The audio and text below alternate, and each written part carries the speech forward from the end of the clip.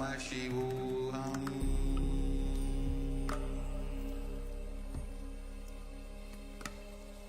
Om Nithyananda Paramashivoham.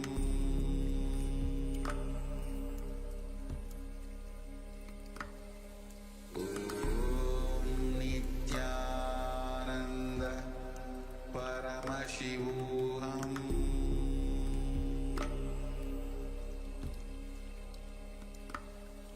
Om Nithyananda Paramashivoham.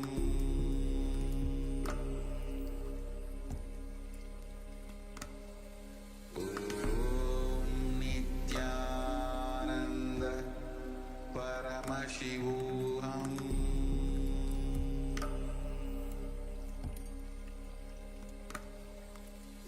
Om Nithyananda Paramashivoham.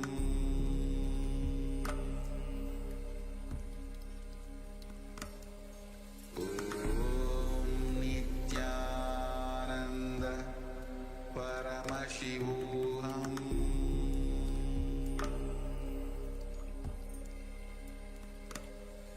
Om Nithyananda Paramashivoham.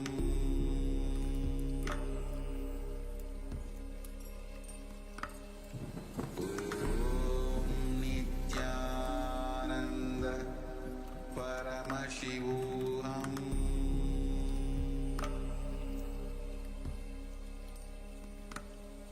Om Nithyananda Paramashivoham.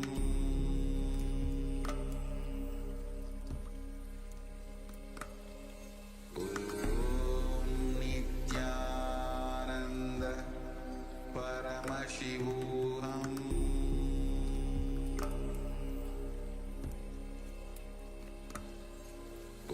Om Nithyananda Paramashivoham.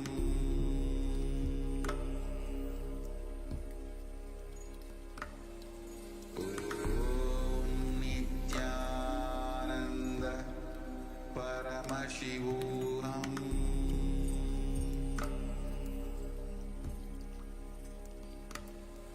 Om Nithyananda Paramashivoham.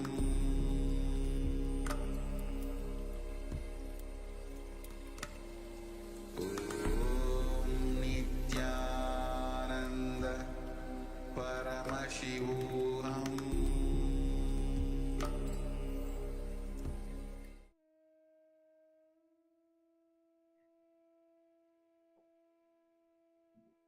Hello, Nithyananda, mic 1, 2, test. Hey, Paramish, you're streaming live, da.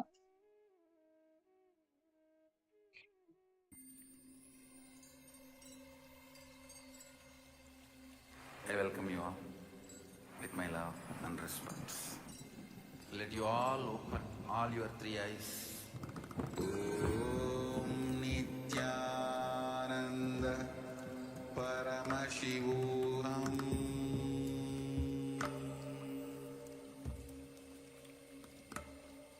Om Nithyananda Paramashivoham.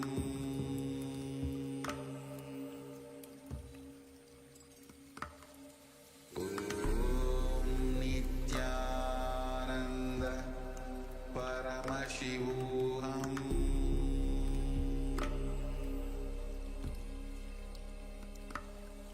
Om Nithyananda Paramashivoham.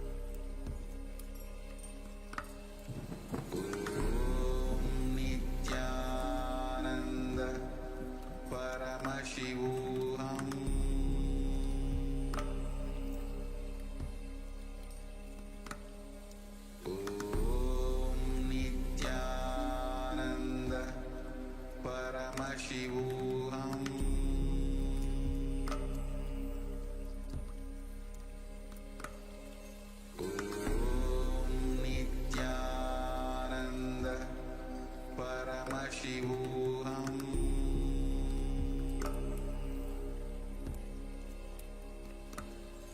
Om Nithyananda Paramashivoham.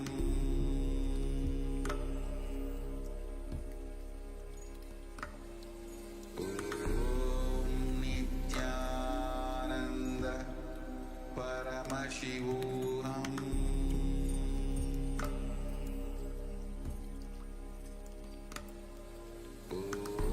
Om Nithyananda Paramashivoham.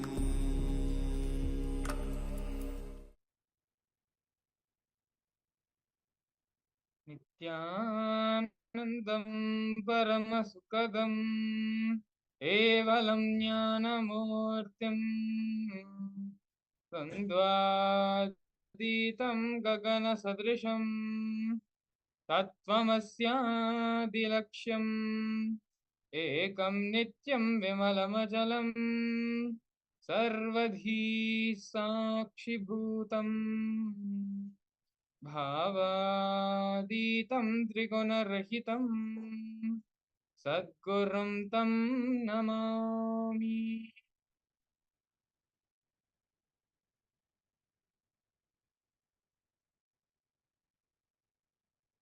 Shalom everyone.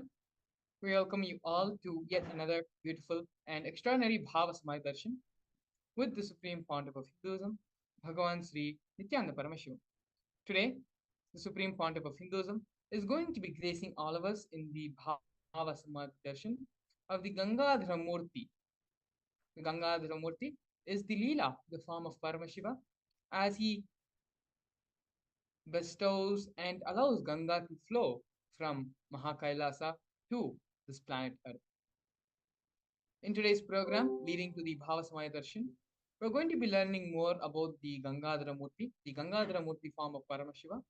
We're going to be learning more about the science of Bhava Samadhi Darshan.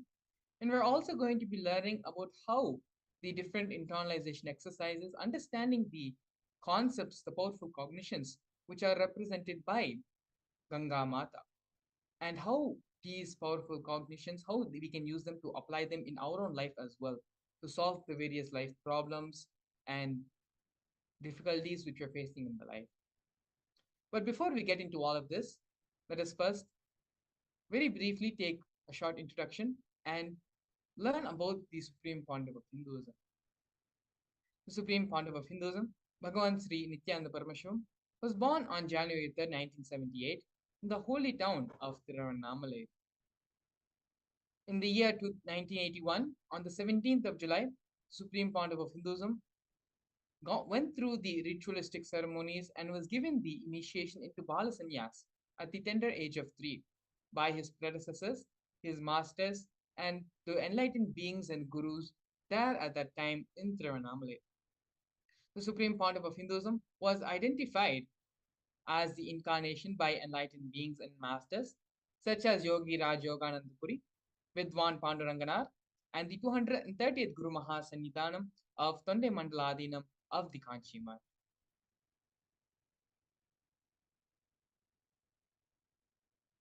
Here we can see the coronation happening to the Supreme Pontiff of Hinduism at the age of 16 to revive Kailasa. This photograph of the Supreme Pontiff of Hinduism was taken and organized by his guru, Mataji Vibhudananda Puri, also lovingly called as Mataji Kuppammal. You can see that there is a conch, a kamandalu to the left of the Supreme Pontiff of Hinduism, as well as a wooden staff to his right, all of which were given by her as traditional items that are handed over from guru to disciple, along with the official induction as the successor of the lineage.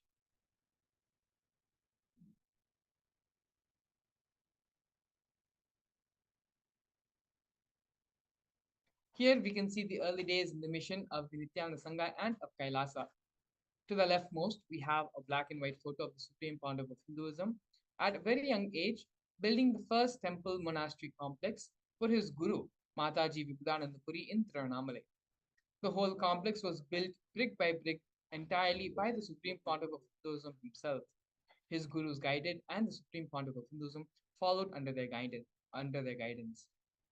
In the year 2001, on 14th of April, in Tiruchengodu, South India, the first Kailasa was built by the Supreme Pontiff of Hinduism. As you can see here on the photo at the bottom left-hand most corner, in the Supreme Pontiff of Hinduism's own handwriting is the annotation of the historical event which happened on this day. On November 4, 2002, at the age of 24, the Supreme Pontiff of Hinduism established the headquarters at the Kailasa Sarvingyapeetham. By the year 2004, at the age of 28, the Supreme Pontiff of Hinduism had conducted mass living enlightenment initiation conventions all across the globe, taking people through powerful cleansing processes of the seven energy bodies.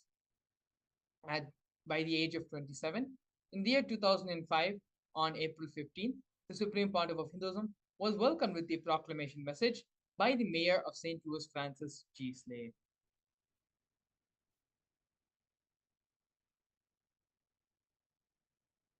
Here we can see more photos and glimpses of the Supreme Pontiff of Hinduism conducting the Mass Living Enlightenment Initiation Conventions in various parts of the world, various parts of North America, Canada, and in different other parts of the globe as well.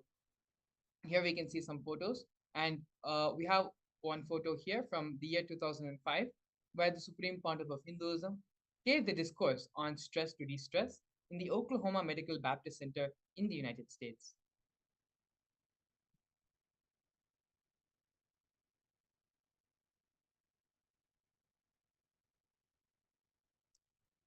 Moving on, in the year 2015, in Nasik Kumbh Mela, the Supreme Pontiff of Hinduism initiated thousands into mass living enlightenment initiation.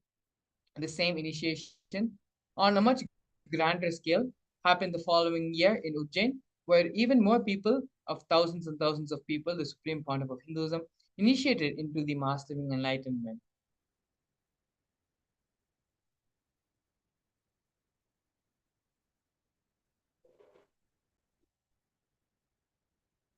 Here now we can see the various coronations of the Supreme Pontiff of Hinduism. The first happening when the Supreme Pontiff of Hinduism was very young, where the Supreme Pontiff of Hinduism was ordained as the 233rd Guru Mahasannidhanam of Kanchi Kailasa Sarvingyapeetham. In the year 2004, the Supreme Pontiff of Hinduism was coronated as the incumbent emperor of the Suryavamshi Surangi Samrajya. In the following years, the Supreme Pontiff of Hinduism was coronated as the present 23rd Guru Mahasannidhanam of Dharma Mukti Swarga Paramadina. In the year 2012, the Supreme Pontiff of Hinduism was coronated as the Jagat Guru Mahasannidhanam, the 293rd Guru Mahasannidhanam of Kailasa Sonata Shamlapita Sarvingyapeetham. In the year 2013, the Supreme Pontiff of Hinduism was coronated as the present Mahamandaleshwar, which is the supreme spiritual head of the Mahanirvani Akhada, which is the largest apex monastic order. In the year 2014, the Supreme Pontiff of Hinduism was coronated as the 1008th Acharya Mahamandaleshwar of the Atal Akhada, which is the ancient apex body of Hinduism. In the year 2015, Swamiji was elected as the Supreme Pontiff of Hinduism by a congregation over 1,000 Hindu pontiffs and Hindu leaders.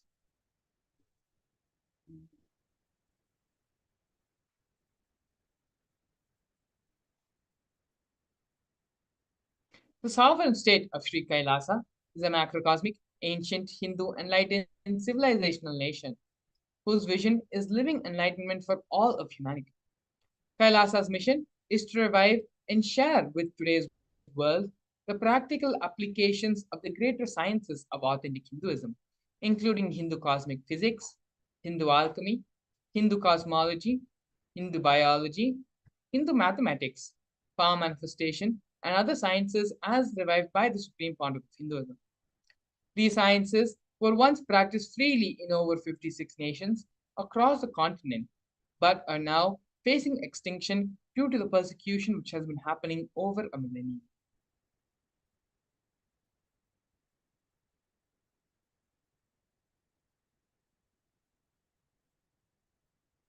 Here we can see the 108 various Sri Kailasa Uniting Nations initiatives, which are initiated to support a variety of humanitarian services, which collectively allows for the creation of an enlightened, peaceful, sustainable, equitable, resilient, and thriving world.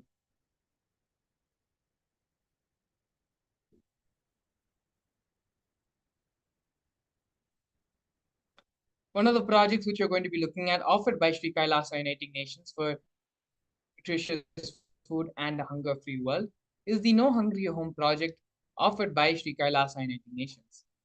This project, over the past 27 years, have Sri Kailasa has served more than 1 billion meals.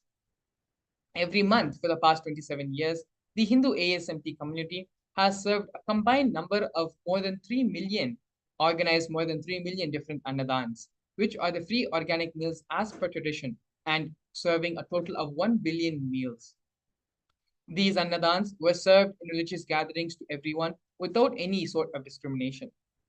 Over 10,000 meals are served on festival days, and 100,000 meals are served up on 10,000 meals were served on daily basis, and over 100,000 meals were served on festival days. Here we can see photos of the Supreme Pontiff of Hinduism himself being involved in the Annadan service and serving many of the devotees, disciples, and pilgrims who had come and to receive the Annadan.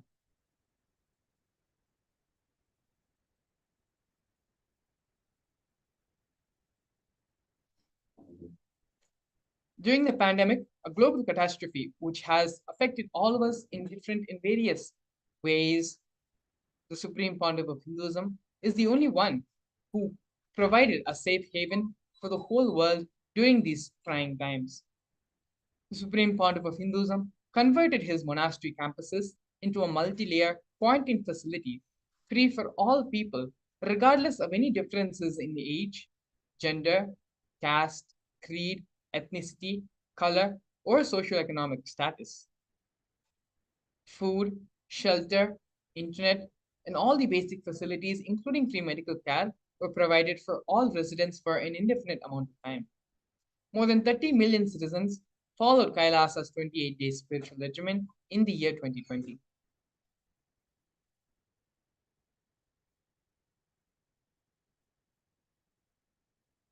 Here we can see Sri Kailasa Uniting Nations for Education Reform and Development, offering the Nithyananda Hindu University and the Nithyananda Gurukul.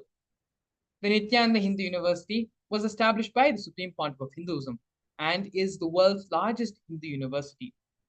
The Nithyananda Hindu University has more than 20 million enrollments, more than 7,000 free courses, and extended campuses in 150 different countries. The Nithyananda Gurukul was inaugurated by the Supreme Pontiff of Hinduism on the 2nd of October 2006. The revival of the ancient Adishaivite Guru-disciple education system, an authentic knowledge transmission system based on enlightenment, is one of the founding principles and one of the revivals Swamiji is doing through the Nithyananda Gurukul.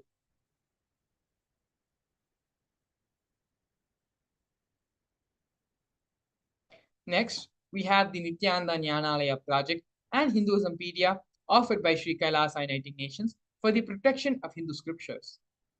The Nithyananda Jnanalaya project was established by the Supreme Pontiff of Hinduism to collect and preserve the 1 million Hindu scriptures while ensuring that knowledge is made accessible and shared free of cost to all people. Collecting and preserving 1 million source books on Hinduism. The Supreme Pontiff of Hinduism has authored more than 10,000 books in 3 different languages, which have been translated to 50 languages, has published more than 10,000 articles, has given more than 10,000 hours of free discourses with a combined view of 1 billion. Kailasa's Hinduismpedia was established by the Supreme Pontiff of Hinduism. The Supreme Pontiff of Hinduism collected more than 15 terabyte of digital books and rare manuscripts from all 19 Sarvangapitams, ancient mutts, and ashrams. 1 million pages on Hinduism, collection of 22,000 digital books, 1,000 e-textbooks, and 100,000 articles on various topics in Hinduism.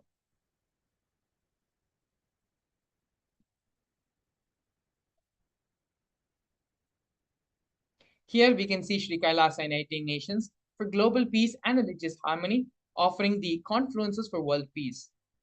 In the year 2009, the Supreme Pontiff of Hinduism organized a month-long peace walk covering 1,000 kilometers and 1,000 villages to bring together in harmony from all walks of life to promote feeling connection and oneness among people. During the walk, health camps were conducted in villages along its path. Here you can see photos and glimpses from the peace walk by peacekeepers of the sovereign order of Kailasa taking place in the year 2009.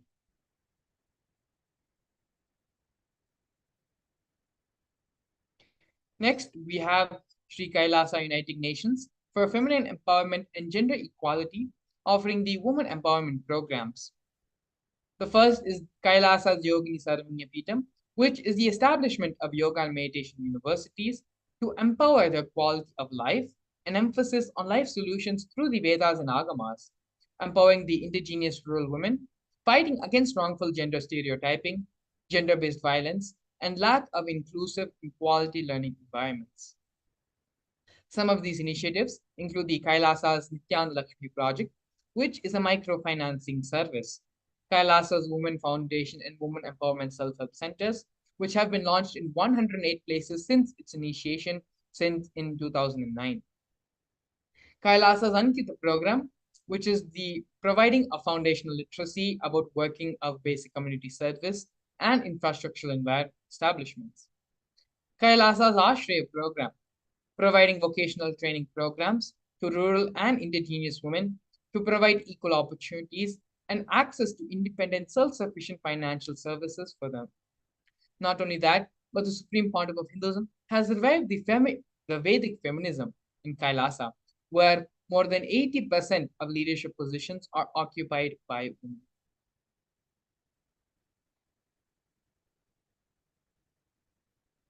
Here now we're looking at the offerings made by Sri Kailasa Uniting Nations for Yoga in the form of the Nityananda Yoga.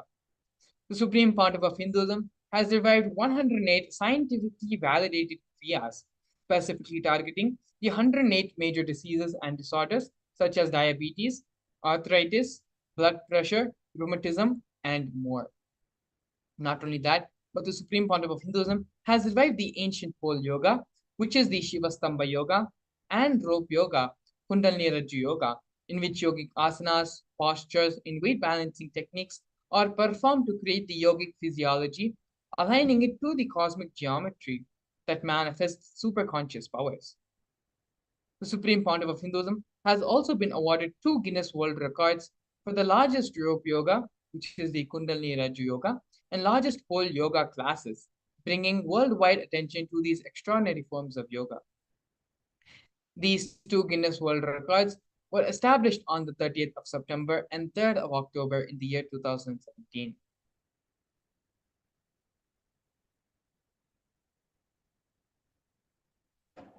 Now, we're looking at one of the most historic moments in the history of the Kailasa nation, where Kailasa, the first nation of Hindus, led by the Supreme Pontiff of Hinduism, Bhagavan Sri Nithyananda Paramashivam, spoke on behalf of the 2 billion global Hindu diaspora at the 14th session of the United Nations Forum on Minority Issues.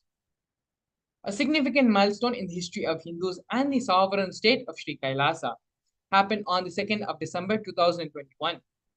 His Excellency Sri Nitya Moksha Priyananda, Ambassador Extraordinary and Plenipotentiary of Kailasa, represented the persecution of Hindus at the 14th session of the United Nations Forum on Minority Issues. The theme of the forum was conflict prevention and the prosecution of human rights of minorities. This was the first time the plight of persecuted Hindu minorities was represented in the United Nations. The systematic and degenerational attacks on Hindu indigenous traditions were highlighted in this meeting.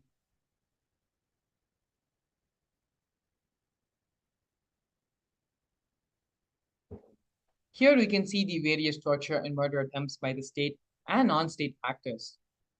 Over 70 assassination attempts and physical attacks have been made on the Supreme Pontiff of Hinduism in India and abroad.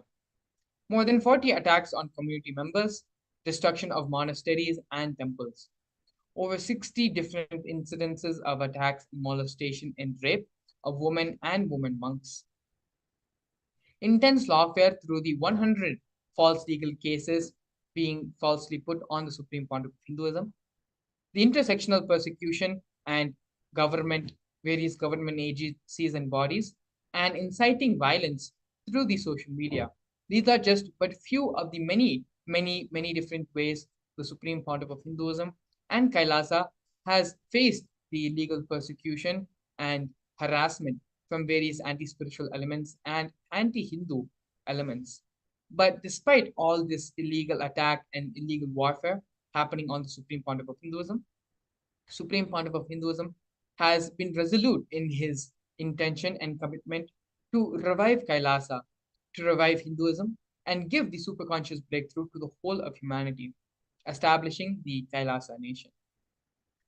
In the next segment, we're going to be looking at one of the most important ways the Supreme Pontiff of Hinduism has revived Kailasa. And the most important ways the Supreme Pontiff of Hinduism is contributing to humanity, which is the power manifestation science.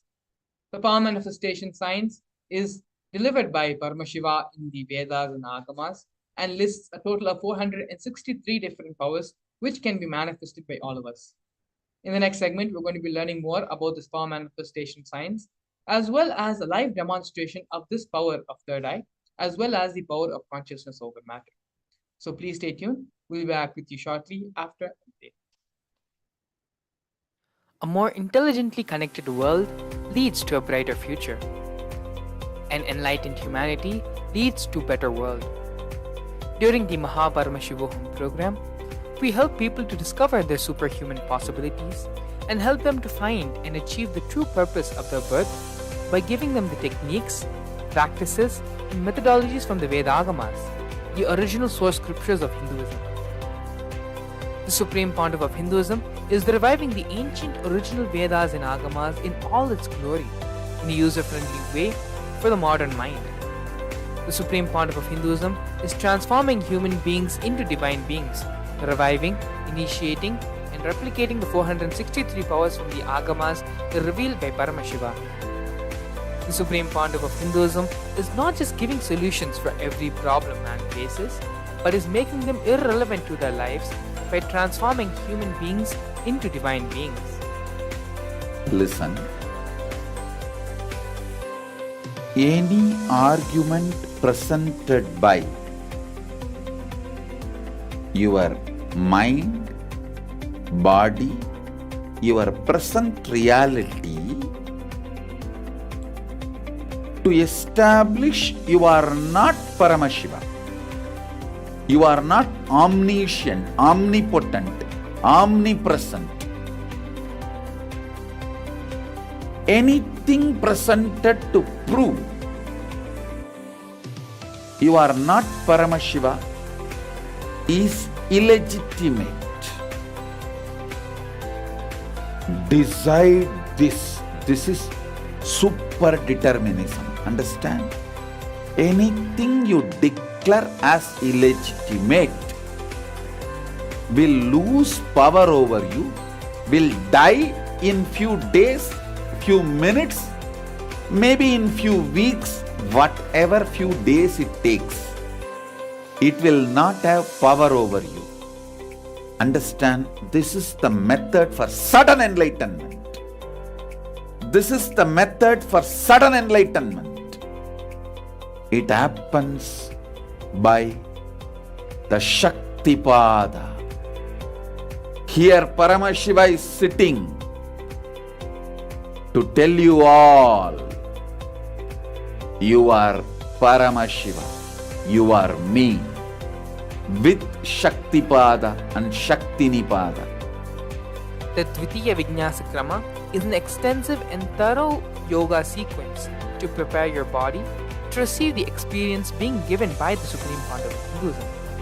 Through the yoga, which is aligned as per the source scriptures laid down by Paramashiva and the Agamas, you break all the impossibility in your body and in turn break the very cognition of impossibility. The program leads you to go beyond your human frame and limiting human ideas, which prevents you from living your highest possibility. I will reach you wherever you are, whichever corner of the world you may be. I will reach you with enlightenment. Again I tell you, I am not here to prove I am God, I am here to prove you are God. Don't wait to become divine. Register now at paramashivoham.org.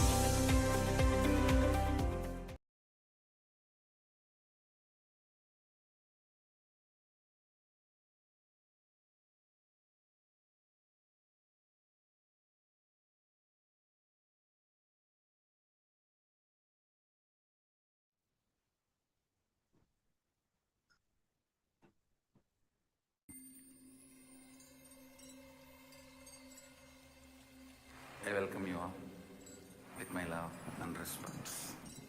Let you all open all your three eyes.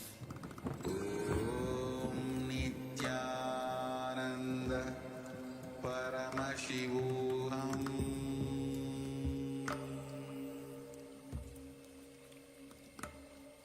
Om Nithyananda Paramashivoham.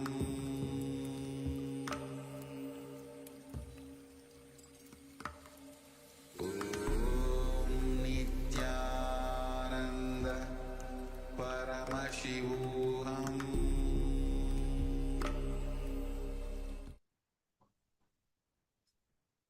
Yes, welcome to all the viewers watching us now.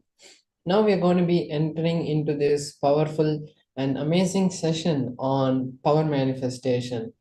In this session, we're going to be learning various aspects of power manifestation, like how it is beneficial in our life, what is the use of it in our life, what is the difference between Shaktis and Siddhis, and what Paramashiva has said, how these powers are time tested and foolproof. And ultimately, we're going to be seeing a live demonstration of the manifestation of Paramashiva. So now let's get ready to experience this session. Now we're going to be seeing first what is the Shaktis, how is this Shaktis manifest, and what Paramashiva has said about these Shaktis. So in the Vedagamas, in the Vedas and Agamas, the source scriptures of Hinduism, Paramashiva reveals in elaborate detail that every human being is hardwired to be able to manifest the 463 extraordinary Shaktis of Paramashiva. Manifesting Shaktis are described as a systematic method and science for human beings to bring and explore the various possibilities and powers that have been given to the humans. And Shaktis manifest from the fundamental cognition that you are a divine being. You need to manifest the divinity, and not you are a man and you need to reach divinity. So now we are going to be seeing the difference between the Shaktis and Siddhis. The Shaktis express from the space of enlightenment as a side effect of feeling connection with the divinity and the highest integrity with the Guru. Whereas Siddhis manifest from the space, from the process of enlightenment. When you are on the process of enlightenment, before that, when you do the tapas, the penance to reach that, some extraordinary events that happen in your life, which you feel that are repeating, becomes a siddhi. And siddhis manifest only on the path of enlightenment, whereas the shaktis manifest from the space of enlightenment.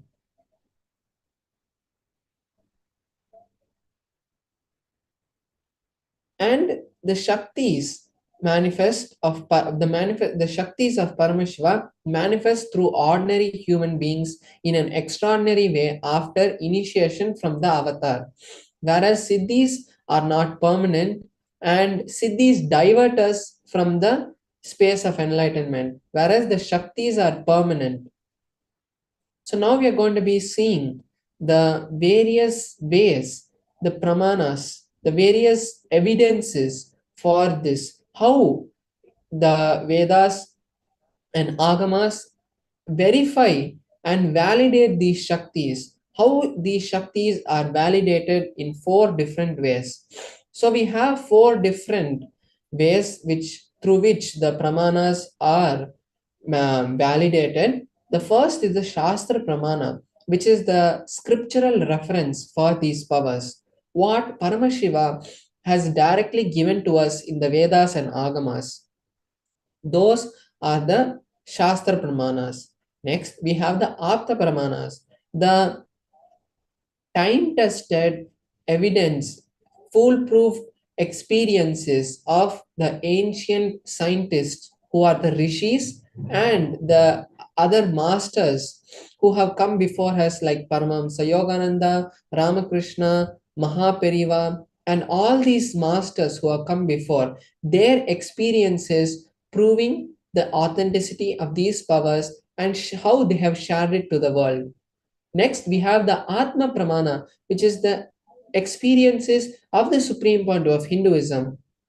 And his experiences, he doesn't just share it to us, he verifies it with the Shastra Pramana and the Apta Pramana, making sure that what Paramashiva said is matching to his experience and what the Aptas have felt, how they have experienced these powers. Is it matching with that also? The Supreme Point of Hinduism verifies it and then only shares it to us as his Atma Pramana. The Pratyaksha Pramana is the scientific evidence for these powers and what science has been able to understand when these powers are manifested.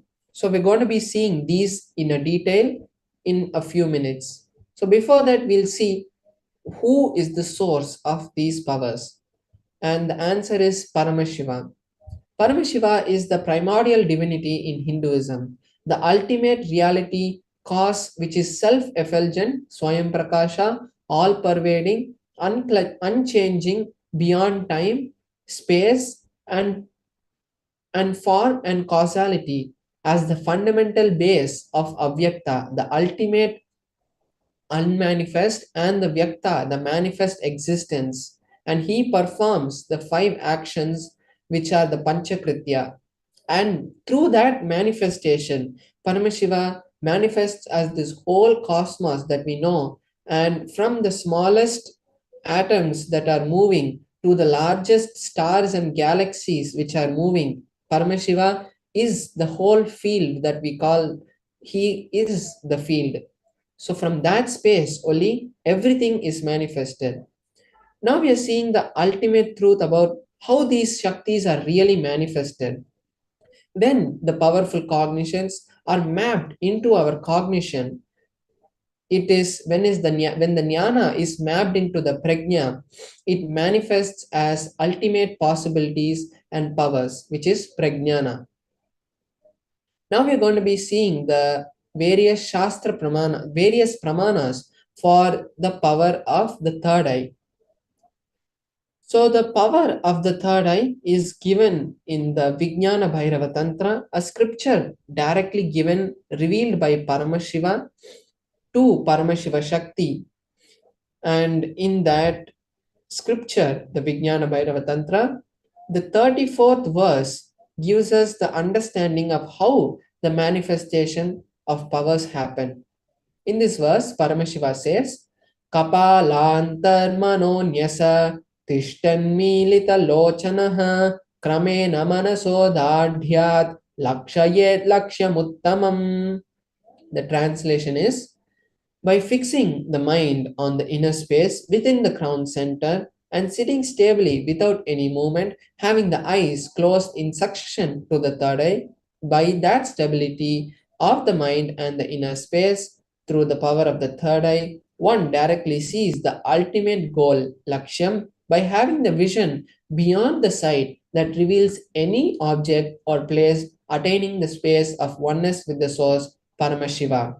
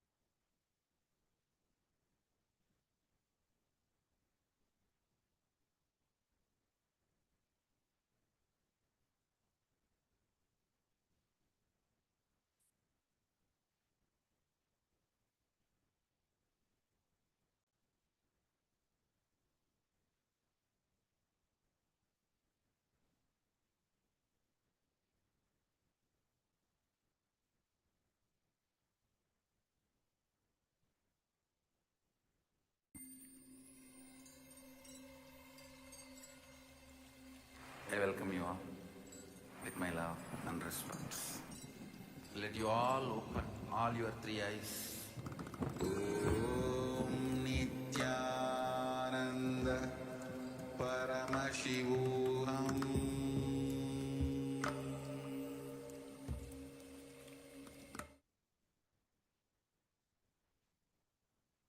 Yes, sorry for the technical glitch. Now we'll be seeing the Apta Pramana, how in the ancient history of Sanatana Hindu Dharma, the real happenings have shown the evidence for these manifestations and how the various incarnations and rishis have manifested this in the history. So now we can see here the reference is from the Bhagavad Gita, which happened in the war of the Kurukshetra, in the Purana, which is the historical evidence of the history of the Mahabharata. In that, Bhagavan Sri Krishna gives Arjuna the third eye. When Arjuna asks Krishna that Arjuna wanted to see the cosmic form of Krishna. So that time Bhagavan Sri Krishna tells Arjuna, you cannot see my cosmic form with these physical eyes of yours. Therefore, I grant the divine vision of the third eye. Behold my cosmic form.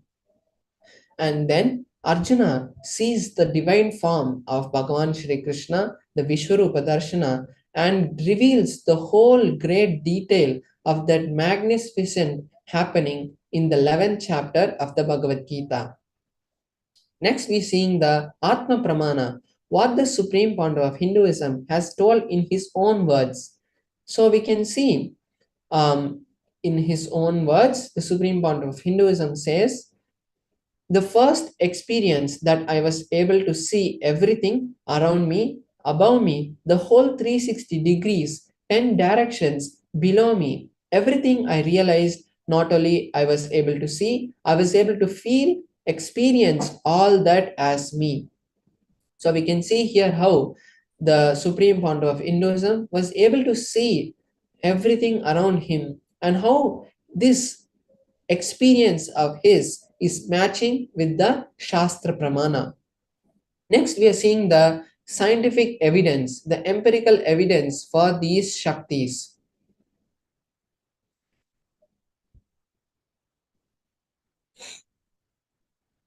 So here we can see in the Pratyaksha Pramana, the Supreme Point of Hinduism itself underwent the PET scan, the positron emission tomography scan, which is a scan used to measure the amount of activity happening in the brain. And at that time, the researchers were able to find high amount of activity, of high frequencies being emitted from the forehead, the frontal lobe of the Supreme Pandava of Hinduism. And this same happening has been replicated through the brain scan of the Balasans and the various other yogis who have undergone various other EEG scans and other type of brain scans. When they underwent, the same kind of activity was replicated in them.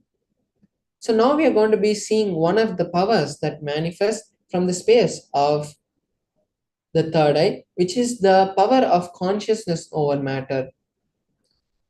So this power comes from the Vijnana Bhairava Tantra, Sutra 120, Dharana 95. Paramashiva says, Kvachid vastuni vinyasya shane drishtim nivartayet tajnanam chitta sahitam devi shunyalayo bhavet. The translation is, having fixed one's eyes on a particular object, vastu, one should slowly withdraw the sight from that object as well as slowly eliminate the knowledge of that object along with the thoughts and impressions.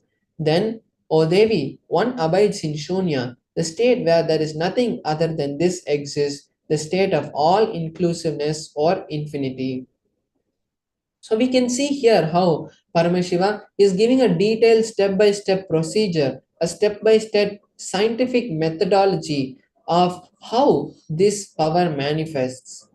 So now we are going to be having a live demonstration of this power, and I will be demonstrating this power with the Atmalinga.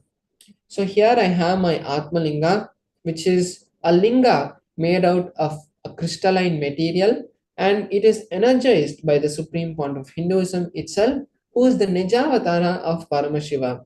And when he energizes it, it becomes the direct embodiment of our Atma, of our soul. And it is a immediate emergency phone line. You can call it anything you want, but it is a direct connection to Paramashiva. So this, with this Atmalinga, I'm going to be manifesting, and what I'll be doing is I'm going to be placing it on my hand, and by connecting with Paramashiva, I'm going to be making the Atmalinga stand.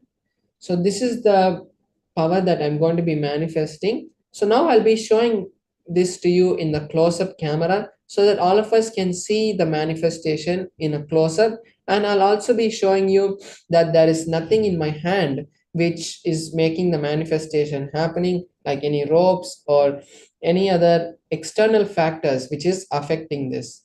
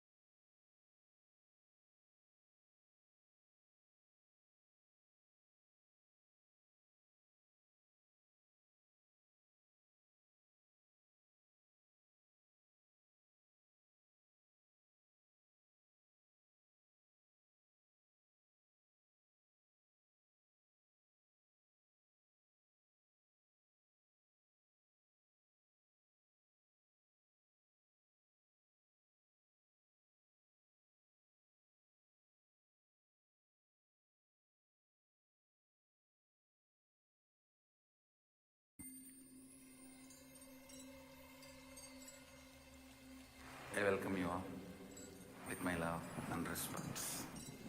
Let you all open all your three eyes. Om Nithyananda Paramashivoham. Sorry for the technical glitch. Yes. So now I'm sure the viewers will be able to hear me now. So now I was just saying that my Atmalinga is here, and we can see the Atmalinga, and my hand, you can see that there is no strings which are tied or any kind of unusual glue or anything like that which is there.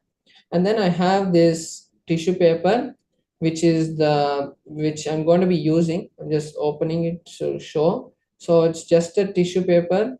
I'm just folding it, and I'm going to be using it to just to circle the Atmalinga when the manifestation happens. So now I'm just going to be placing my Atmalinga, and now we can see that no one else is also there next to me or anything which can, who might be trying to do anything. So I'm just circling this to show that there is, even when the tissue paper moves, there is no kind of movement in the Atmalinga itself. So I'm just going to keep the tissue paper right here. And now I'm going to be creating the space for the manifestation to happen. So now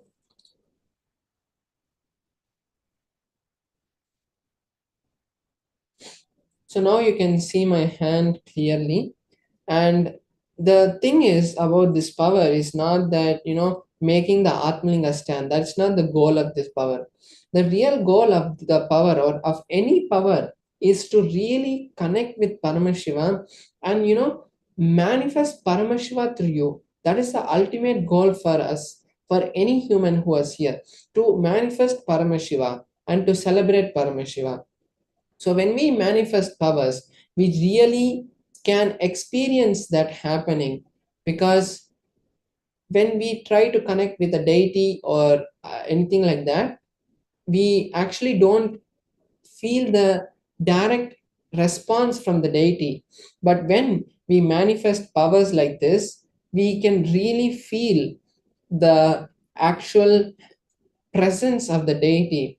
Like so many other masters in their life, they have always, when they connected with the deities, we have seen how, whether it's Ramakrishna's life or many of the Nayanmar's life or the Alvar's life, in all of their life, we have seen life interaction between them and the deities. So the same way, we also experience that live interaction with the deities like this. So now, and this is also the best time that you can create any reality that you want, because we are creating a field, and this field is going to be attracting any reality that you have, like any desire. Because when we are in the space of oneness, we start creating everything, because there is no difference between us and the reality that we want. Example, if it is money or anything, how we create this reality of our house, of everything that we know, the same way we can create the wealth that we want, we can create the relationship that we want, we can create the assets that we want, anything that we want we can create, because it is us. But we create usually from a space of non-understanding, and involuntarily we do it. But when we connect with Paramashiva, we can create anything that we want with our will. It is our decision that we do, because we are allowing Paramashiva to flow through us. So now, let us all take some time to create a will, a strong sankalpa, and the space to create the reality that we want when this manifestation happens. And I will be entangling with you, so that when I manifest, automatically the field that we create manifests the desire that we want. So now you can also chant the Mahavakya along with me. And now let us enter into the manifestation. Om Nithyananda Paramashivoham. Om Nithyananda Paramashivoham. Om Nithyananda Paramashivoham. Om Nithyananda Paramashivoham. Om Nithyananda Paramashivoham. Om Nithyananda Paramashivoham. So as the manifestation is happening also, I want to show that there is no kind of strings which are pulling it or anything. Om Nithyananda Paramashivoham. Om Nithyananda Paramashivoham. Om Nithyananda Paramashivoham. Om Nithyananda Paramashivoham. So yes, we have seen the manifestation. Let us thank Paramashiva for manifesting this, because it is not our will that is manifesting. It is Paramashiva who, when he flows through us, that time these powers manifest.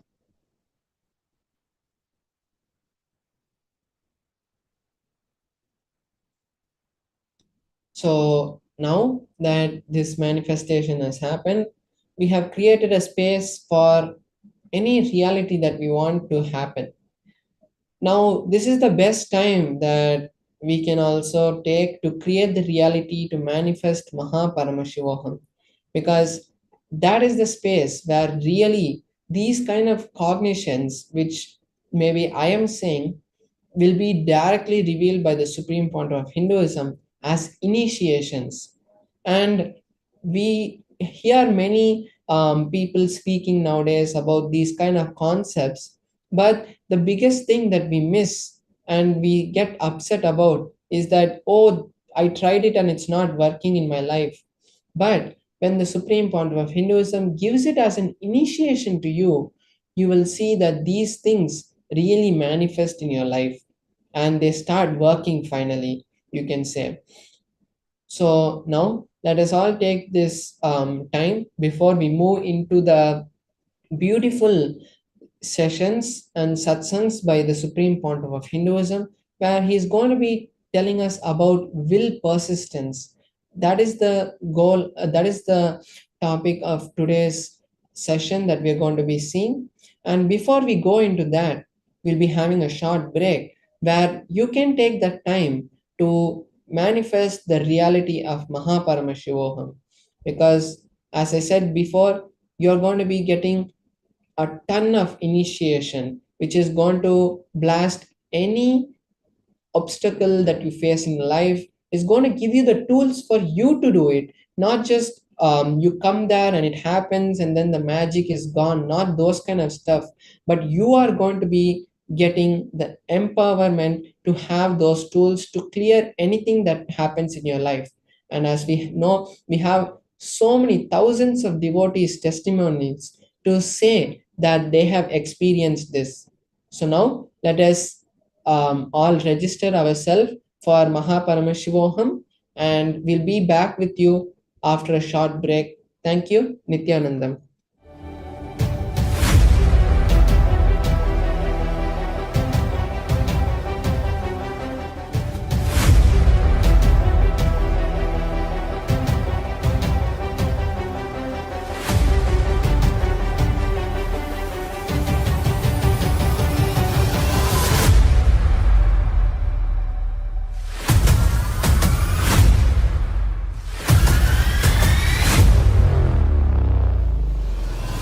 Whatever I shared till now, condensing the whole thing and reviving it as experience, starting from completion, unclutching, power manifestation,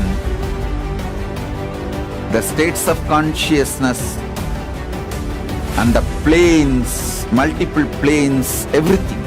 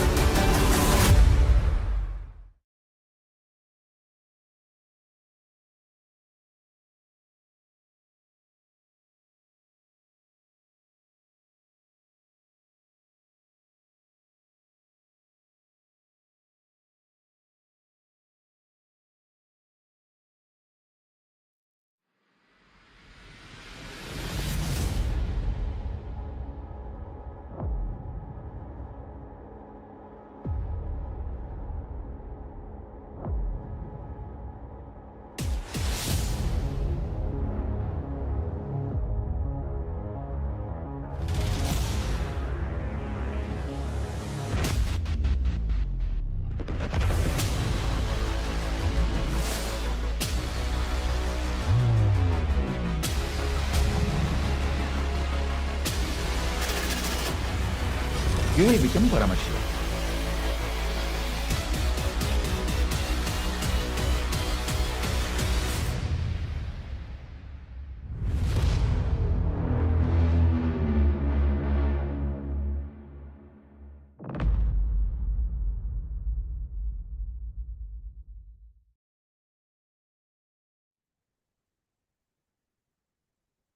Nityanam, everyone.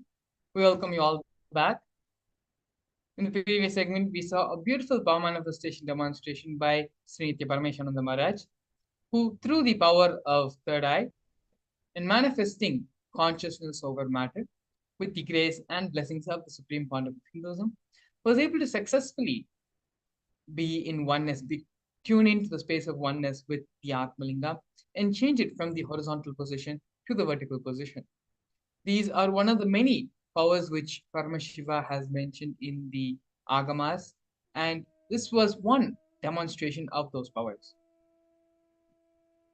Let's now move into the next segment of today's program, understanding who the Gangadhara Murthy is. So, Gangadhara Murthy consists of many different forms and many different leelas.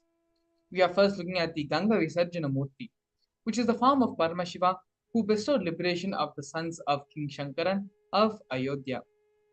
So the story of how Ganga manifested on the planet Earth is very beautiful and is a story which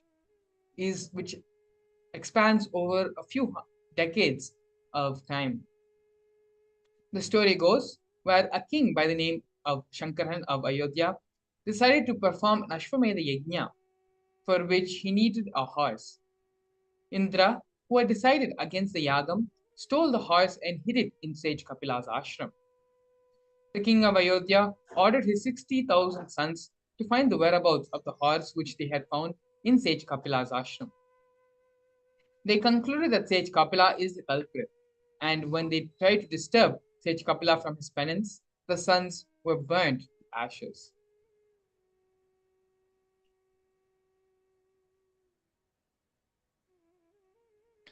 On hearing the news, the king sent another one of his sons, Anjuman. Anjuman went and met sage Kapila and told him the truth. Anjuman took back the horse and helped his father to complete the Ashwamedha Yajna. Bhagirath, a descendant of the family of the Shankara kingdom, on seeing the state of affairs of his lineage, performed a penance towards Paramashiva.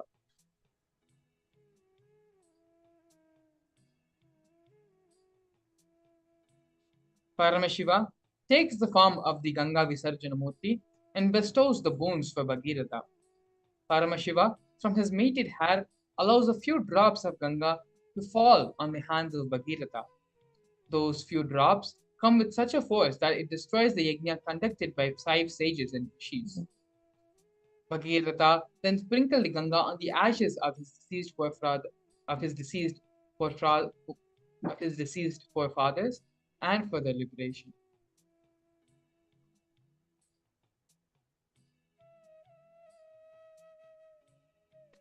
Here we are seeing the Gangadhara Murthy.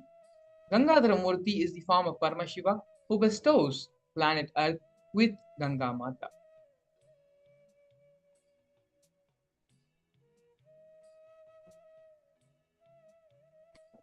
Paramashiva was once walking in the gardens of KAILASA when Devi Paramashiva Shakti closes his eyes from behind.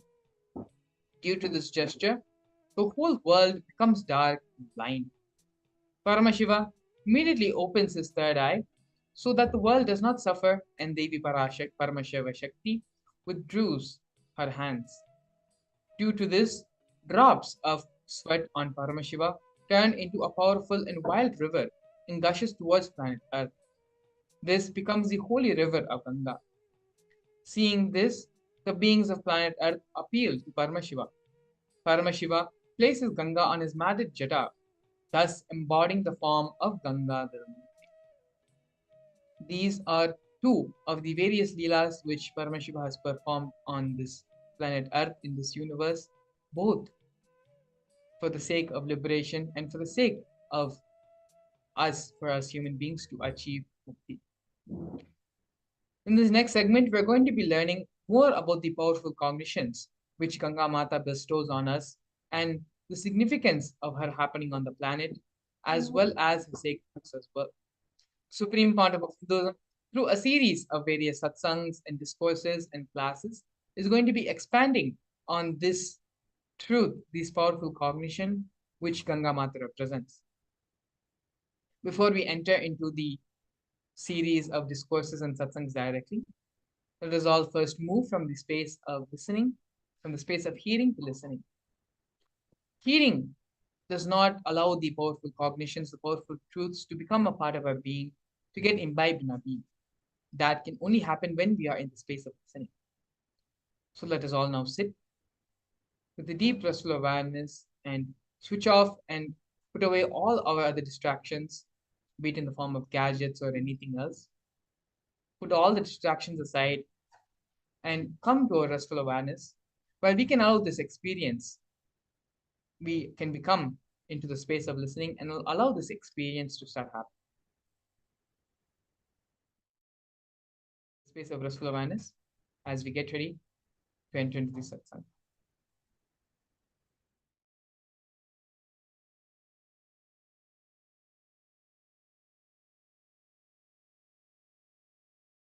Ganga is a river of knowledge, a river of enlightenment.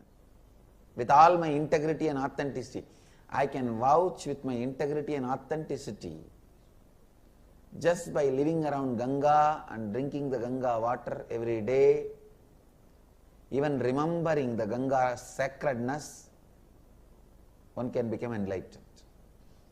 Because it's such a powerful technique, powerful method, powerful process. I used to sit in the banks of Ganga, just seeing. I have realized the oneness with Ganga. How the things float on the waters of Ganga does not pollute Ganga. Same way I have seen the thoughts and incompletions floating in my inner space does not make my inner space polluted. It does not touch my inner space. When you understand your incompletions are not powerful enough to make your inner space incomplete, you become eternally complete.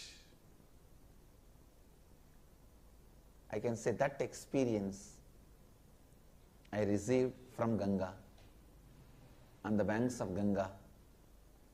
It heals, heals, heals and brings love. Really, Ganga can bring tremendous love in our heart. I tell you, largest worshipped single deity on the planet Earth is Ganga. Ganga is such embodiment of divinity. Actually, Ganga lands on the planet Earth to complete everyone. The very context for our coming to planet Earth is for completion. Bhagirath's forefathers were incomplete, and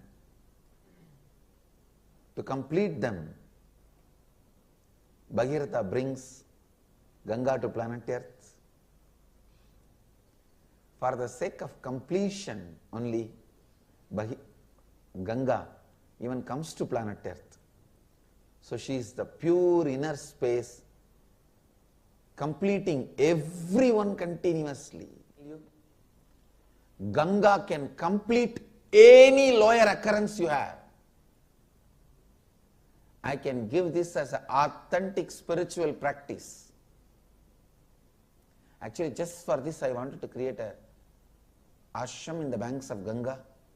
Anybody in the planet Earth has some incompletions that they are not able to complete, strong incompletions. Just come and spend time in the banks of Ganga, drinking Ganga water, eating the food cooked in Ganga water.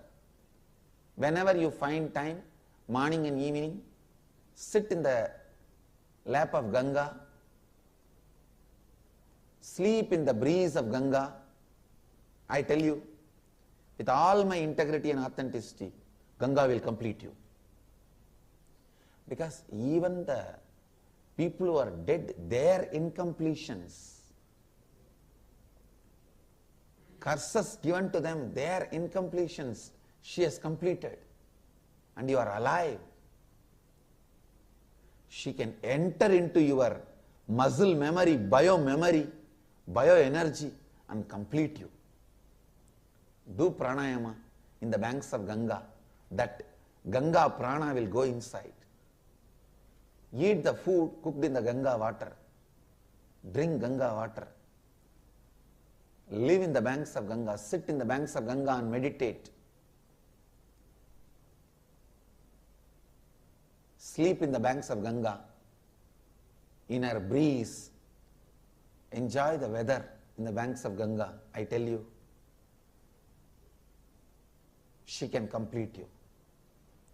That is why many sadhus who live here, even if they don't do any spiritual practice, they will be liberated.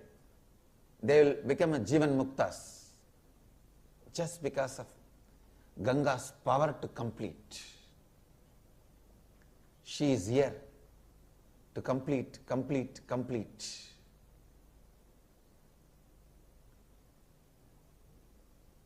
I'll make an ashram specially for completion. Anybody can stay here and achieve completion. Anything she will complete. You have a strong anger pattern, lust pattern, violence pattern. Anything she will complete. Because she is embodiment of completion. The tradition says sadhana done in the Ganga's bank brings thousands of times more result. It's true.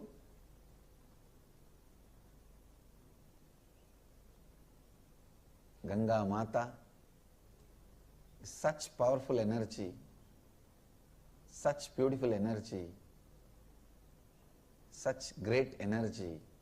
The largest worshipped deity is Ganga. She is the Kalpataru for planet Earth. Whatever, whoever wants, she goes on showering. She is like a mother.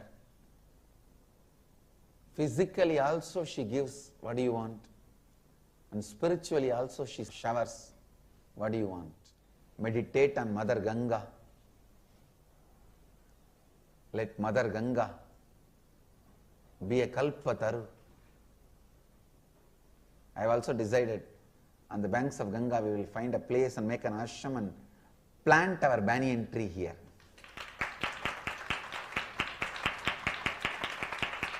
So Ganga and Kalpataru together. Sit straight. Close your eyes. Cognize the Ganga Mata, the Kalpataru energy is filling you all, filling all of us. Create a deep prayerful mood, the prayerful space, deeply praying to Ganga, to awaken your Kundalini Shakti and make your inner space blissful and make what you want as reality. Pray to Ganga Mata. Namash. Today we will see the story of Ganga. How Ganga happened on the planet Earth. Ganga is considered as a river which is there in the higher lokas.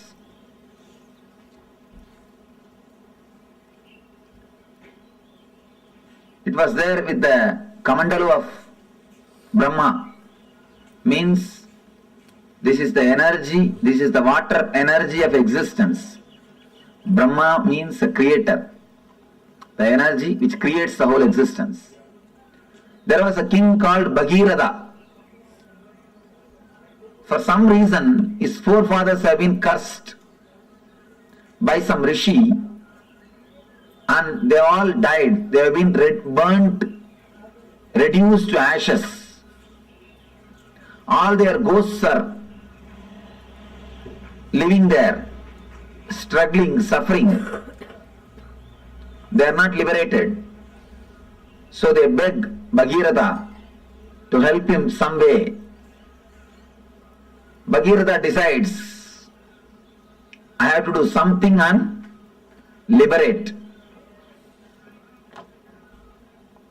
He starts meditating, doing penance, doing tapasya towards Brahma. Brahma appears and gives darshan. And he says, yes, I can send the Ganga to the planet Earth, no problem. But be very clear, can planet Earth hold the Ganga's speed? Can planet Earth sustain the force of Ganga? First, do something for that. Arrange for it. Then I will send the Ganga. Then again he starts doing penance, doing tapasya. After the tapasya, Shiva appears. Shiva asks, what do you want? Then Bhagirath says, now Brahma accepts to send the Ganga to planet Earth, but he says the whole planet Earth will be washed away. Planet Earth cannot withstand the speed of Ganga. Please do something, you have to protect us, you have to take care of us. Shiva says, all right, I will take care, don't worry. Tell Brahma to send Ganga, I will take care. He gives the assurance. Then again he meditates towards the Brahma. Now Brahma appears and says, I am ready to send, but Devatas are not ready to depart with Ganga. Devatas wants Ganga to be there. Bhagirath asks, what for Devatas wants Ganga to be there? No, they have to take bath in Ganga every day. It is their life source. Ganga is not simple water, it is an energy. By bathing in that only every day they rejuvenate their body and mind. Then Bhagirath says, all right, I will arrange all the facilities for Devatas to stay in the planet Earth. Just on the banks of Ganga I will create cities where all gods and goddesses can live and have bath every day and have their regular routine as they have in the other loka, as they have in the Brahma loka. Brahma says, if that is the case, then I agree. Go ahead and do it. Himalaja accepts that Himalaja will host her. Then Bhagirath starts building the whole city throughout the route in which Ganga is supposed to travel. He meditates on every hill and takes permission. He prays to every hill. Every hill says, yes, I will give the way for Ganga. So all the whole route is cleared. Then he goes and prays to Kalabhairava, who is the in charge of city Varanasi. Kalabhairava is the in charge of Varanasi city. He meditates towards Kalabhairava. Kalabhairava appears and says, what do you want? I wanted, please give us the way for Ganga. You should receive Ganga and give us the way. Kalabhairava says, surely I will give, don't worry. But this is such a holy city. Tell Ganga to do a protection of the city and go. Do a protection of the city, and suddenly Brahma comes up with the next trouble, next problem. You meditated and propitiated all the Devatas except Vishnu. Now you have to do something to Vishnu. Only then I can send Ganga. Then he started meditating towards Vishnu. He prayed the Vishnu, did tapasya. Vishnu appeared. What do you want? I wanted the Ganga to come down to the planet Earth. Unless you agree, unless you give blessings, it will not be possible. Please bless me. Vishnu says, all right. I bless you. Ganga will come to the planet Earth. She will come just out of my feet. And he blesses. The Ganga will come out of his feet. Then he says a beautiful one more word. Whomsoever has realized the Vishnu Maya, means the universal consciousness. Whatever water comes out of their feet will be Ganga. Whomsoever has realized the Vishnu Mayam Jagat, whomsoever has realized me, from their feet whatever water comes out will be Ganga. From this word only the tradition of Pada Puja starts. Pada Puja of enlightened masters starts from this tradition. Vishnu says, whomsoever has realized the Vishnumayam Jagat, Sarvam Vishnumayam Jagat, from their feet Ganga will flow. From their feet Ganga will flow. Then, now he again meditates towards Brahma. Brahma appears with all his glory and compassion, blesses the Bhagirada. Then he prays to Ganga Ma. Then he does tapasya towards Ganga Ma, meditates and invites the Ganga Mother, Ganga with all compassion. Not only compassion, the wild energy. She just comes out of the Brahma's Kamandalu. With all the power, she straight away started moving towards the planet Earth. The moment she came out of the Kamandalu and started moving towards the planet Earth, all the 14 worlds are shaken. All the Devatas, all the Rishis, all the Munis, simply they escaped from their planet Earth and ran away because they got frightened.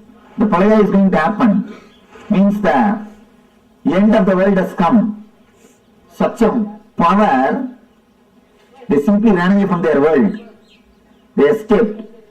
And appears Shiva. Shiva beautifully appears and puts his head in between the Ganga.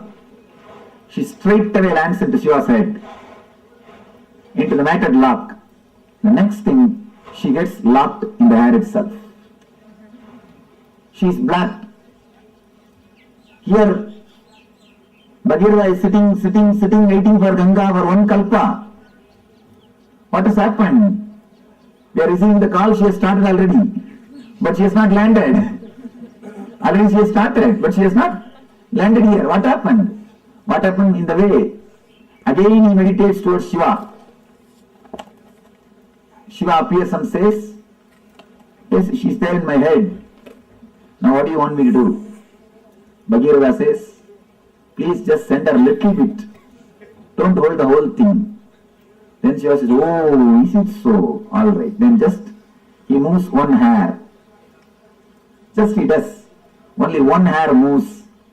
And from the one hair gap, just Ganga comes out and lands on the Himalayas and comes. That is the river which is flowing throughout this planet Earth. And that is the perennial source. That is the Ganga. By flowing through this way, she fills the ocean. Understand? The story says the ocean itself is son of Ganga. Varuna Raj is son of Ganga Mata. Water is supplied to the ocean by Ganga. That is the story. Originally there was no ocean. There was no water on the planet Earth. It is through Ganga first water came to the planet Earth. And because of Ganga flowing continuously, all the oceans are created. It is from Ganga, original water source started. Then she goes and merges into the Samudra Raj, the son of Ganga Mata.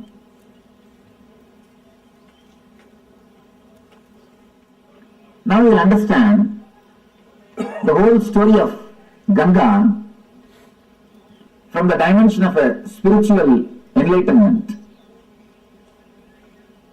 Actually, the whole story is metaphysical expression of Bhagirath's enlightenment. The whole story is the metaphysical expression of Bhagirath's enlightenment. First thing, Bhagiratha is tortured by the past samskaras, engrams. That is the elders who are not liberated, who are still there hanging around him. He is continuously tortured by the past samskaras, engrams.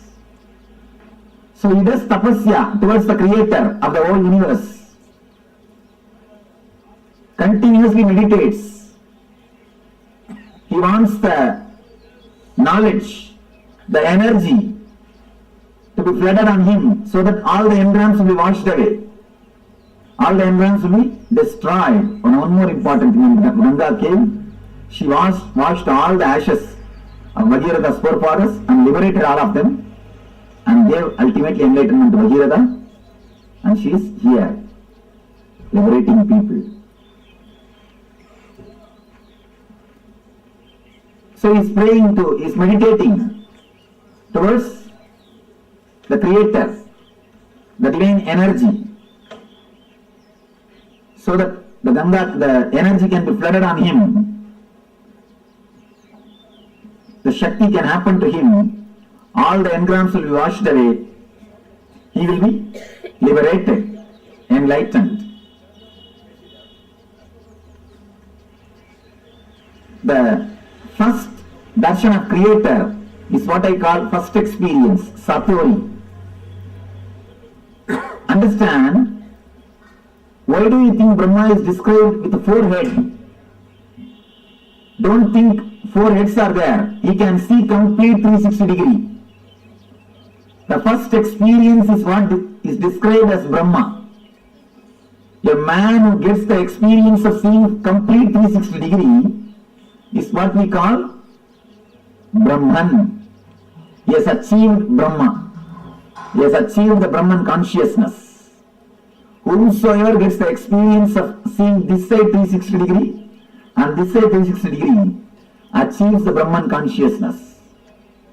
Bhagiratha achieves Satori, first experience, glimpse. Then the Brahma says, enlightenment can happen to you, but be very clear, will your body stand? Prepare your body and mind. Will it be able to stand, sustain? Prepare it. Then it will happen forever. Prepare yourself. Create the maturity so that the energy can be with you forever. Then Bhagiratha starts his tapas. Bhagiratha starts his tapas. All the energy centers is awakening and preparing all the energy centers to receive the energy and to sustain it, to radiate it. If you don't prepare the planet Earth and call the Ganga, it will not be blessing, it will be a curse. It will destroy the planet Earth and the other worlds. So unless you prepare your whole body mind, enlightenment cannot happen. You need complete preparation. Satori can happen. You need complete preparation. Now he meditates towards the Guru who will guide, who will hold the energy and give you how much you wanted. He is the Shiva. He meditates on the Guru, Shiva, and asks, Master, when I have the experience, see my maturity and take care of me. Let me grow with maturity and energy. Just take care. How much I mature, that much supply the energy. Please let you be the safety valve. Let you be the dam. Then appears Guru, says, I'll take care, don't worry. Then, once everything is ready, he has to prepare the base for the energy to land, is Anandagandha Chakra. Anandagandha is the base on which directly the Ganga can land, Ganga can descend. So he creates all the 7 cities, 7 chakras. He clears the roots, opens all the chakras, makes himself matured, so that when energy descends on him, when enlightenment happens on him, it can stay on him and help the whole world. It will be a blessing for him and to the whole world. He continues to do tapasya. He propitiates all the devatas, means the devatas who are residing in every chakra. Then comes Kala Bhairava, in charge of Varanasi Swadhisthana Chakra. And he asks, please give me the way for Ganga. Kala Bhairava says, surely I'll give, but tell her she should go round. She should be around me.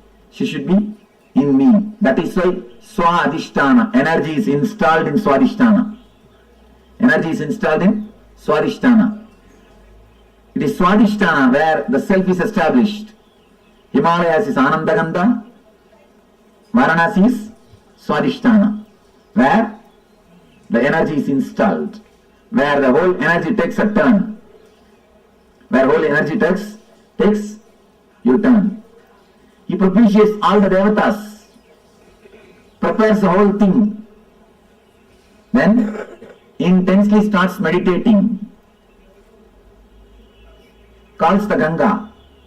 So Brahma blesses, Vishnu blesses, Ganga has come out of the Kamandalu, straight away she is landing, but still enlightenment has not happened. Ganga has left there, but she has not landed here. Whatever can be done, all the tapas is done. Everything is done. Whatever meditations can be done, whatever tapas can be done, whatever study can be done, everything is done. Enough. Now Ganga is not happening. He just relaxes, dropping all the efforts. Enough now, nothing can be done. What to do? Nothing can be done. So when he relaxes, surrenders at the feet of Guru, the Lord Shiva, out of his grace and compassion, he moves one hair. Then lands Ganga in Anandagandha Chakra to flood the whole world with the spiritual energy, and runs to all over the world, not only to Gangasagar, till LA. And moves all over the world and blessing the whole world, giving the Iga Subha and Parasubha.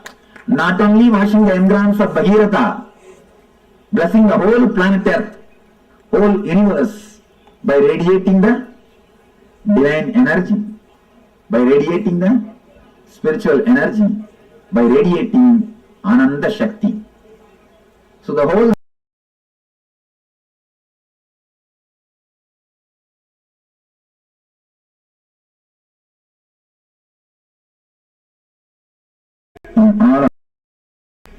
which is liberating millions of seekers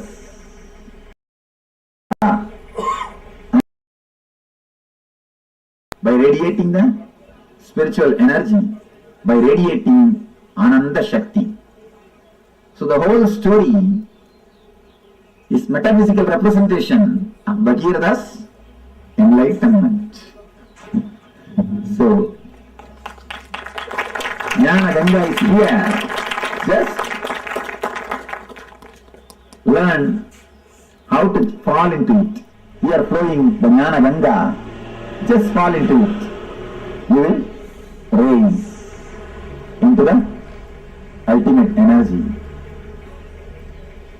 The Ganga, which has destroyed the engrams of Bhagiratha and liberated Bhagiratha and liberating the whole humanity, that Jnana Ganga, let it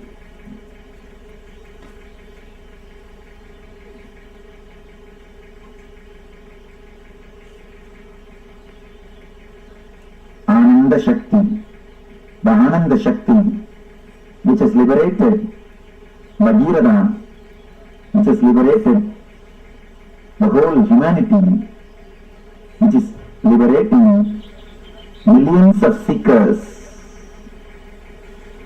The Guru's grace, the Ananda Shakti, let it liberate all of you. Let it flow in all of you. Let it be in all of you. Let it purify all of you. Let it radiate in all your beings. Let you all become channels of Ananda Ganga. Let you all become Ananda Shakti.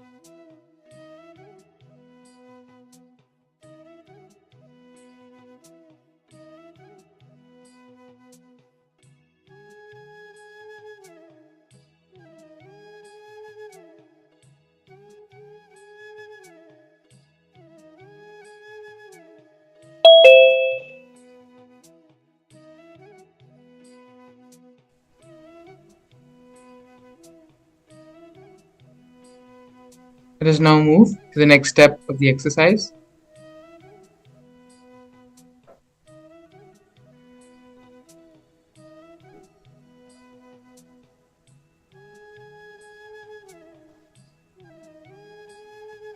Pen down all the desires, all the cravings, everything you want to manifest, every single one of your realities you want to manifest. By the end of the program, pen everything down.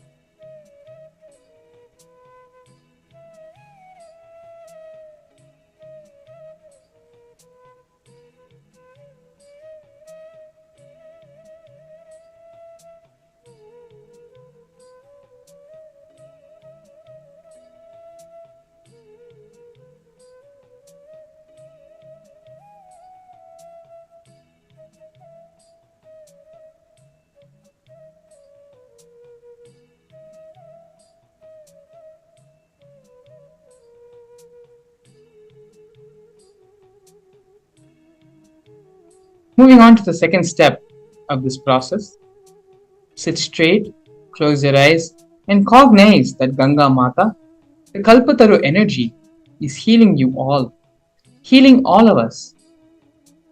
Create a deep, prayerful mood, peaceful space, prayerful space. Deeply pray to Ganga to awaken your Kundalini Shakti and make your inner space blissful and manifest the reality as you want. Ganga is one of the Kalpataru energies which is available to all of us on this planet. Even remembering the powerful cognitions that the Supreme Pontiff of Hinduism has given about Ganga and meditating on the space, state, and raising to the same frequency as Ganga is in, allows the possibility and opportunity to manifest the same space and state of Ganga inside all of you as well. Let us all now sit straight, close our eyes, and cognize that Ganga Mata is within us, healing all of us, bringing completion to all of us. In that deep prayerful mood, prayerful space, pray deeply to Ganga Mata to awaken your Kundalini Shakti and make what you want as reality. Take a few minutes to sit with yourself and manifest this reality of Ganga Mata in you. As sitting create this space, we're going to be entering to the next segment of today's program, where directly we'll be attending to each and every one of you, answering all your questions, all your problems, and causing your reality the way you want it to be caused. So please stay tuned. Continue to do this exercise of cognizing yourself as Ganga Mata, cognizing yourself and the healing energy of Ganga Mata inside all of you. We'll be now entering the next segment of today's program. Please stay tuned. We'll be back after a short.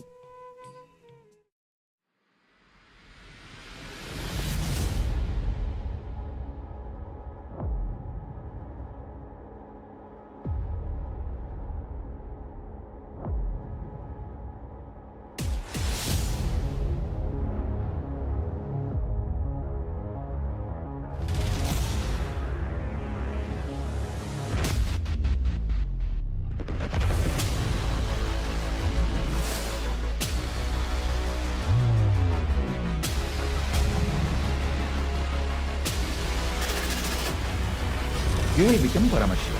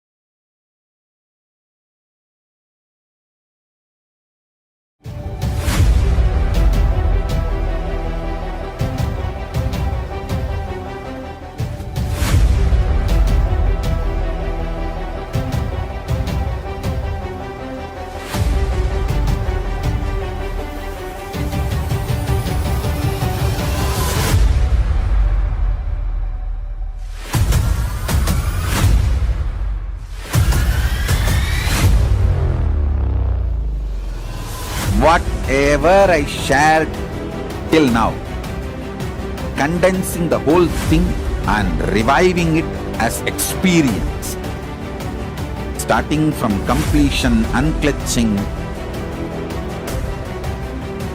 power manifestation, the states of consciousness and the planes, multiple planes, everything.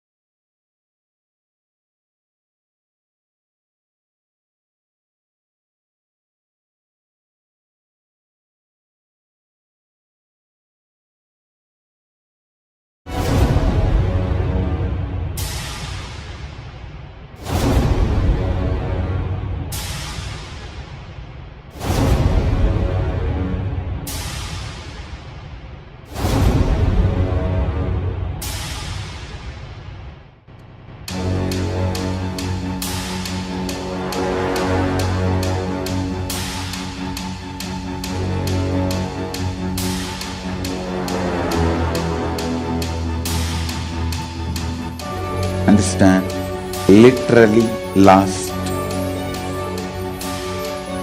39 years from the age of 5, whatever Paramashiva manifested through teaching, speaking, writing, every way, condensing the whole thing and presenting it to you all as experientially in these 21 days through this Jnana Charya, Jnana Kriya, Jnana Yoga, Jnana is Paramashivoham.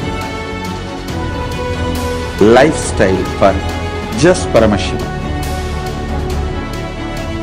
Rituals to be just Paramashivam. Yoga for just being Paramashiva. Jnana just Paramashiva. This Paramashivoham is like literally the ultimate journey in a most safest way.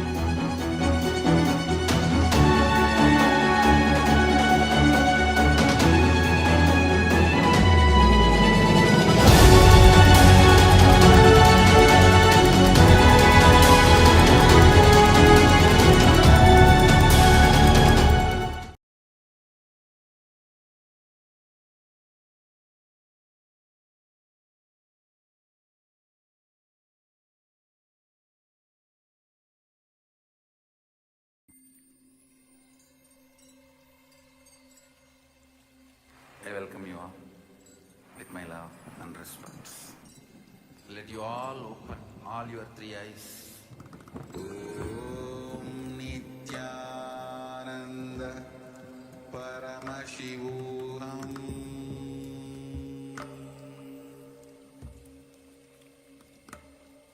Om Nithyananda Paramashivoham.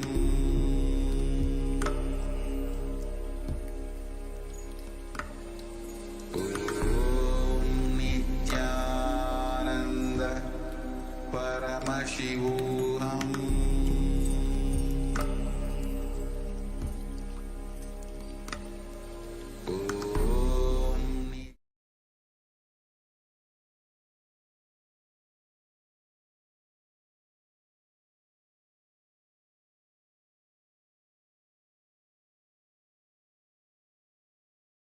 Ananda Paramashivoham. Paramashivoham. Om Nithyananda Paramashivoham.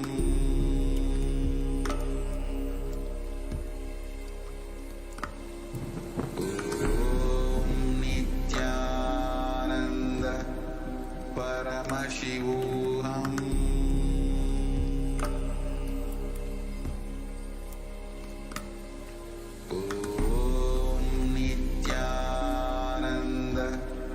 Paramashivoham. Om Nithyananda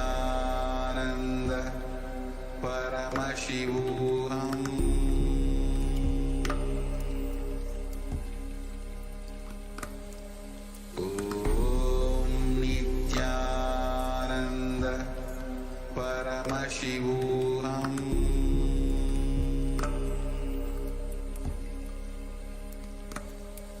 Om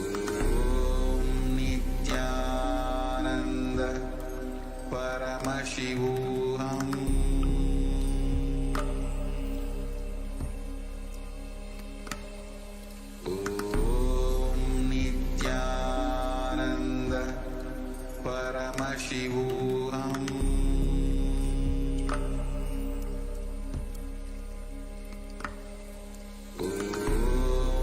Nithyananda Paramashivoham.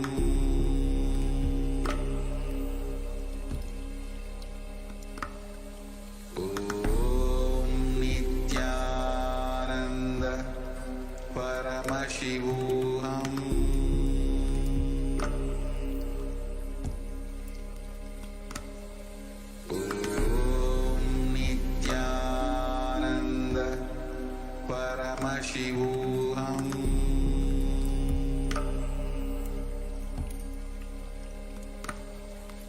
Om Nithyananda Paramashivoham.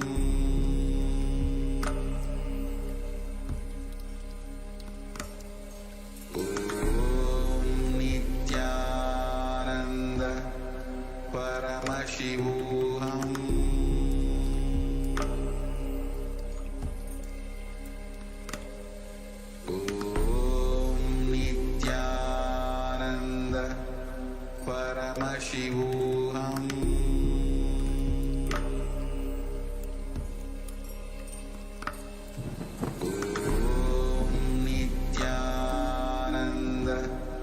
Paramashivoham.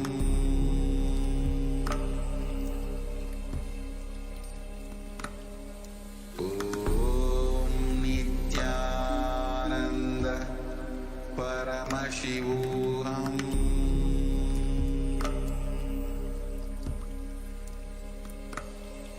Om Nithyananda Paramashivoham.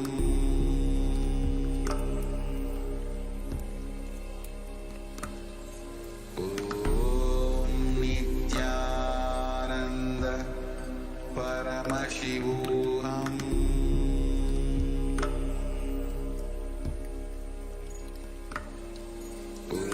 Om Nithyananda Paramashivoham. Om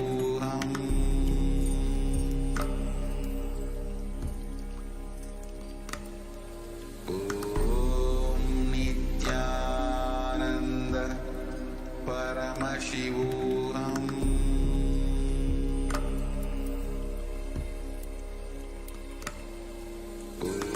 Om Nithyananda Paramashivoham.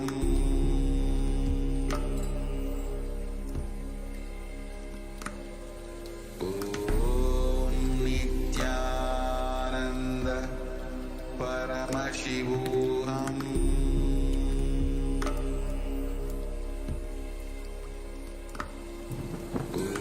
Om Nithyananda Paramashivoham.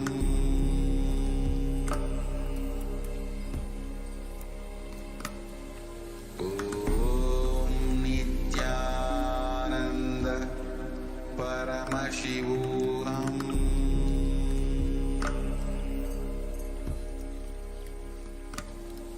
Om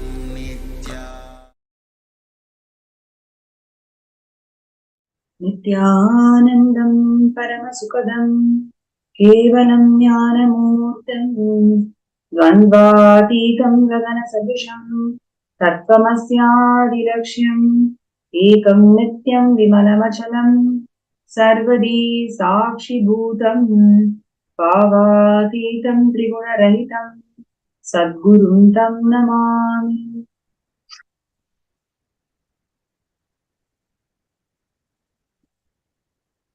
Nithyanandam, I welcome all the viewers and participants all around the world in more than 175 countries joining with us for this most divine Bhava Samadhi Darshan of Gangadhara Murthy today. And as we are getting ready to receive the Darshan of the Supreme Pontiff of Hinduism, Bhagavan Nithyananda Paramashivam Swamiji, manifesting as one of the 64 manifestations of Paramashiva, Gangadhara Murthy and Ganga Visarjana Murthy, we will be seeing a very short segment making us all look into one of the most important factors that is governing the way we live today. If you just ask yourself, what is the core essence of our life today? What really governs the way we live today? Unanimously, I'm sure everyone can connect to this, which is education. Education defines the way we live, the way we cognize each other, and the way we define our lives. And in this segment, we're going to see the contributions of KAILASA, how Supreme Pontiff of Hinduism has revived and brought the educational legitimacy of Hinduism in KAILASA, and what is the current issues that the world is facing today in the field of education. The total amount of funding that goes into the field of education today is about $1.2 trillion. And today's world, to support quality education to one and all, we need about $2 trillion. So what we are spending now is about $1.2 trillion, and what we really need is $2 trillion. So there is a gap in terms of spending. Now the next question that arises is, okay, I'm going to spend, but will this spending really suffice? Or will this spending really solve the problems that the current world is facing today? The answer is no. Because though you spend, there is a huge gap in terms of learning outcomes. The pedagogy that the modern systems, education systems adopt is not really helping to reach the learning outcomes of its student. Okay, so you have a problem where you are saying that you don't have enough money, you're not spending enough money to cater education to one and all. And you also say that even if I spend, I don't think I can really empower the current generation. It's mainly because what I want to teach them is not getting achieved by the current methodology. Okay, wow. So you have a twofold problem. Is it wrong? No, you also have a third-fold problem, which is the native educational systems. In today's world, more than 20% of the world population adopts the native education lifestyle. Now, if you take the indigenous tribes, if you take the native population in each of these countries, they are devoid. They are literally they do not have this access to this native education system, which they want to, right? So it's a threefold problem here, because you do not spend, and even if you spend, you cannot provide what they want, and even if you provide what they want, this is really not what I want, because I want to adopt to my native educational lifestyle, right? And now you may ask the question, okay, is it really a threefold problem? It's a fourfold problem, because it doesn't stop here. If you take every single industry that we have today, there is a gap of 75% in terms of creativity. So the current education system is actually producing human beings who lack creativity in a very big scale. Only 30% of the population, graduated population, consider themselves as somebody who's creative. Rest of the people, we really feel that you have to learn what is available in the textbooks, memorize, and vomit in the examination. So that's the standard way how we all perceive each other, and that is the way how the current education system caters the whole world. Now, the question is, why did we start this way? What is the need for us to empower an education system where none of us are happy, whether it is the providers or whether it is the people who receive this education system? So now, the real question that we have today is about, okay, I'm not happy with the way the education system is right now. Where do I begin? What is the solution that I've got in front? Right? So, first of all, I would like to ask all the viewers, do you all agree to the current state of art where we are standing today in terms of education? What are the different problems you feel and you see? I request everybody to post that in the YouTube chat, in the social media platforms chat, and also in our MPSN group, the Paramashivoham group. The QR code is being projected on the screen. I request all the participants to take 2 minutes. You can actually click on the QR code and post your thoughts. Do you agree that there is a huge gap in the way we perceive ourselves? And there is a huge gap in the way how the education is being catered to the world today. If you agree, you can post your feedback, your thoughts on this topic that we are discussing today in the chat.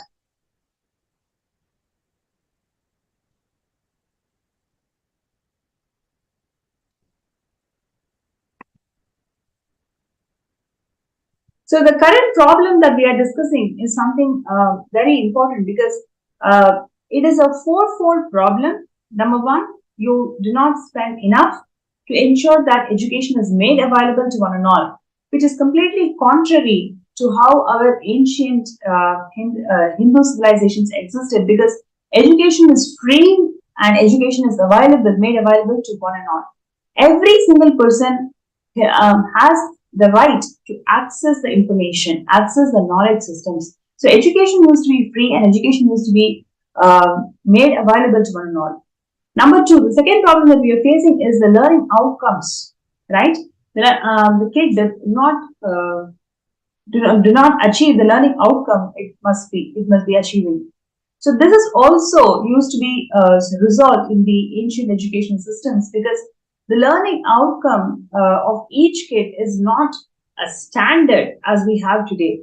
So each kid, based on their abilities, the learning outcomes were set, right? It is very much individual.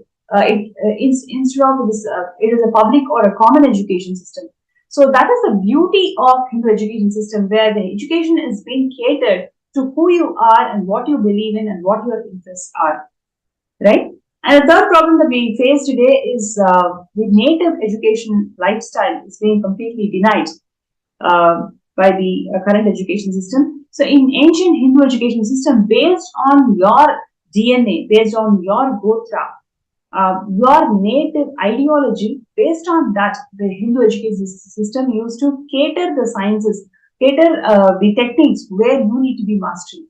So it is very specific to who you are and your lineage that you are coming from. And the fourth problem that we are talking about is the creativity gap that the world is facing today.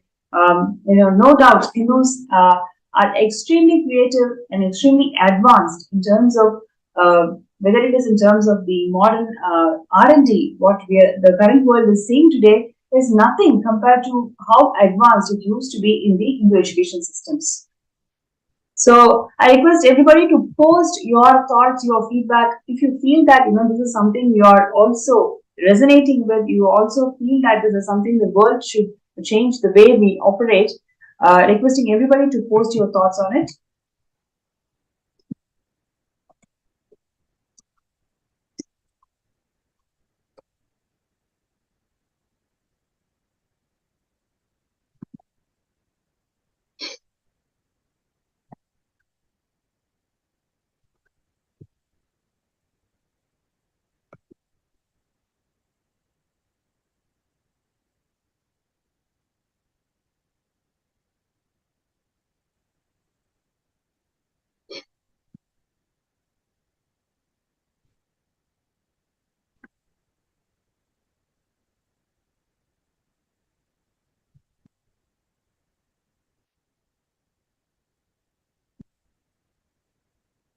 The QR code is being projected on the screen, and requesting everybody to take a few minutes to post your thoughts on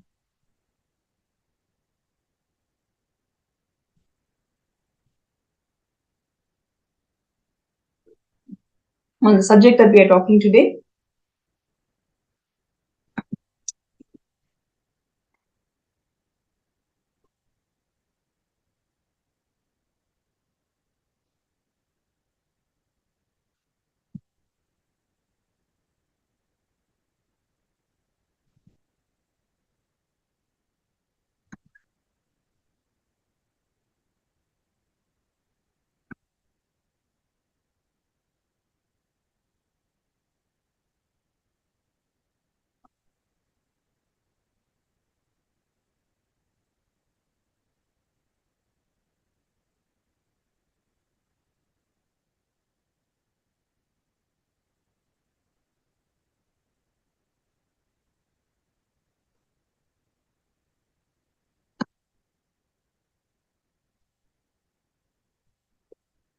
Right.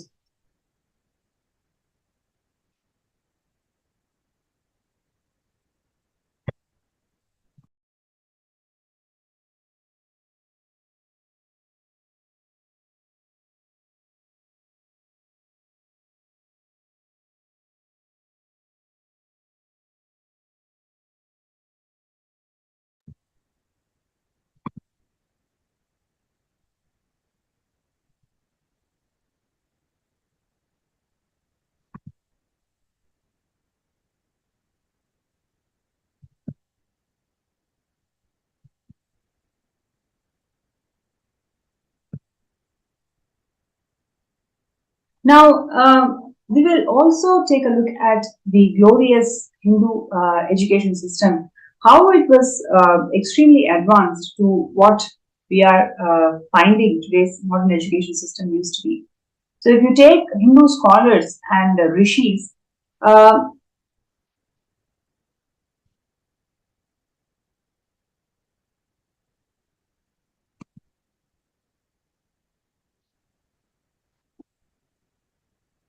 if you take Hindu scholars and rishis,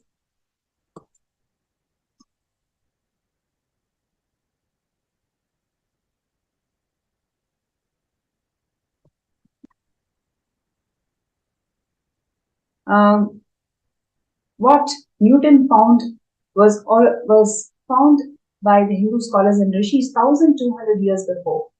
Please imagine, it is that advanced. And what the NASA is about is spending more than trillions and trillions of dollars, trillions and billions of dollars. Our Hindu rishis and scholars used to determine the astronomical units, astronomical discoveries, just with the power of consciousness, right? So without spending such huge amounts, we used to just expand and believe our power of consciousness from which the whole science was downloaded. So this advanced education systems that the ancient Hindu scholars received is all about downloading the information that's already available in the world. It is not by memorizing, but actually downloading the information. So downloading the knowledge repository systems happen by the power of initiation from the Guru.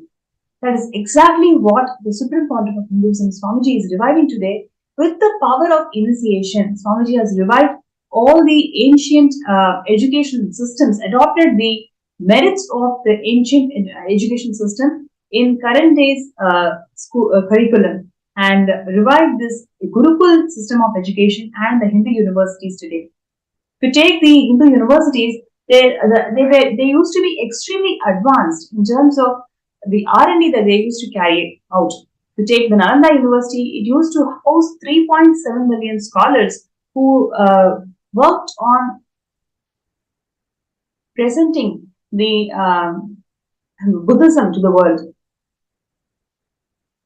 The same way, the scholars and the universities that were developed, it used to be extremely specific, and where the Center for Excellence used to be the focus of each of these universities. So that gives a lot of space and privilege to the students, where they can adopt what they want to learn, right? Because each of the universities that were getting formed, it's all about really forming that Center for Excellence, right? And this glorious Hindu education system that used to exist, how it got destroyed by the anti-Hindu elements. So before we go to that very interesting segment, let's see the video where Swamiji is going to share about why the modern education system is only evolving slavery, rather leaders for tomorrow. Of the education system.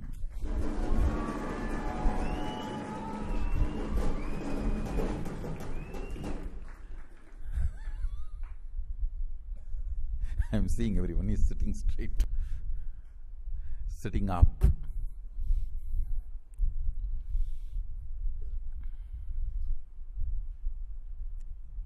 I'm not talking about particular education system which is prevalent in India. I'm talking about the whole modern education system. Understand? The system developed by the superconscious beings to manifest superconsciousness. Sadashiva's education system, Gurukul style. System developed by human beings to enslave and trap other human beings and keep them as clerks and workers. Listen.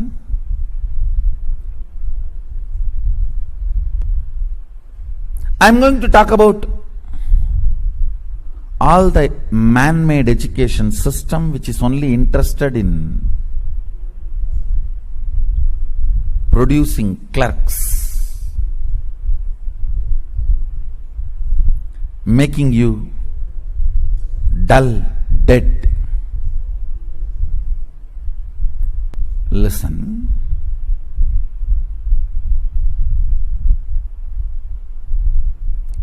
Whatever you may be, a doctor, engineer, lawyer, politician, religious leader, teacher, housewife, whatever you may be, moving,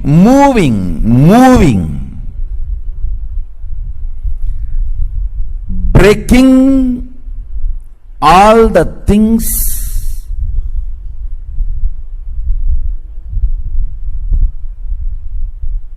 which are stagnant, breaking the status quo is life. Understand? Either you break the status quo or you get frozen.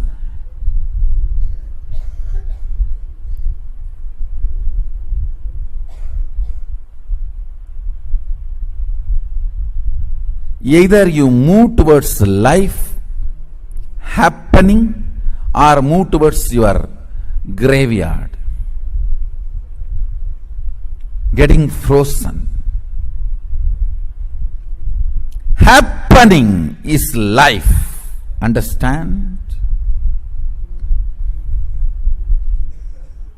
The whole modern day education system is just to keep you in continuous confusion in the name of imaginary fear-based plans.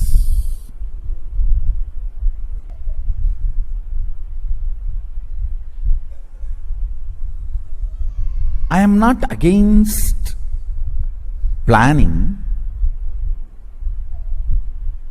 I am against enjoying your confusion, laziness, stupidity in the name of planning. Completely disconnecting you from reality and the requirements of the life is modern day education, where you are taught very well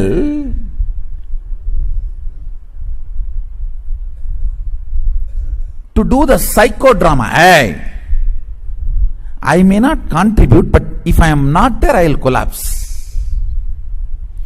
If you know to play that game, you can raise the ladder of the corporate ladder.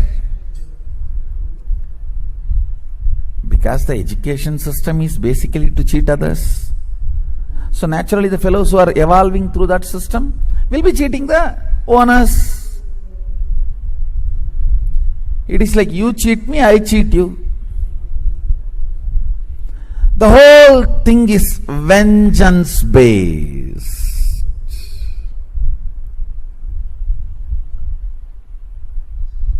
Irreparable damage is done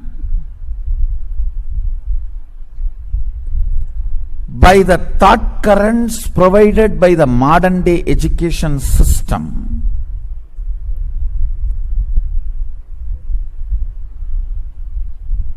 and the modern day corporate thinking world to human consciousness. Understand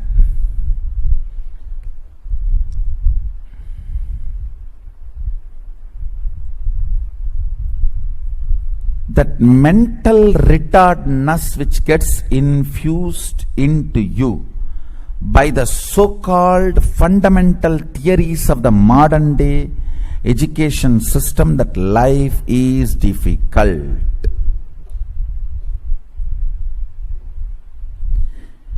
In every step of the life, in every move of the life, expanding is education. Not entertaining confusion to justify your existence. Not only feeling stuck, making that as a legitimate system is modern education. The whole modern day education system is collapsing the human being into self-beating confusions. When that becomes your pattern, you are a perfect slave. You are a perfect slave. So today I will tear the remaining masks of the education system.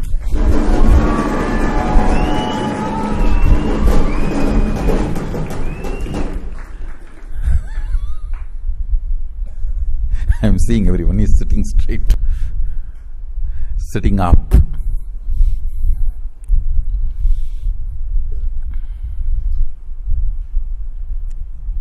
I am not talking about particular education system which is prevalent in India.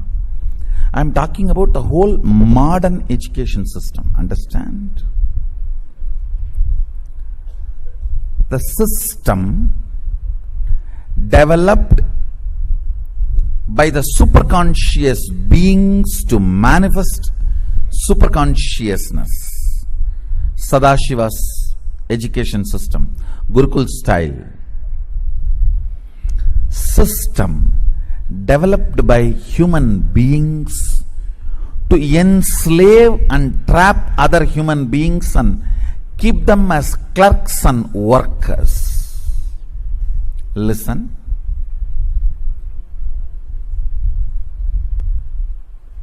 I am going to talk about all the man-made education system which is only interested in producing clerks, making you dull, dead.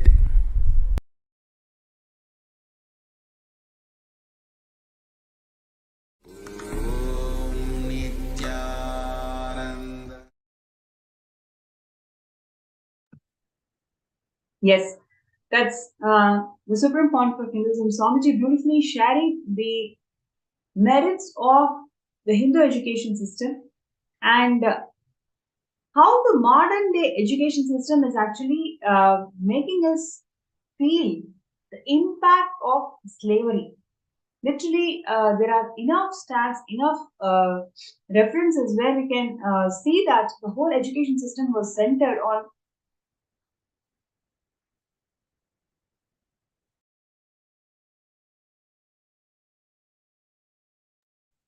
sorry for this. So there are enough facts and references which actually talks about how the modern education system was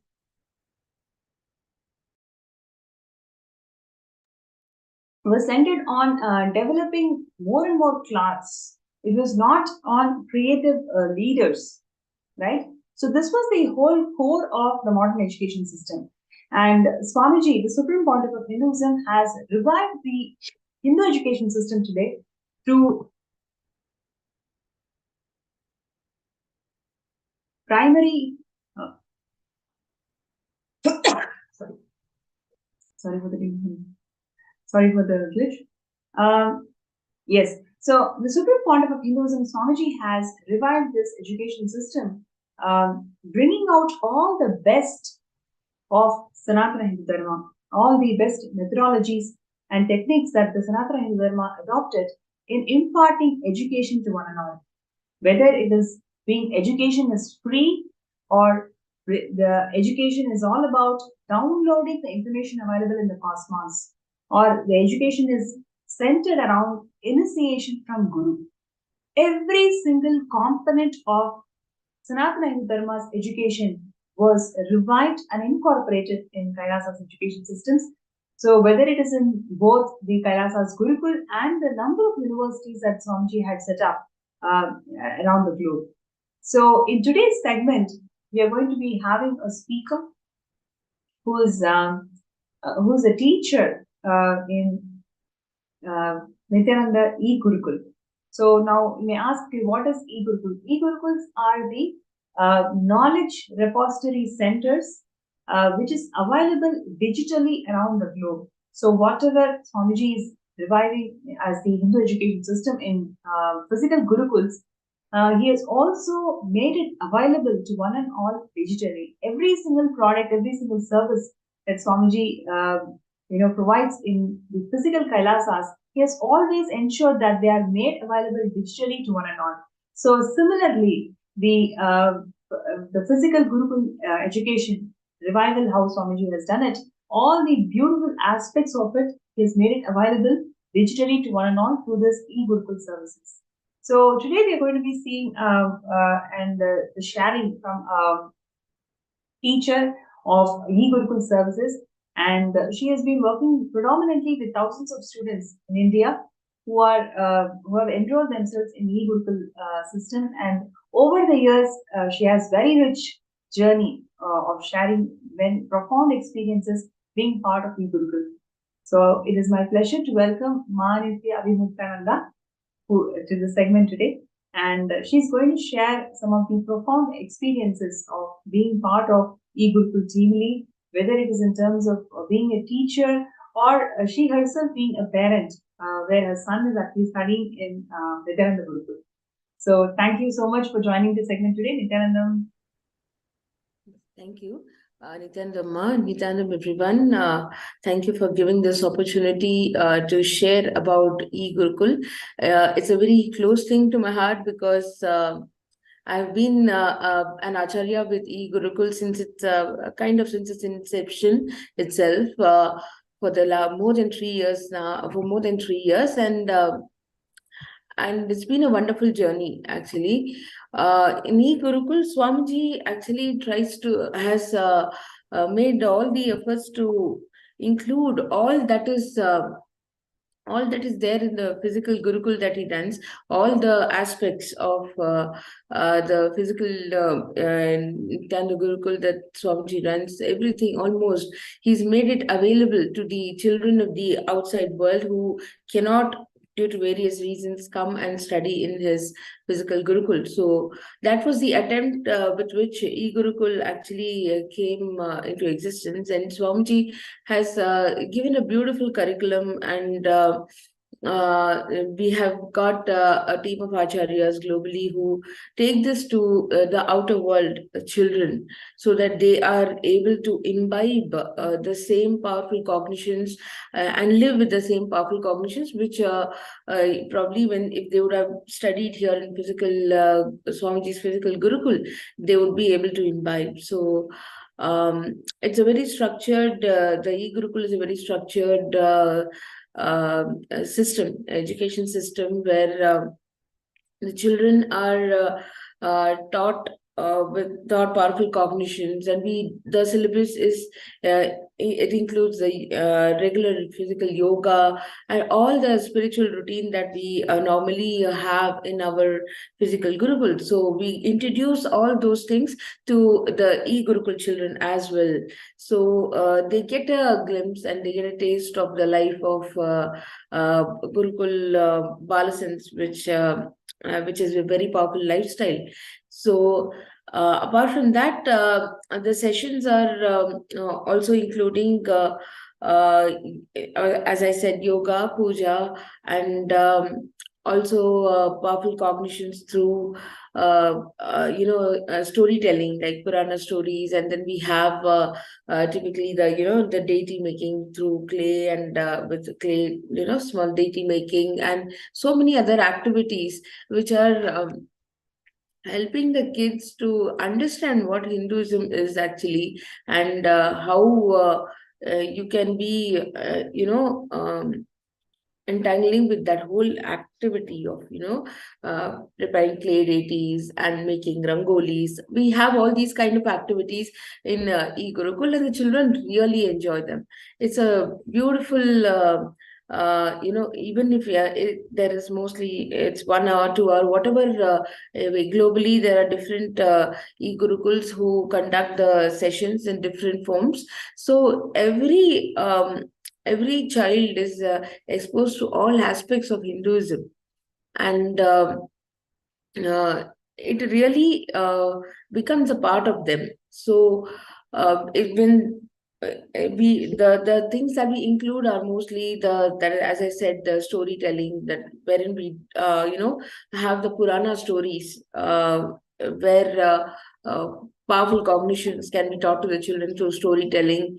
We have singing, we have chanting, Sanskrit chanting, where Bhagavad Gita, Rudram, Chamakam, all these are taught to the children. So regularly when the children attend these sessions, they are able to chant, recite all the mantras, and they are able to recite the Sanskrit shlokas so beautifully. And all this definitely creates a lot of behavioral changes in them as well. And we have found that all the kids who have attended these sessions regularly, there is a lot of alignment towards their studies, towards their the way they behave with their parents, with their teachers, with the outer society. There have been a lot of changes and improvements in their behavior. This is we have got a lot of testimonials also from the parents of e-Gurukul children, where they have seen a lot of changes in the children, and they have ever been grateful to the acharyas and to Swamiji for making them a part of e-Gurukul. So even during festivals, we have we have the children participating in cultural activities where they themselves organize sessions, and the dance, singing, and other cultural activities. So they get trained in these things as well, just like how they would have been here in physical Gurukul, and Swamiji trains them in all dimensions. We the acharyas, we try to make an attempt to take the same thing to the children of the outer world, and make them powerful beings. So that's what I want to share, Ma. It's been a wonderful journey, and thanks for inviting me to speak about e-Gurukul. It's a really pleasure to talk about it. Thank you so much, Ma. Yeah.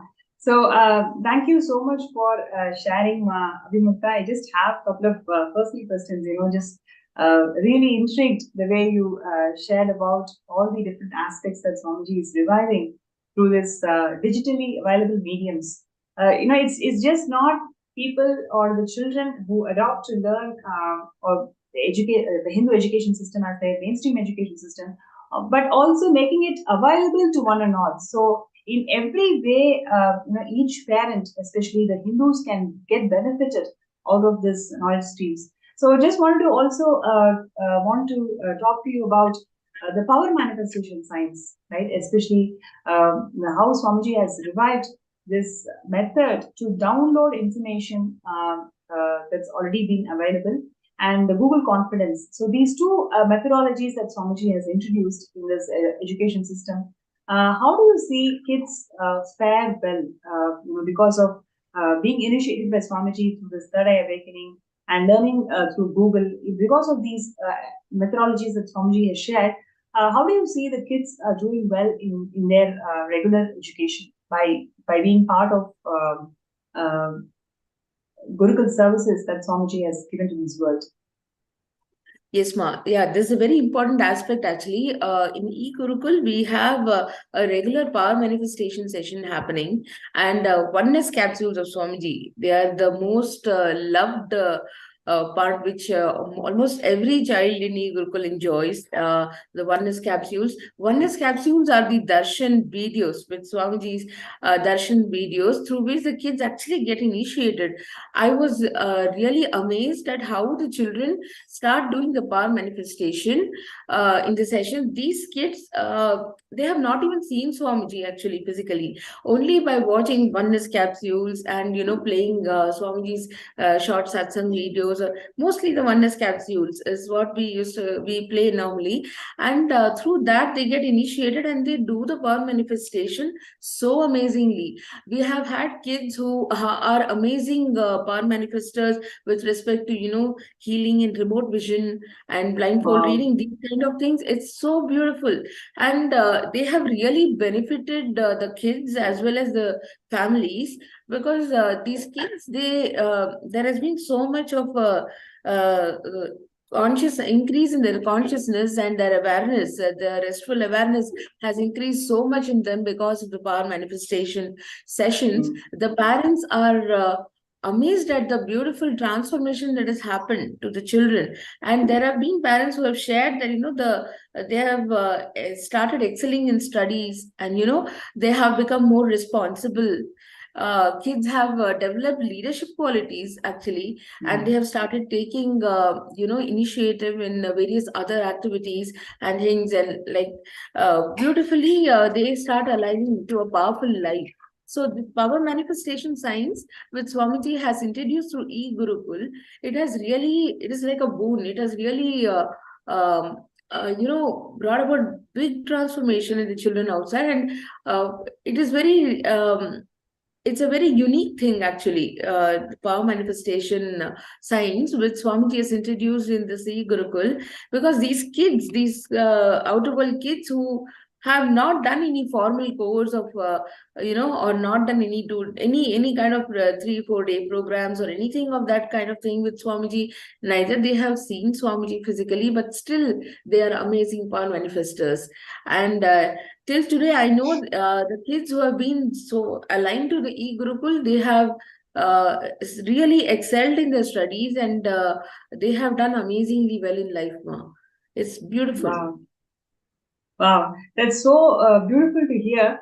Also, would like to know, okay, now they're able to do this power manifestation. Do you see that these techniques that Swamiji has given to these kids really help them in the regular life that they are living in the schools? Because today, if you see the kids in the school, some of the constant things that the parents worry is about the depression that they go through, anxiety issues, and fights amongst the kids, right? That's the common problem that parents not know how to solve. Like, so much of fighting is there amongst the kids, and most of the energy is being spent in these areas, which is not really necessary in advancing a child's mental health. So how do you see these techniques and methodologies that Swamiji has provided really help people, really help the children in advancing their mental health? Yes, ma'am. As you rightly said, see, the power manifestation science actually brings about a lot of restful awareness in the kids. So all these issues of depression and fighting and anxiety among the kids, and teenage problems and all these things, the adolescent problems which the children normally face at the age of 11, 12, all these, it's actually totally disappearing from them, and they have become more responsible, and they are able to see life in a very matured way.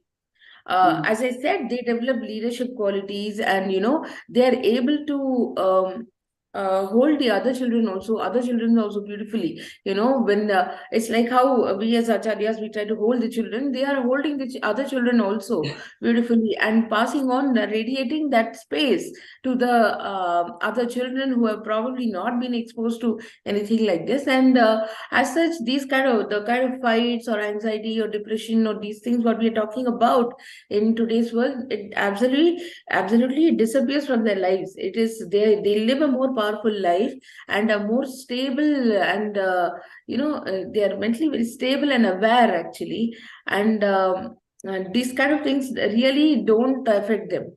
This is what has been the feedback of the parents as well, that they have handled difficult situations also beautifully, and they have taken responsibility for their for their studies, be it studies or any other activities that they do. So all this definitely brings about a positive change in their lives. So the power manifestation science and the e-Gurukul has really contributed to bring about the change in their life, Ma. Beautiful. And one other question which I would like to ask you: you're not only just a teacher, you're also a parent of a Gurukul kid. So would you like to share your experiences and your gratitude to Swamiji in bringing your kid as Swamiji's kid in Gurukul? Yes, Ma. Yeah, that is really a very thank you for giving that opportunity to show my gratitude. Actually, my son Gangadhara Maharaj has he's been here in Swamiji's physical Gurukul. He studied here, so he's Swamiji's child. Swamiji brought him up. So the kind of qualities that I have seen in him. As a child, when he was with me, he was always actually a pampered kid, having all the, all the kind of food habits, everything typically like how the outer world a pampered kid would be, with the gadgets addiction and etc. All these things. See, I used to face all these issues with him, but he was he was not a tantrum throwing kid, but still I could see that somewhere.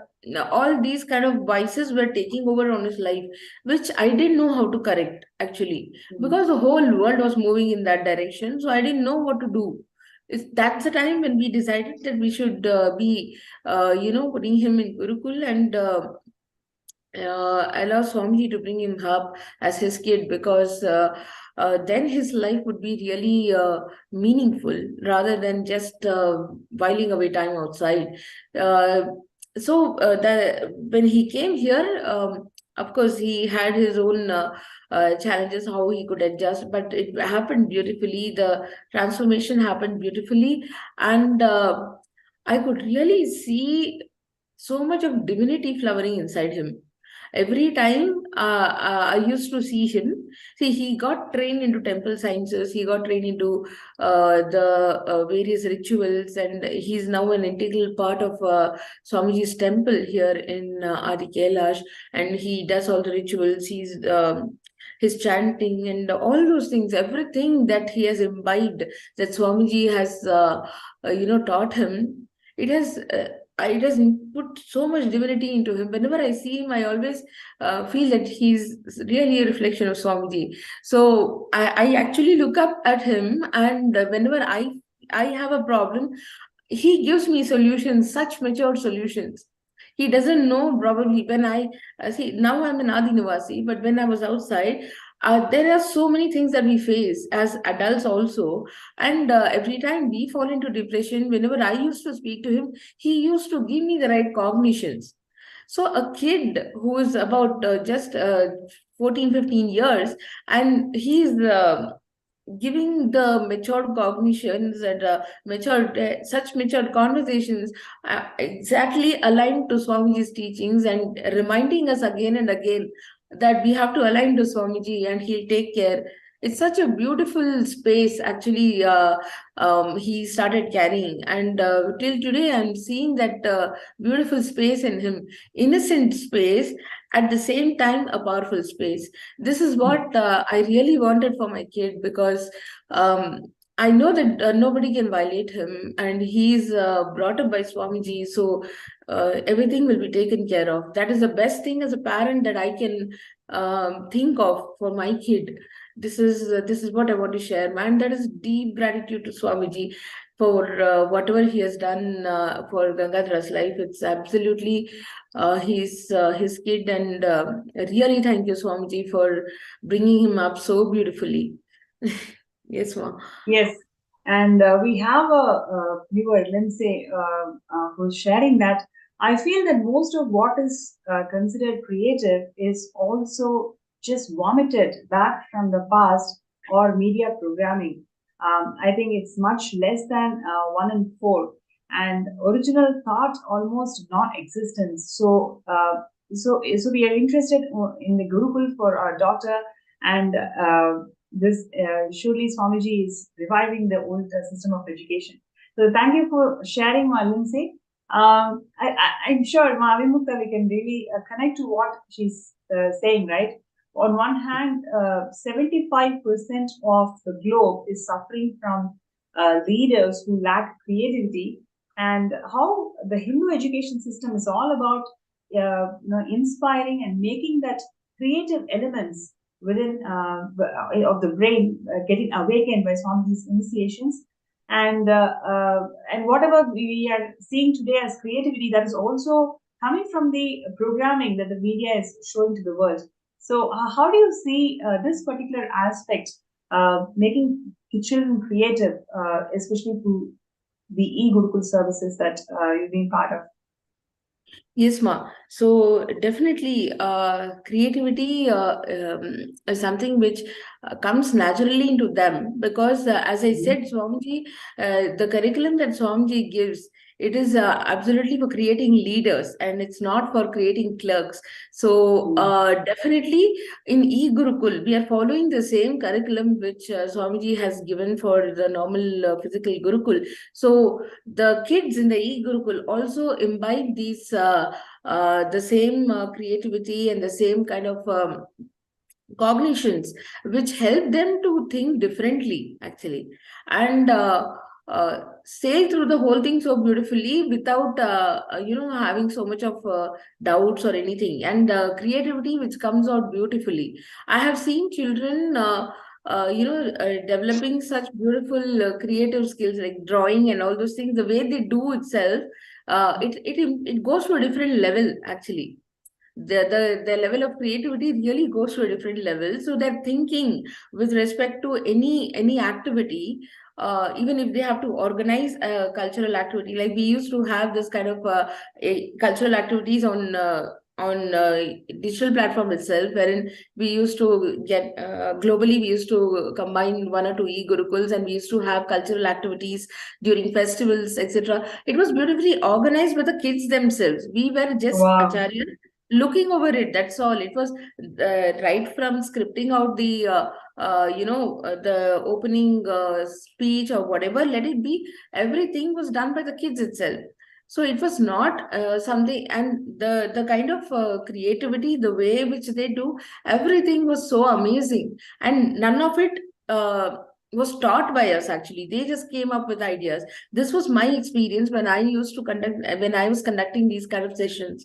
So creativity definitely becomes a very integral part of them, and it comes naturally to them, actually, when they start attending the e-Gurukul regularly, because their brain grooves, I think, they just open up. There is an overall brain development which happens due to the third eye awakening. So because of this, definitely all aspects, in all dimensions, they start excelling. So this is what I have seen, ma. This is my experience. Beautiful. So the Kailasa that Swamiji is reviving is not just for Hindus, but rather it provides solutions for every single global problem that we face today. And as we are discussing with Ma Avimukta, it is nothing but the global problem of educational gap that is being seen in most part of the world, how Swamiji is reviving through bringing back the educational legitimacy of Hinduism through KAILASA's Nithyananda Gurukul and the KAILASA's Nithyananda Hindu universities to the world. If you feel that this is a very important aspect that Swamiji is reviving today, and you really want to be part of it, you really want to support this initiative, all you need to do is sign up in sksjp.org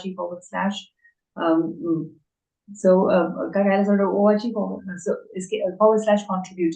So the link has been projected over the screen now, and I request all the viewers, all the participants to take 2 minutes to sign up in the link that's been projected, because when you sign up, you show your voice, you are voicing your interest that yes, Hindu education system is the only solution to the world.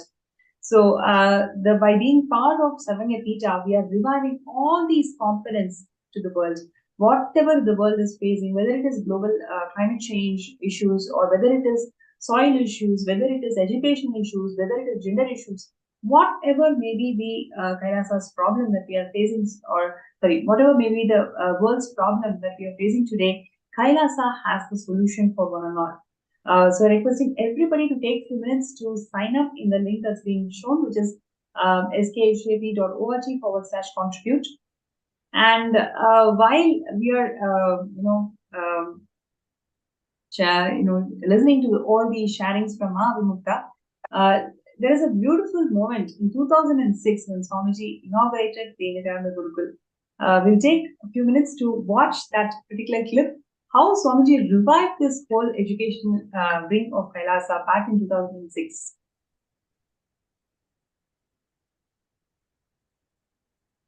Paramashivoham.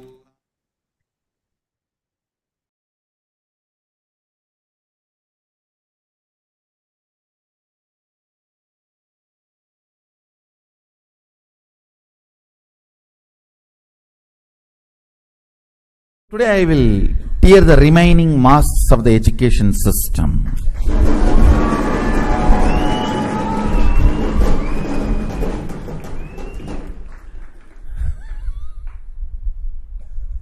I am seeing everyone is sitting straight, sitting up.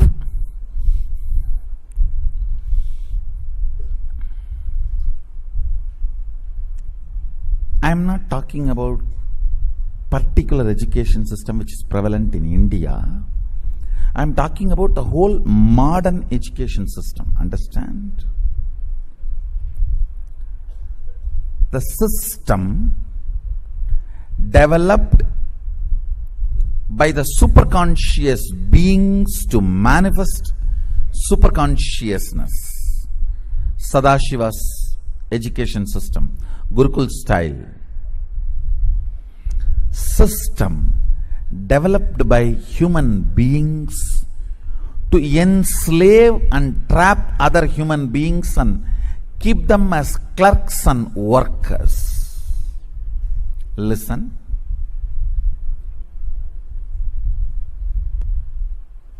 I am going to talk about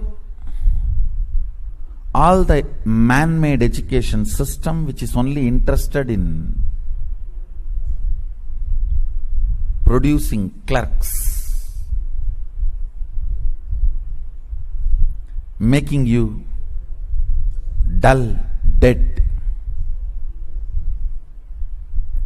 Listen.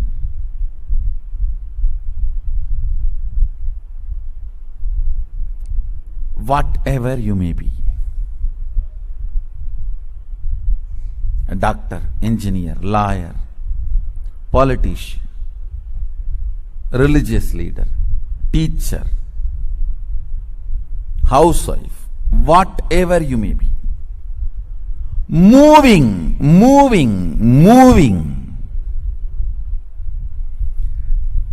breaking all the things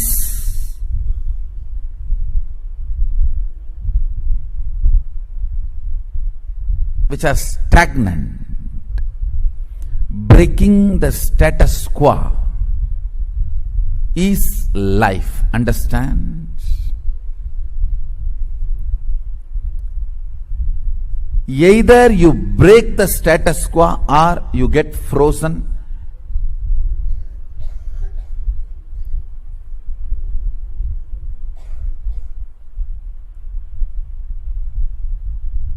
Either you move towards life happening or move towards your graveyard.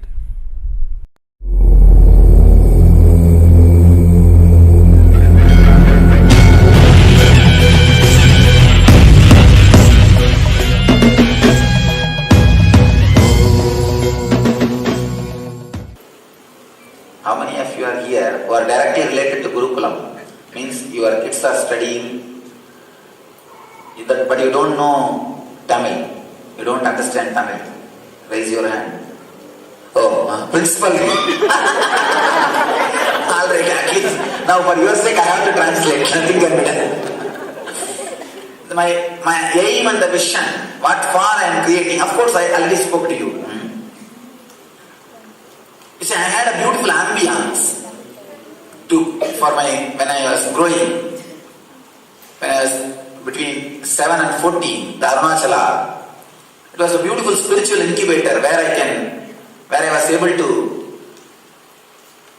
learn the inner science along with the outer science. I feel that was responsible for my intelligence in the outer world and in the inner world. So I am trying to reproduce that same ambience, spiritual incubator for our next generation, for our kids.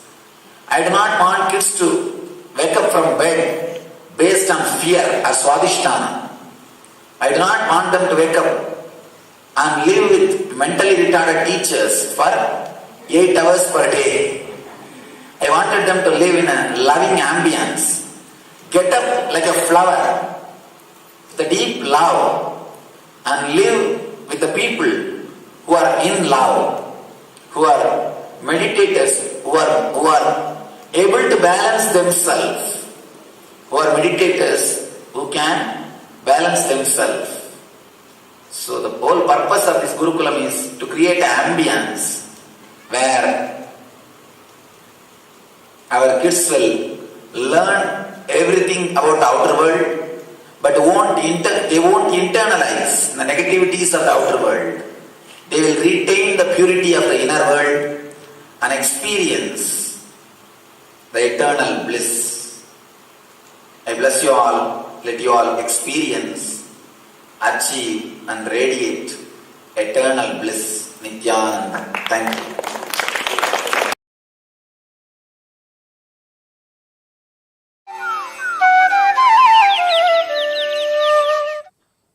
My Gurukul is 100% free.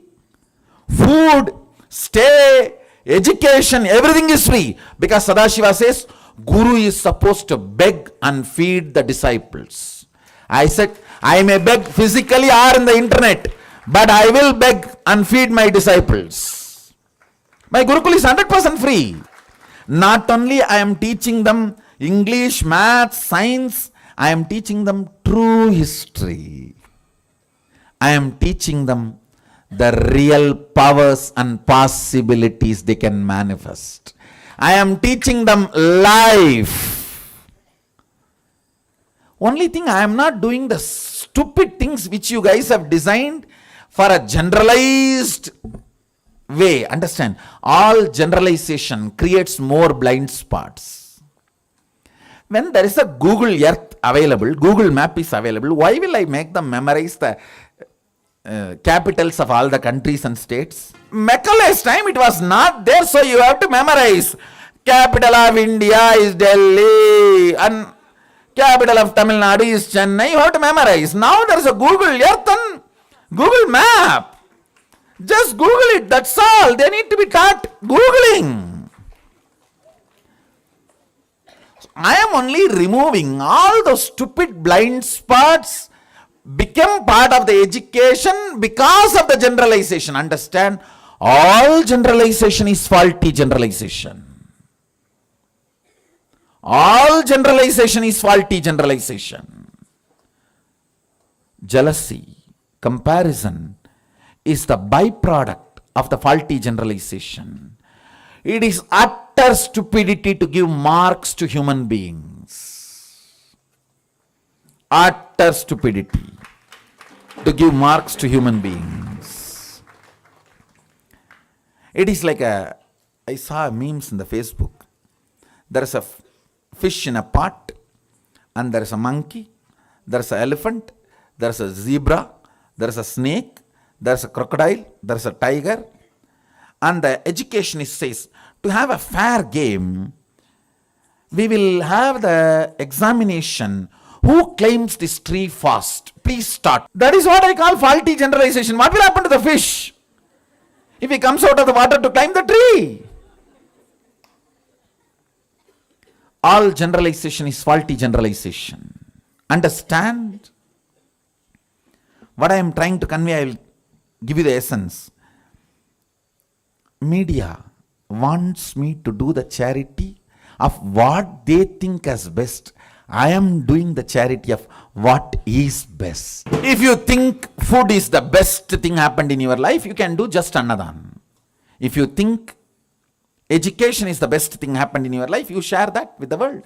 That's your charity. If you think clothes are the best things happened to your life and you share the clothes, vastradana, that's your charity.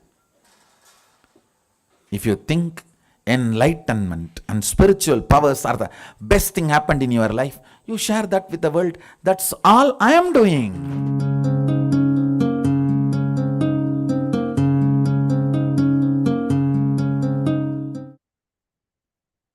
Yes, it is so powerful the way Swamiji said, if you feel that living enlightenment is the best thing that has happened in your life, that is exactly what I am doing as a charity.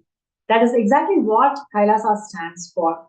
Whether it is health, whether it is education, whether it is mental health, whether it is food, every single dimension of life, everything is focused towards living enlightenment, and that is what Swamiji is reviving today through KAILASA.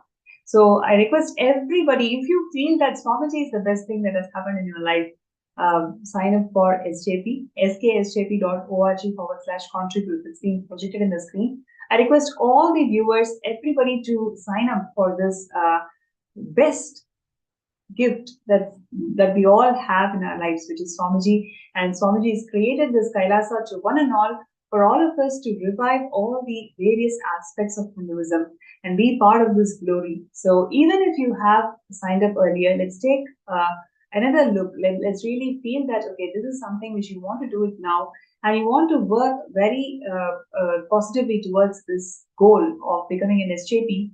Please sign up and show your intention and interest.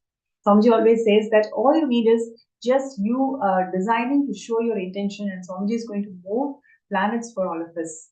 So with that note, I'm going to ask Ma Abhimukta, what are your thoughts and why you feel that everybody should be part of the Sarvanya Pita project?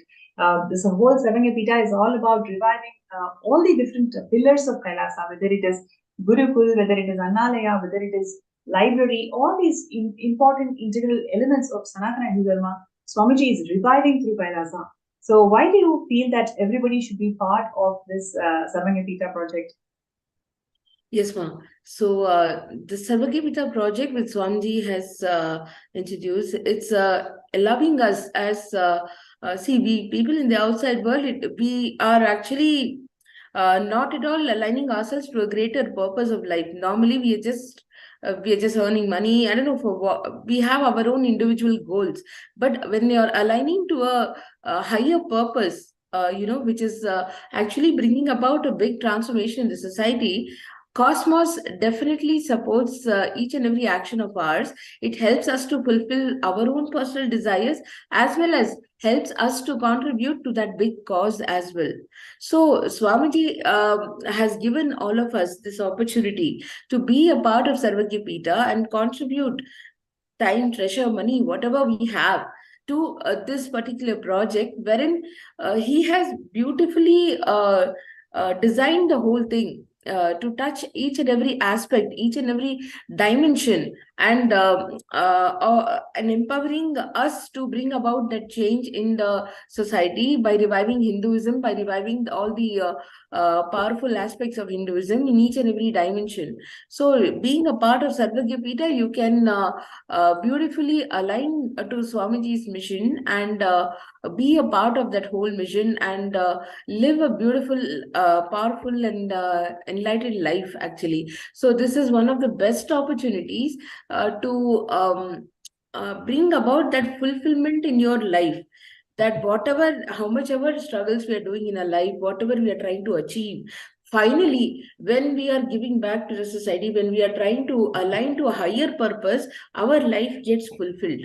And the whole purpose of we coming into this world, it really gets fulfilled, and you can really feel that fulfillment in your life. So definitely Sarvanya Pita, being a part of the Sarvanya Pita projects will give you that satisfaction. This is what I can understand and feel, Ma. So yes, I invite all of you to please be a part of this and experience this beautiful dimension. Yes, thank you so much for sharing, Mavi Mukta. Definitely, I feel you're right, like what you beautifully shared. Uh, Moving away from our individual goals and aligning to the cosmic goal, the whole cosmos wants and needs Hinduism today, which is what Swamiji is reviving to its glory in the form of Kailasa. And Kailasa has already established the entire educational legitimacy to this world by through various efforts. And you can see right from 2006 how Swamiji is holding that context so beautifully in that inaugural video that we saw just now. In the same way, so many beautiful elements, whether it is through initiation, whether it is through making education as free, whether it is through reviving all the ancient sciences of Hindu Dharma. So in every level, Swamiji has been reviving the Kailasa, especially the educational and legitimacy part of Kailasa. So requesting all the participants and viewers to support this mission of Sarvanga Pita, where all the different pillars of Hinduism is getting revived through Kailasa. And Swamiji is making it happen to his, the best possible way, especially with in Jayanti Satsang. So that Swamiji had shared that he's going to make the whole Kailasa open this year. And it is going to be a remarkable moment where all of us can celebrate the existence itself. So requesting everybody to be part of Kailasa, Kailasa Sarvanya Pita project. And, let's take a few minutes to sign up in this link that's been projected, skshjp.org/contribute. And while we are, signing up, we'll just take a few minutes to see the video where Swamiji is sharing why he built Kailasa, what is the need for Swamiji to build Kailasa, and why it's extremely important.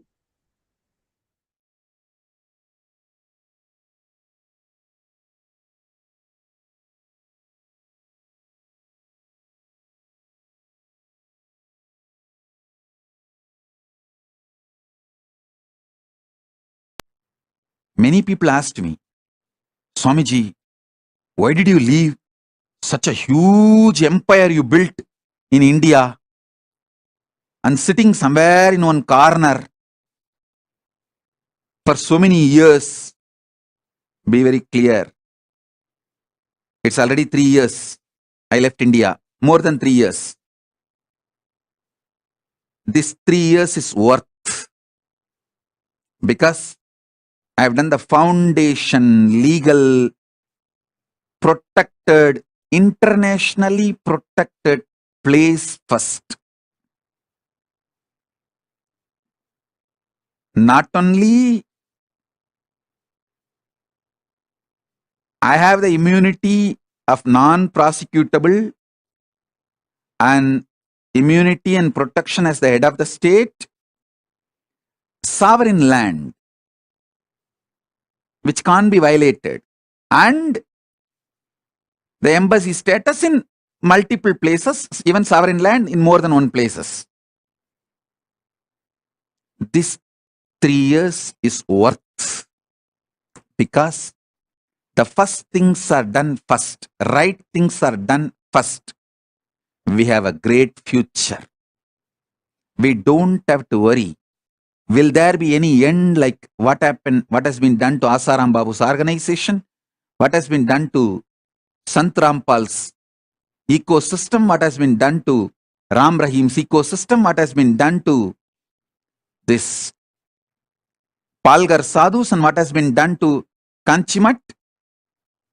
You don't need to worry because I have done the right things first. That's a spend little time, study how each Hindu ecosystem is persecuted in last 100 years. Listen, whether Kanchimat or Asaram Babu or Ram Rahim or Sant Rampal or Shivashankar Baba, all of them, all their organizations, with so much of hard work, they build the Hindu ecosystem like a beautiful honeycomb. But just some thief comes and robs the whole thing and takes it away. But again, you guys Hindus will work hard and build it like a honeycomb. Again, somebody else will come and steal. Be very clear. I am not interested in this game. That is why I decided very clearly, I will build the fort first. Proper stone fort. Then build the honeycomb so it will stay forever and work forever.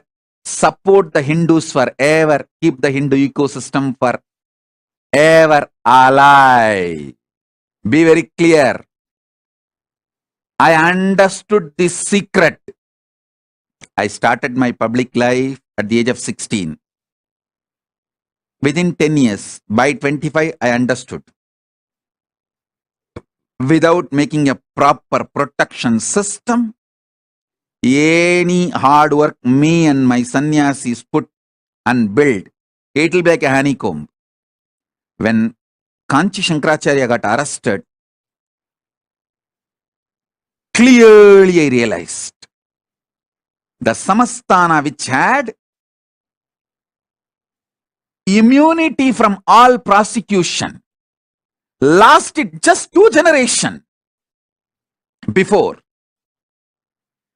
till the India adopted the secular constitution.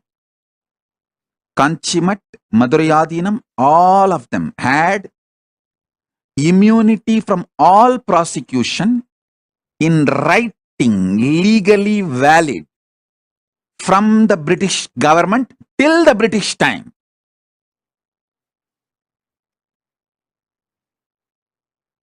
Just 2 generations. Now, those gurus are getting prosecuted. Lawfare is being done. False accusations are put. They are prosecuted left, right, center.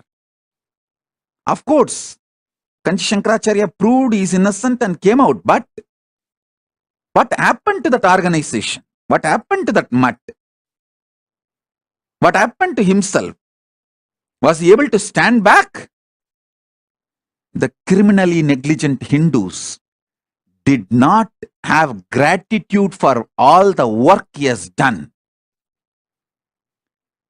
The criminally negligent Hindus are not realizing the anti-Hindus are attacking the real Hindus because he stood for the Hindus and stick his neck out, his head was cut. That's all. So that is like a message. No one else should stick their neck out for Hinduism. I tell you, I realized this truth.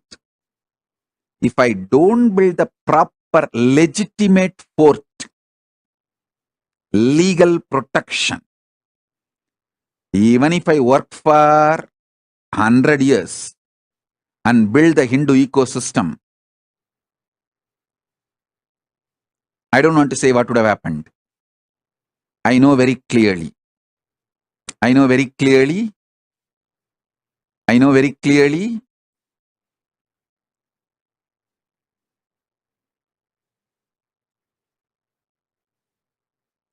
I wanted to tell all my disciples, listen. The good news I have for all of you is, by the grace of Paramashiva, we already have a sovereign territory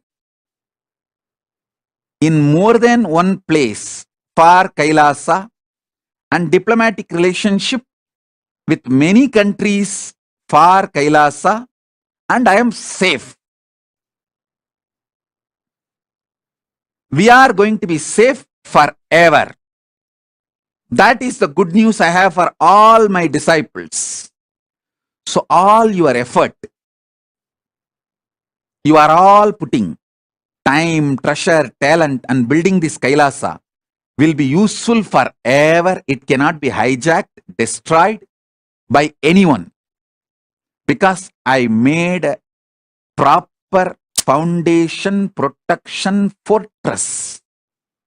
then started building the honeycomb. I did the first things first. Be very clear. Be very clear. First things first.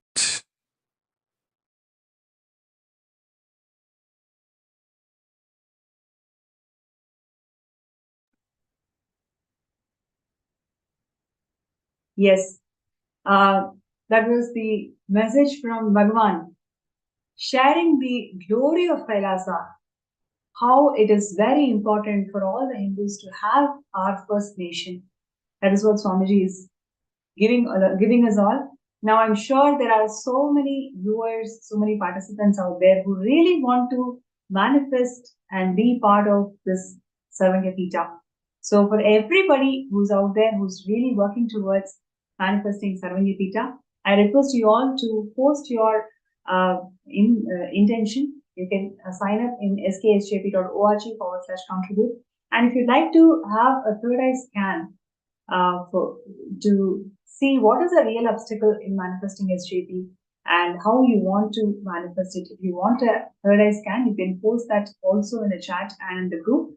And right away, with Swamiji's grace and blessings, we'll connect with you all in tandem with Swamiji and do the third eye scanning. Okay, so wow, so we already have a few folks who have requested for third eye scan. That's really nice. So, okay, Ma Lalataksha, sharing that. Thank you so much, Ma, for this interesting session on education. It's amazing to remember all these powerful truths about Vedic education and all the contributions it has made and continues to be for the whole of the humanity. Absolutely. How Swamiji has revived every single piece of this education, whether it is when Swamiji spoke about generalization, for all generalizations are faulty generalizations. If you see the current Mekale education setup that we are all in, it is completely generalized, right? So we have this generalized education system till 18, and Swamiji says that the whole learning will finish at 18. So till 18, we are stuck with this faulty generalization where we do not even know what is our true potential, where we can really excel. So all these beautiful elements that Hindu education system nurtured every single individual, Swamiji is reviving all of it to the original glory through Kailasa.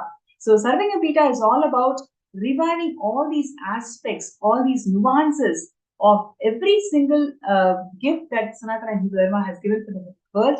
And Swamiji is reviving all of it to its original glory and making it available through Kailasa, which is a sovereign nation, which can never be destroyed, right? The last message, the last video that Swamiji spoke is so important for all the Hindus to acknowledge, because it is not one more organization, that has the possibility of getting persecuted over the years because of some or the other vested interest. What Swamiji is doing is a permanent, eternal setup for all the Hindus, where you can feel rest assured every single minute that you contribute for Kailasa is going to be eternal. Every single penny that you're going to contribute towards Kailasa is going to be an eternal contribution, because Swamiji has made this whole infrastructure, the permanent infrastructure for all the Hindus to feel safe, protected, and you don't need to cow down anymore. You can practice Hinduism as it was revealed by Paramashiva in Vedas and Agamas.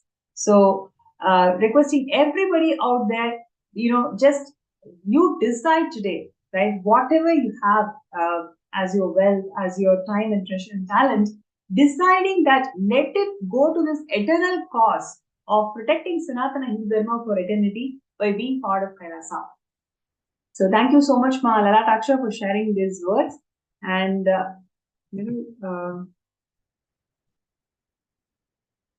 Nitya Bhakta sharing that I would like a scan for SJP, right? So Ma Bhakta, requesting you to, I think Sri Bhakta is, I remember you from the Chinese world.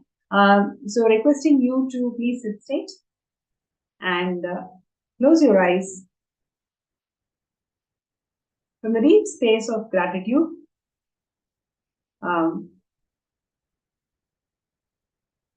Let's connect with Swamiji. I request you to chant Mahavakya 3 times. Om Nithyananda Paramashivoham. Om Nithyananda Paramashivoham. Om Nithyananda Paramashivoham.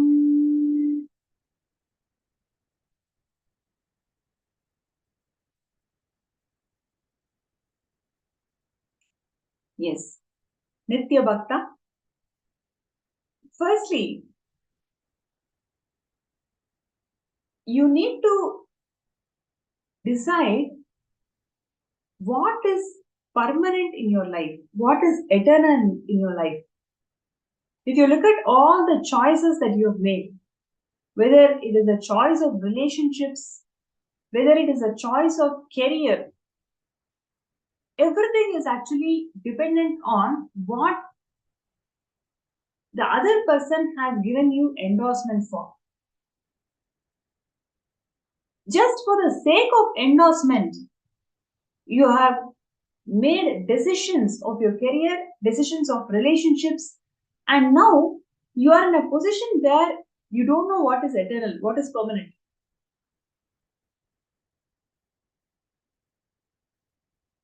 I'm going to tell you, just deciding that KAILASA and being part of KAILASA is the only permanent decision that you can make, and that is only going to be there with you for eternity.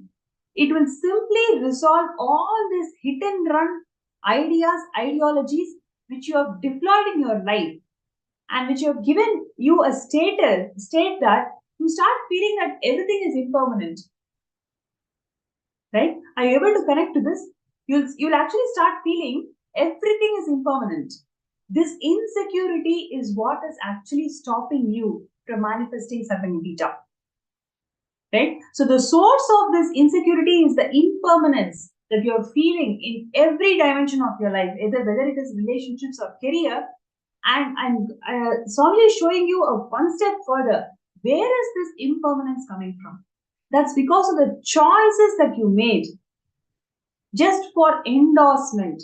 Somebody has to endorse you for the choices that you make. Just for that endorsement, you started settling for cheaper things. So naturally, you are not going to feel permanent. If you're not going to experience that eternity in all of these dimensions, naturally you'll be put into this insecurity. That is exactly what is reflecting in Sarvamipita manifestation. Just decide today that you are going to take every decision based on one scale. Is this going to help me establish in the principle of Nityatva? Then I will do it. I am not going to wait for somebody's endorsement. I'm just going to do it because it is making me to establish in the space of Nityatva. Just by you cognizing and understanding this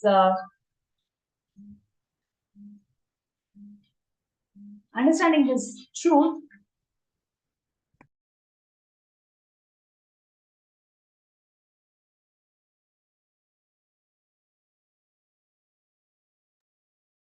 just by you understanding and cognizing this truth, you will literally start seeing a huge possibility that is actually there in front of you to manifest as JP. Just because you don't want somebody to mock at your choices. You don't want anybody to spell it out to you and then say that they don't want to endorse your ideology. Because of that, you have shrugged away from the possibility that is standing right in front of you. So I request you to take the sankalpa that you will always stand with the principle of eternity. Whatever is actually making you to feel eternal, you will take up that decision. Right? If you're able to connect and resonate with this, please post that also in the chat.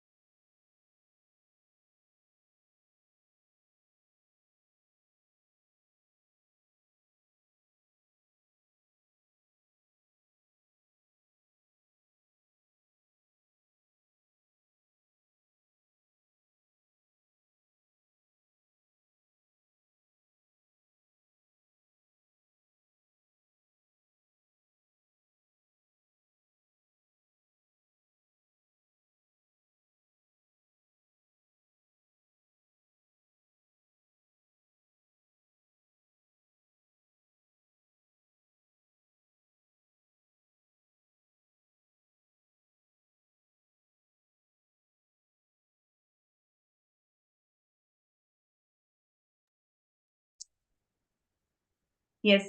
So, Nitya Bhakta, if you're able to connect to all the different things that I revealed, that Swamiji is revealed for you, please post that also in the chat so we can further elaborate, further connect and see how your reality of Sarvanyapita can be manifested.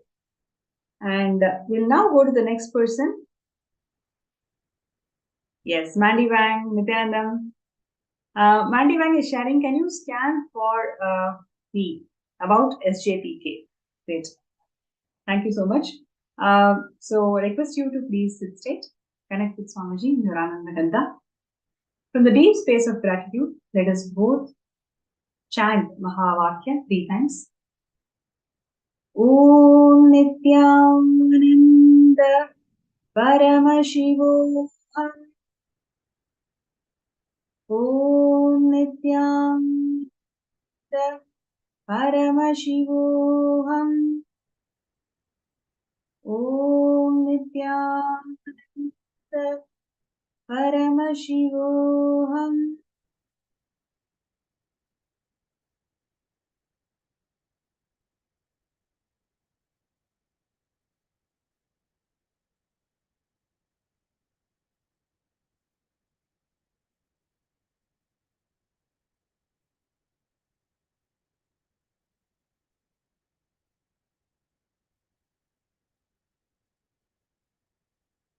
Yes. For Mandy Wang, something so profound Swamiji actually revealed in this third eye scanning. Your identity, when you start empowering your identity in the parallel universe, which is nothing but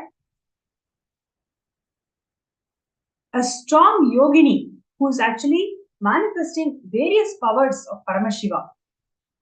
When you start empowering this identity, when you start cognizing living as a yogini who's radiating all the powers of Paramashiva, you will see the self-doubt that you're having today, right? Even to declare that you'll be able to manifest the whole SJP by Shivaratri, even to declare those words, so much of self-doubt you're having now, you will see simply Swamiji will burn it. The moment you start living as Swamiji's yogini, who's manifesting all the powers of Paramashiva. So today, take a declaration, right? You will go and manifest powers with 11 people. So you will connect with 11 people, you will manifest powers, you will actually give a huge shift, cognitive shift to each and every one of them at the end of the power manifestation. And then you will share about why SJP. Whatever you understand as SJP, you share with them. So do this consecutively for 11 people without a break, right?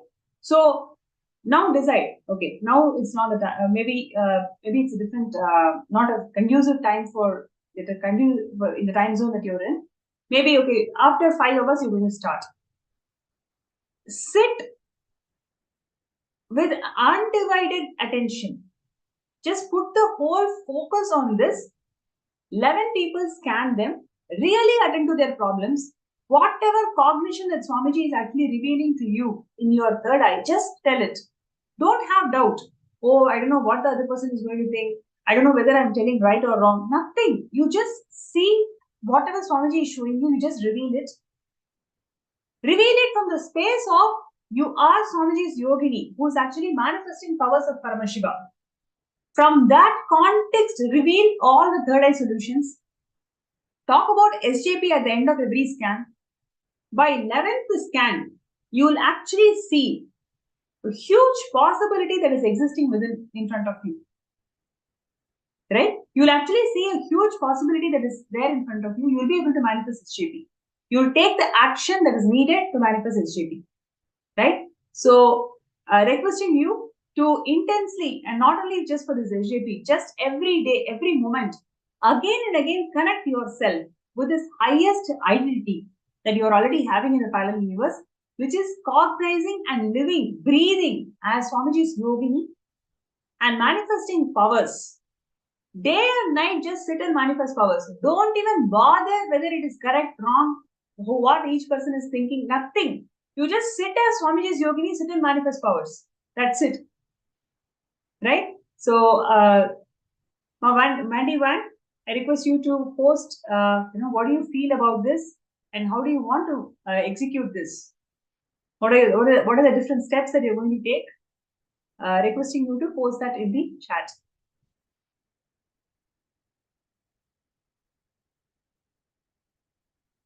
So next person is Zhu Xiao Ao. I'd like to request a scan for SJP, please.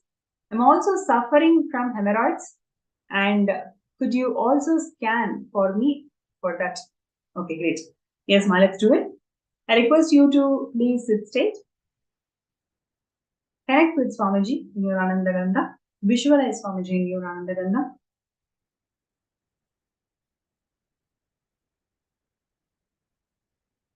Now, let us chant the Mahavakya.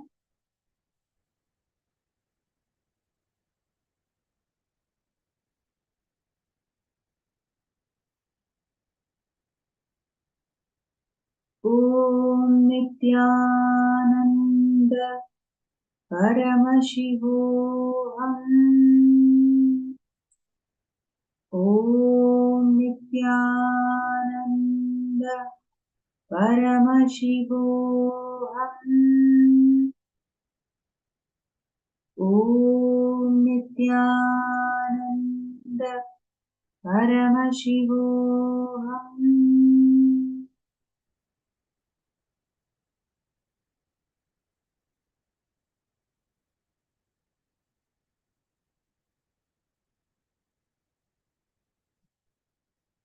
Yes, Ma Su Xiao Ao.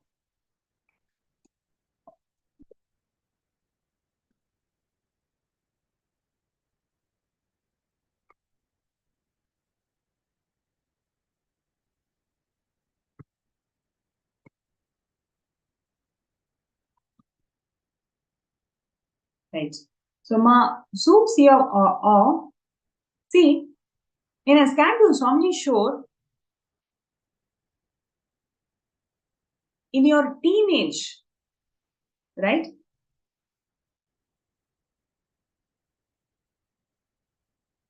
All the ideas that you carried about female reproductive system,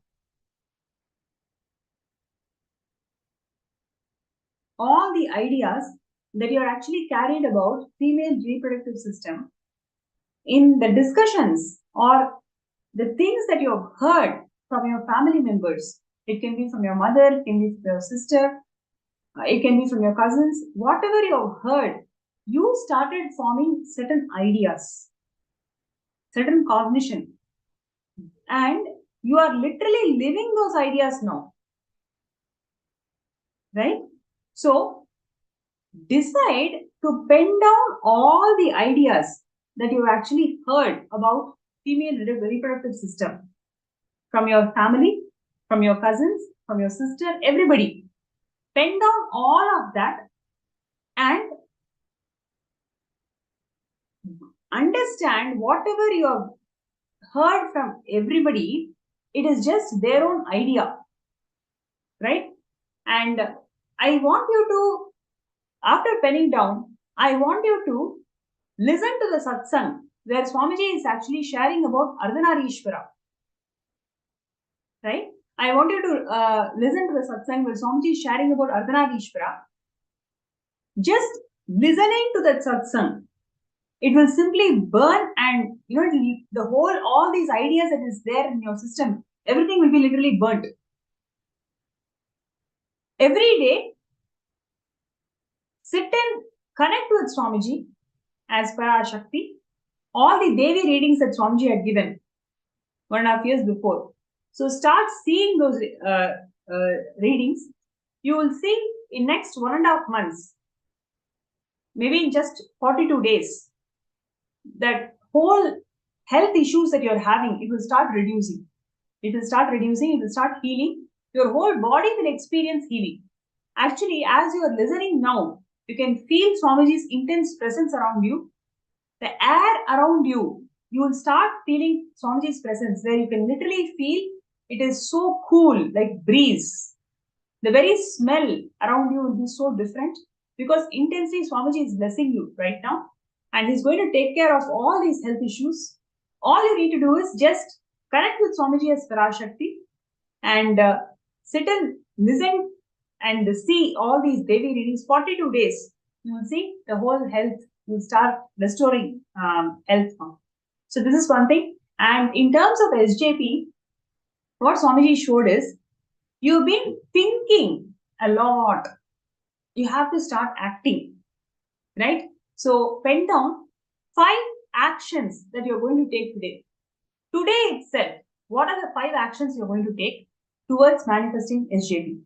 You're not going to think whether I can do it. I don't know if the other person is going to say yes or no. I don't think I can manifest it. All these SDHT around SJP, you're going to simply drop all of that. Just decide today, you're going to act on it. It is not going to be there as a fantasy for you. Okay, SJP is not a fantasy for you. You are going to manifest SJP for Shivaratri. So take that sankalpa, just write 5 actions that you're going to take today towards manifesting SJP. And with Swamiji's grace and blessings, you'll simply be able to make it happen. We will actually see you in Shivaratri as an SJP itself, right? So, requesting you to take those 5 steps, take 5 actions. Actually, Swamiji will start revealing to you. Take a pen and paper and pen and start writing down. What are the 5 steps that you want to take towards SJP? With Swamiji's grace and blessings, you will manifest it now. Great. And so next we have Pranam Smo, can you please scan me? Thank you, Swamiji. And that's from Hiranmai. And also from Sukha Yoga, Ma Sukha Yoga, sharing that Nithyananda, please scan me. Okay, great.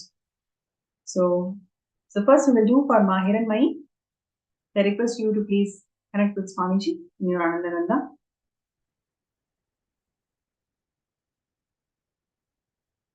Om Nithyananda Paramashivoham.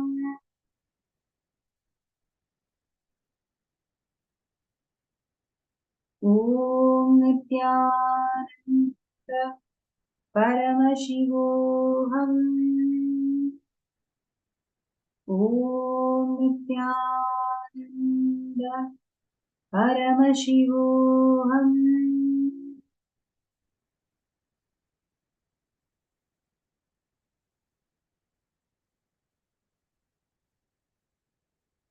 Yes. Hiranmai,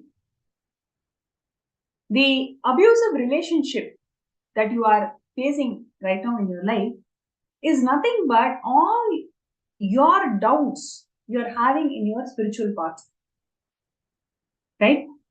Every single doubt, every single idea which you are still not convinced about in the spiritual path that you are in, that is what is manifesting as a violent relationship right now.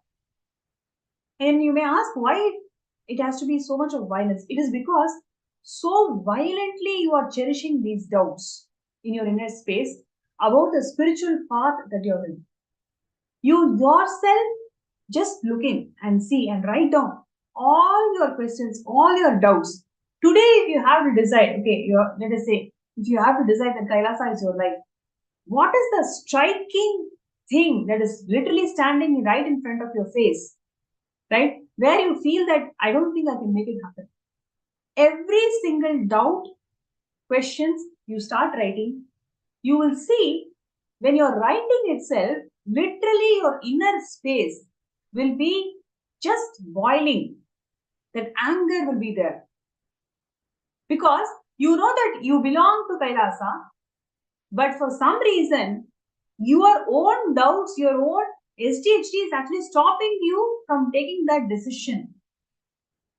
Right? So that whole hatred you will start experiencing as you're writing down, and just sit in front of Swamiji's Murthy, Swamiji's Atma Murthy, and intensely do unclutching next 21 minutes. Right after the scan, I request you to do unclutching 21 minutes. You will simply understand that the violent relationship that you are experiencing from your partner today is nothing but your very own reflection. Right? After unclutching, you will see all the things will start settling down, and with Swamiji's grace and blessing, you'll be able to manifest SJP. Right? So this is for Ma Hiranmayi, and next person is Ma Sukha Yoga. Yes, Nithyanandama. I request you to please sit straight. Chant Mahavakya.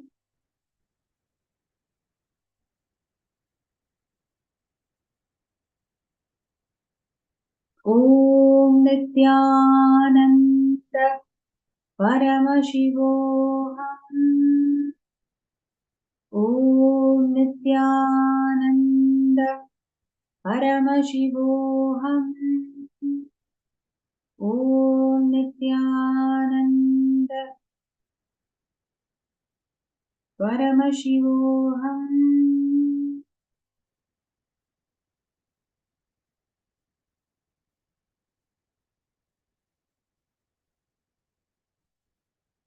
Yes. Ma Sukha Yoga. Swamiji is showing me for you to do Annadhanma. Okay. Next 42 days, intensely decide to do this Annadhan as part of the Sangha, wherever you are in, wherever you are located. Take up this Annadhan activity for the next 42 days. You will see, you will start experiencing that space of motherliness inside you. Literally, where you will start seeing that you can accommodate so many people in your inner space. Right? Just with that act, you will see it will directly reflect in the abundance that you want in your life towards SJP. So I request you to do Annadhan for next 42 days with KAILASA.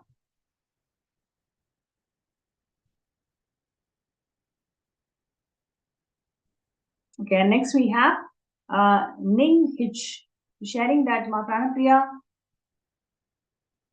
please scan me for my food pattern and all the problems I have. Thank you, Swamiji. Thank you, Ma. Great. So, Ma Ning Hitch, I request you to please sit straight and connect with Swamiji in your Angaganda. Please close your eyes and chant Mahavakya. Om Nithyananda Paramashivoham. Om Nithyananda Paramashivoham. Om Nithyananda Paramashivoham.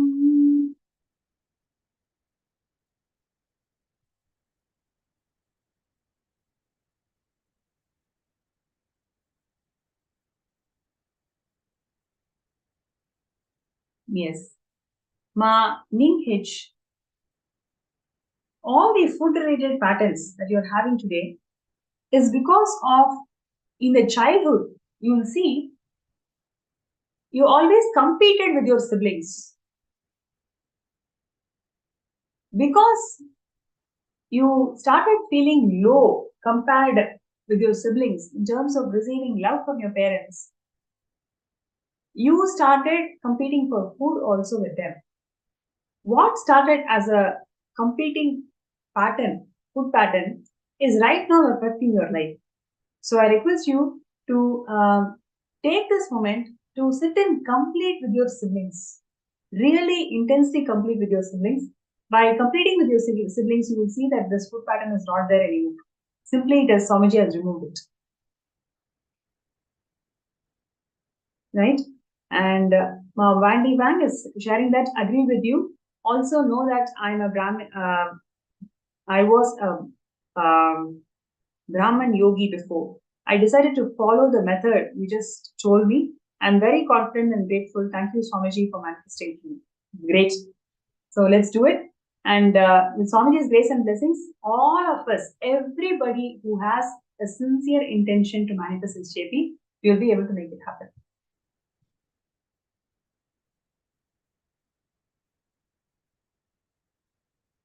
Okay, so Ma Shanbagavalli Reddy is asking, can I please have a body scan? Okay, Ma. Sure.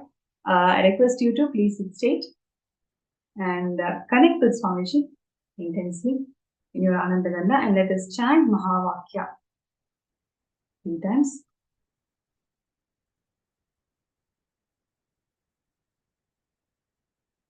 Om Nithyananda Paramashivoham. Om Nithyananda Paramashivoham. Om Nithyananda Paramashivoham.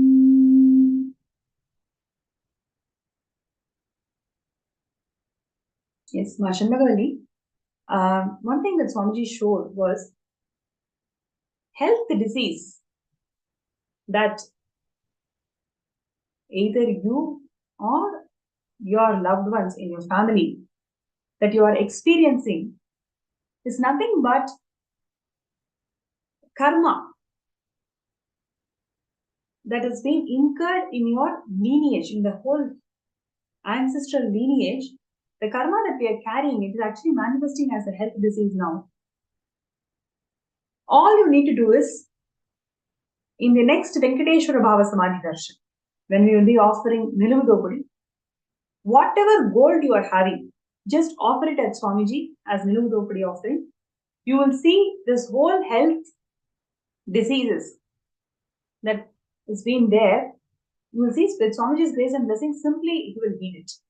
So just look out for Venkateshwara Bhava Samadhi Darshan. In the next darshan, don't miss it. Just be there and offer gold as your Niluvudopudi offering. You will see, Ma, in terms of the ancestral pattern that I am telling also, literally, somebody in your lineage, maybe 4 to 5 generations before, they have been burnt alive. Literally, they've been burnt alive. So that whole suffering and feeling so wronged, unfair, that entire emotion has been seeded in each and every person. If you see, literally in the whole family, everybody feels that unfair. Feeling unfair is something so strong in all of you. Right? So, just by doing this offering to Swamiji, will be manifesting as Bhagavan Venkateshwara. With Swamiji's grace and blessing, simply you will be able to come out of this problem. Okay?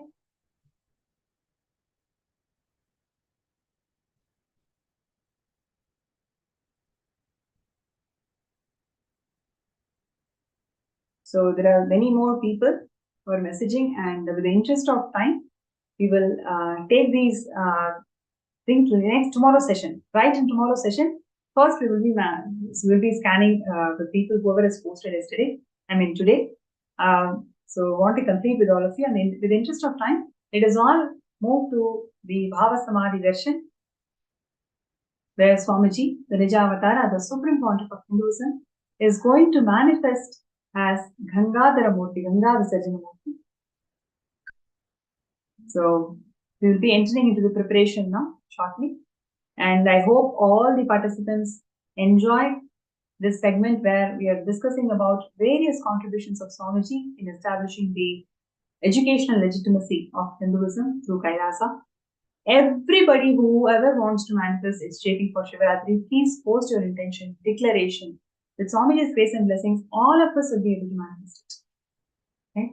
So with that note, let us enter into the next segment.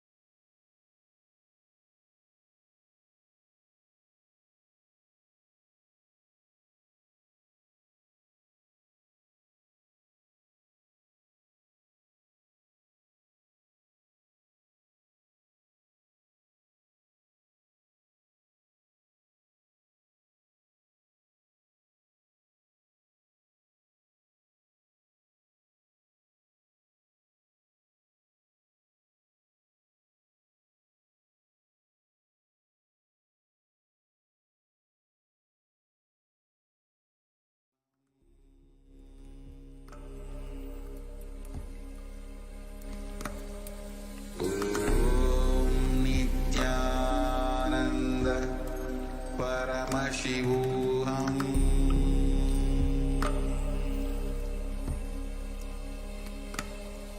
Om Nithyananda Paramashivoham.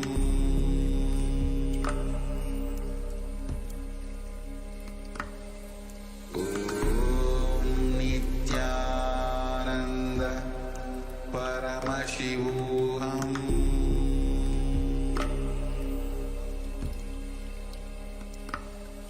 Om Nithyananda Paramashivoham.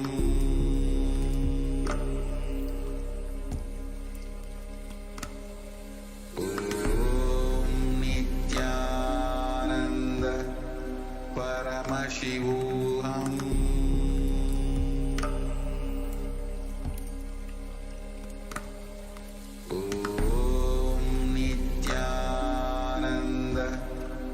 Paramashivoham.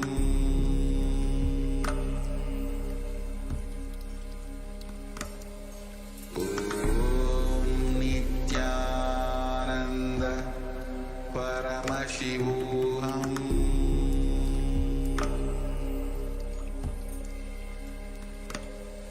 Om Nithyananda Paramashivoham.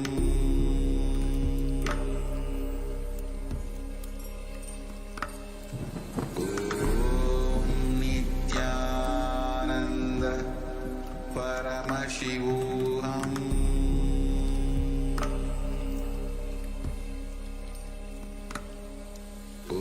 Om Nithyananda Paramashivoham.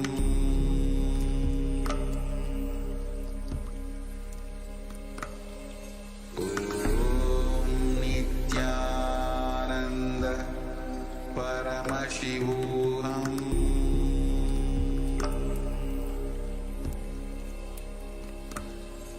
Om Nithyananda Paramashivoham.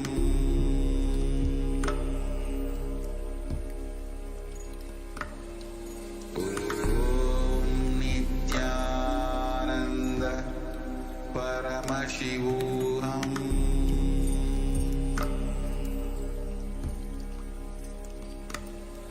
Om Nithyananda Paramashivoham.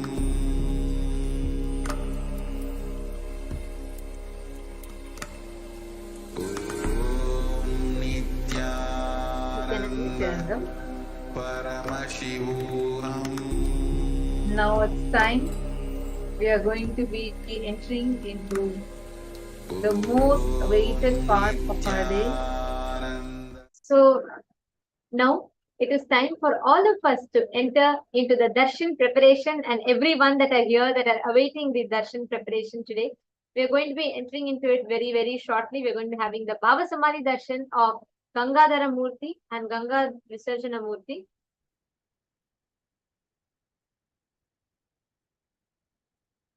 Yes, and I request all the participants that are here, all the participants that are sitting with us, we request every one of you to come back and settle down. Please come back and settle down in the camera. And we are going to be entering into the darshan preparation very shortly. So I request every one of you to please come in the camera and settle down. Gangadhara Murthy and Ganga Visarjana Murthy are the forms of Paramashiva, in which form he let Ganga, Devi Ganga, sit in his matted locks and released her for planet Earth. And all of us are going to be having the darshan of these forms of Paramashiva. And I request all the participants to please come and be seated in front of the camera.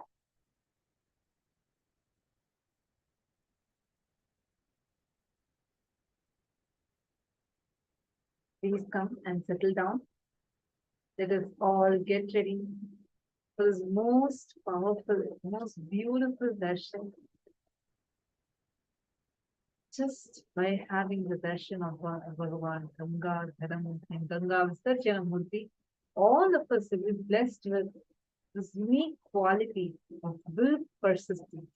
will persistence. We have been learning a lot about it. We've been doing a lot of workshop on this today in the Paramashivoham preparatory program. We are having, we learned about what is will arrogance versus what's will persistence, and how just this one quality called will persistence can help you achieve anything. And what are the techniques to achieve will persistence?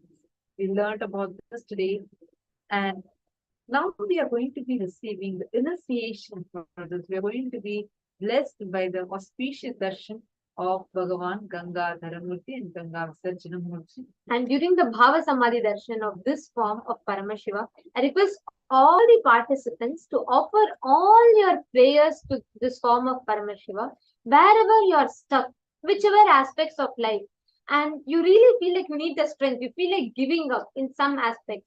Just pray to Gangadhara Murthy, Ganga Visarjana Murthy, Ganga, the embodiment of will persistence. Paramashiva is going to bless all of us to manifest that powerful inner space, having the powerful will persistence in our inner space. So any of you here that are sitting with us, all the participants in this darshan, just connect to this form of Paramashiva, of Swamiji, where anywhere in life you're stuck and you want to manifest something, you really want to move forward, but you do not know the paths for it. Just connect to this dimension of Paramashiva and you will see how you will manifest a very deep, strong will persistence to achieve it in your life. Now, let us all get ready to receive the Bhava Samadhi Darshan. I request everybody to take a few minutes. Please get your Panchopachara Puja kit and please settle down. And during the Bhava Samadhi Darshan, when you have the darshan, literally wherever each of you are, there are many of you sitting here from France, from US, from different parts of the globe. And when you are receiving the Bhava Samadhi Darshan, whether you're sitting here in the Nayana Diksha or you're sitting and watching us through Facebook and YouTube at this point in time, understand whichever place you are sitting, just by having the darshan Swamiji, the mirroring neurons, the science of Shakti Pada that happens, the exact same neuron activity that happens in Swamiji's brain will reflect in our brain also. Especially if you're sitting in Nayana Diksha, it's even more special. All the participants that are sitting here on the two-way video conferencing with us, it is even more special because it is not just you are seeing Swamiji. Swamiji is also seeing you. His eyes also falls on you. And that is the very powerful Nayana Diksha that happens. So all the participants that are there, all of you that are sitting with us here, I request everyone to please get ready to receive the darshan and sit in front of the camera.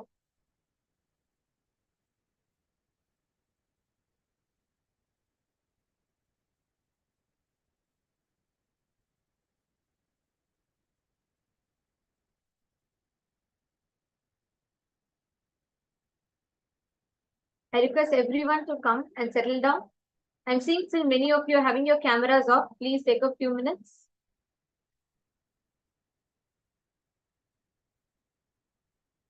Please settle down in front of the camera for the Nayana Diksha. Yes. Now, let us all get ready to receive the darshan of Gangadhara Murthy and Ganga Visarjana Murthy. We will now be chanting the Dhana Shloka. ततो हेमवती ज्येष्ठा सर्वलोका नमस्कृता तदा साति महद्रूपं धृत्वा येगं च दुस्सहम् आकाशात् पतद्राम शिवे शिव शिरस्युता.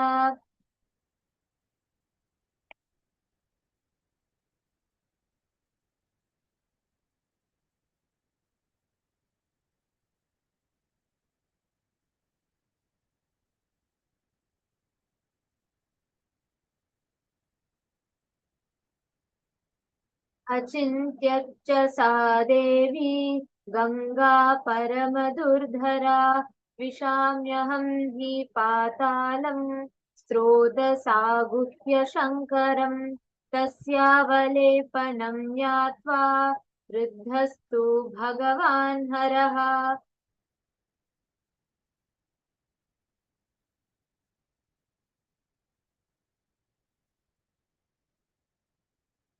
स्थिरो भावयितुं बुद्धिं चक्रे त्रिनयनस्तदा सा तस्मिन् पतिता पुण्या पुण्ये रुद्रस्य मूर्धनि हिमवत् प्रतिमे राम जटामण्डलगह्वरे सा कथयिञ्चन्मही गन्तुं नाशक्नोद्यथ तमास्थिताः नैव सा निर्गमं लेभे जटामण्डलमन्ततः तत्रैवाम्भं भ्रमद्देवी संवत्सरगणान् बहून् तामपश्यन् पुनस्तत्र तपपरममास्थितः सा तेन तोषिचास्दित्यन् अत्यन्तरघुनन्दना विसर्ज ततो गङ्गा हरो बिन्दुसरप्रति तस्यां विसृजमानायां सप्तस्तोत्रं स्थितञ्चिरे ह्लादिनी पावनी चैव नलिनी च तथैव च तिस्रः प्राचीं दिशं जग्मुः गङ्गा शिवजला शुभाः सुचक्षुश्चैव सीता च सिन्धुश्चैव महानदी तिस्रस्त्वेतादिशं जग्मुः प्रतीचिं तु शुभोदकाः सप्तमी चान्भगवतस्था भगीरथं तदा भगीरथोऽपि राजर्षि दिव्यं स्यदनमास्थिताः प्रायादग्रे महातेजा गङ्गान्तं चाप्यनुज्रवत् गङ्गानाचङ्कर शिरस्ततो धरिणीमागताः व्यसर्पत जलं तत्र तीव्रशब्दपुरस्कृतम्. This Dhyana Shloka very beautifully describes the happening of Ganga. Afterwards, she, who is reverenced by all the worlds, who is the elder daughter of Himavanta, that Ganga, assuming an unendurable form and insupportable rapidity, they say, then plunged from the sky onto the auspicious head of Paramashiva. She, who is an extremely unendurable river, that goddess Ganga, even speculated, saying to herself, "Let me enter netherworld indeed, whisking Shiva with my streams." Discerning her egotism, Bhagavan Paramashiva is ferocious, and he, on his part, the Paramashiva, with 3 eyes, thought to pent her up in the tufts of his matted hair. And, O Rama, she then, holy Ganga river, swooped down into the cavernous curls of the matted hair, the tufts on the holy head of Paramashiva, and she became a detainee in them. Though she strove hard in one way or another to reach earth, that Ganga is rendered incapable, as she could not gain access for an outlet from any edge of the coils of the matted tufts of Paramashiva. Hence, she is held there in durance vile. Goddess Ganga, Devi Ganga, whirled round and round in the coils of the tufts alone for many number of years. When Ganga's liberation, moksha, from those coils is intangible, Bhagirath again firmed up in a marvelous penance in the matter of her descent to planet Earth. O Rama, the legatee of Rahu, with that aces of Bhagirath, Paramashiva is very much delighted, and thereupon he has also released Ganga, aiming at the Bindu lake in Himalayas. While Paramashiva released Ganga into the Bindu lake, 7 streams have emerged out of it, and thus 3 auspicious Gangas with holy water have cruised eastwards, which are known as Hladini, Pavani, and Nalini. Also, thus, Suchakshu, Sita, and excellent river Sindhu are the other 3 rivers which stream to the westward direction of these sacred waters. Of them, the 7th Ganga flowed towards the path of Bhagirath chariot, and the great, resplendent, and kingly sage Bhagirath, sitting in the divine chariot, moved ahead, even Ganga followed him. Thus, Ganga came from heavens onto Shankara's head, and from there onto planet Earth, and there on Earth her waters advanced with a tumultuous sound advancing there. So beautifully, this Dhyana Shloka describes the descent of Ganga, Devi Ganga on planet Earth. Now, let us all get ready to receive the Bhava Samadhi Darshan of this form of Paramashiva, Gangadhara Murthy and Ganga Visanjana Murthy. Please sit still with your head, neck, and spine in a straight line. Om Nithyananda Paramashivoham. Om Nithyananda Paramashivoham. Om Nithyananda Paramashivoham.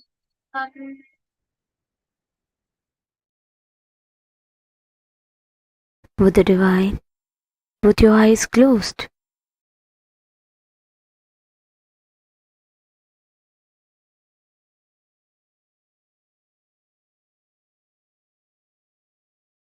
Connecting with the Divine, with your eyes closed.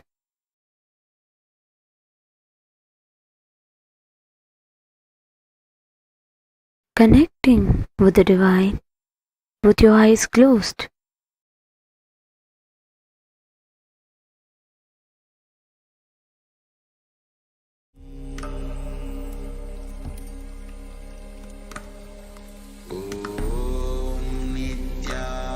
Nithyananda Paramashivoham.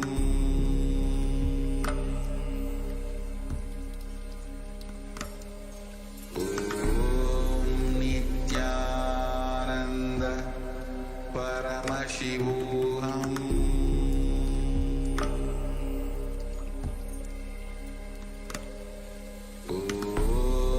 Nithyananda Paramashivoham.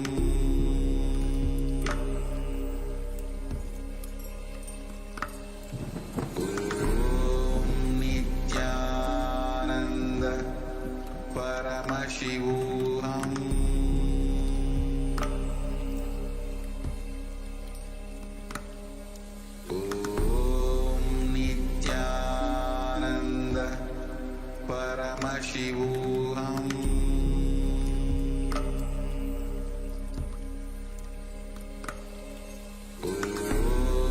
Nithyananda Paramashivoham.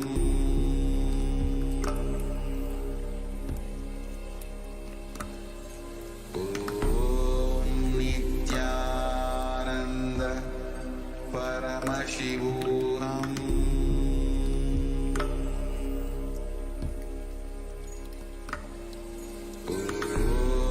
Nithyananda Paramashivoham.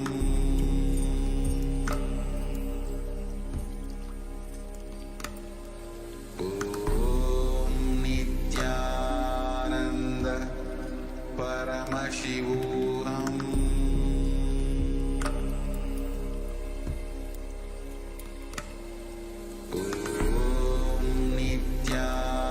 Nithyananda Paramashivoham.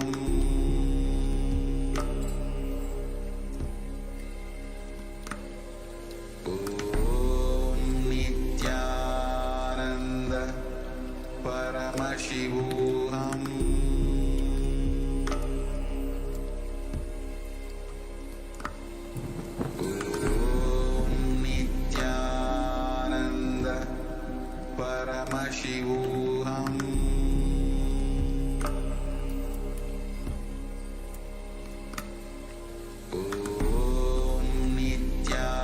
Nithyananda Paramashivoham.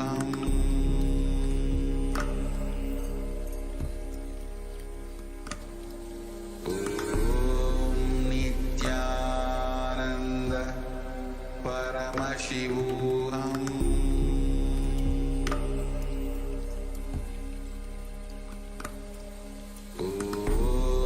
Nithyananda Paramashivoham.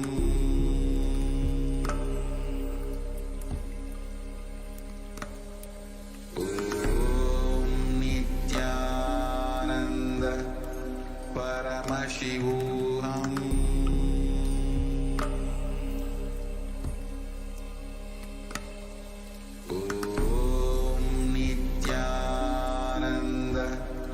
Paramashivoham.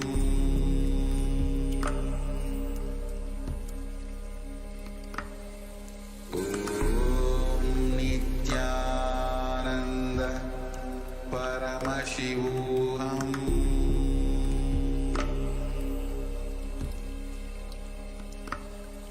Om Nithyananda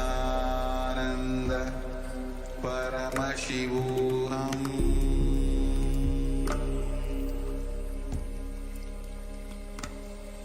Om Nithyananda Paramashivoham.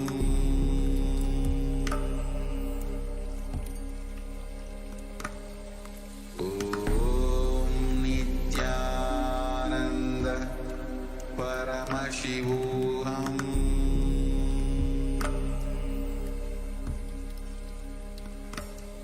Om Nithyananda Paramashivoham.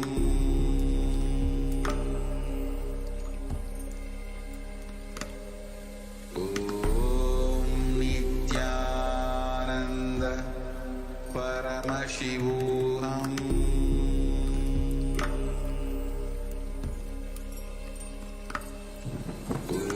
Om Nithyananda Paramashivoham.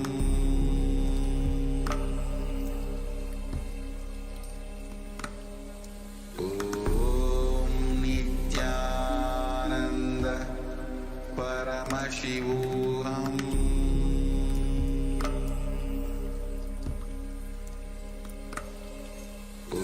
Om Nithyananda Paramashivoham.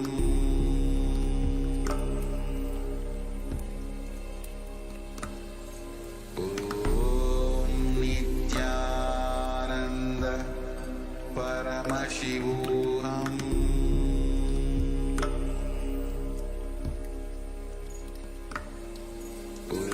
Om Nithyananda Paramashivoham.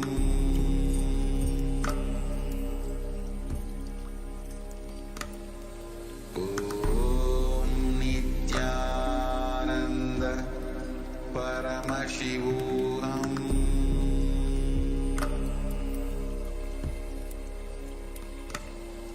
Om Nithyananda Paramashivoham.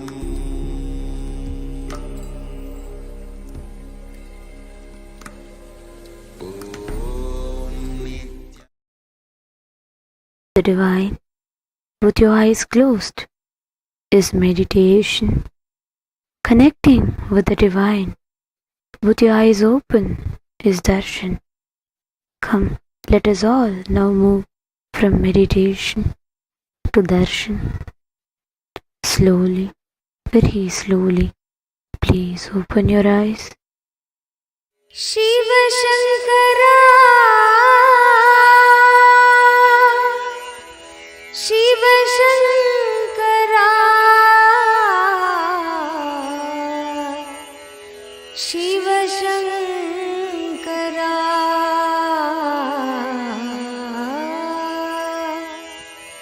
Nitya Purishwara, Jaya Gangadhara,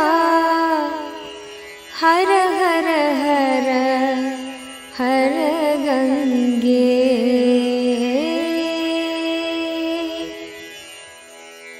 Har Har Gange, Har Har Gange, Har Har Gange, Har Har Gange, Har Har Gange, Har Har Gange, Har Har Gange,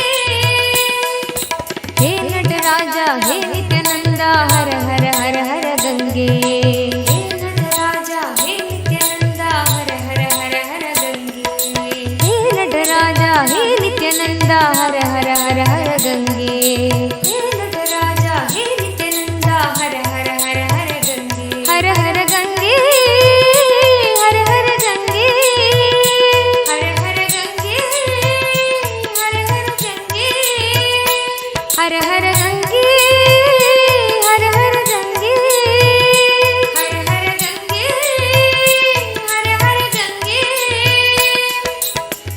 Nataraja ಹೇ ನಿತ್ಯಾನಂದ ಹರ ಹರ ಹರ ಹರ ಗಂಗೆ.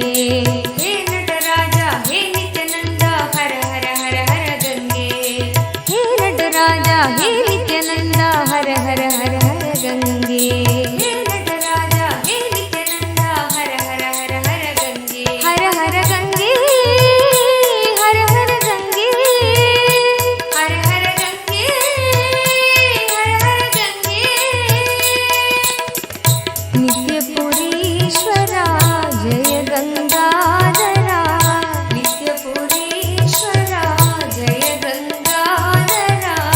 ನಿತ್ಯಪುರೀಶ್ವರ ಜಯ ಗಂಗಾಧರ.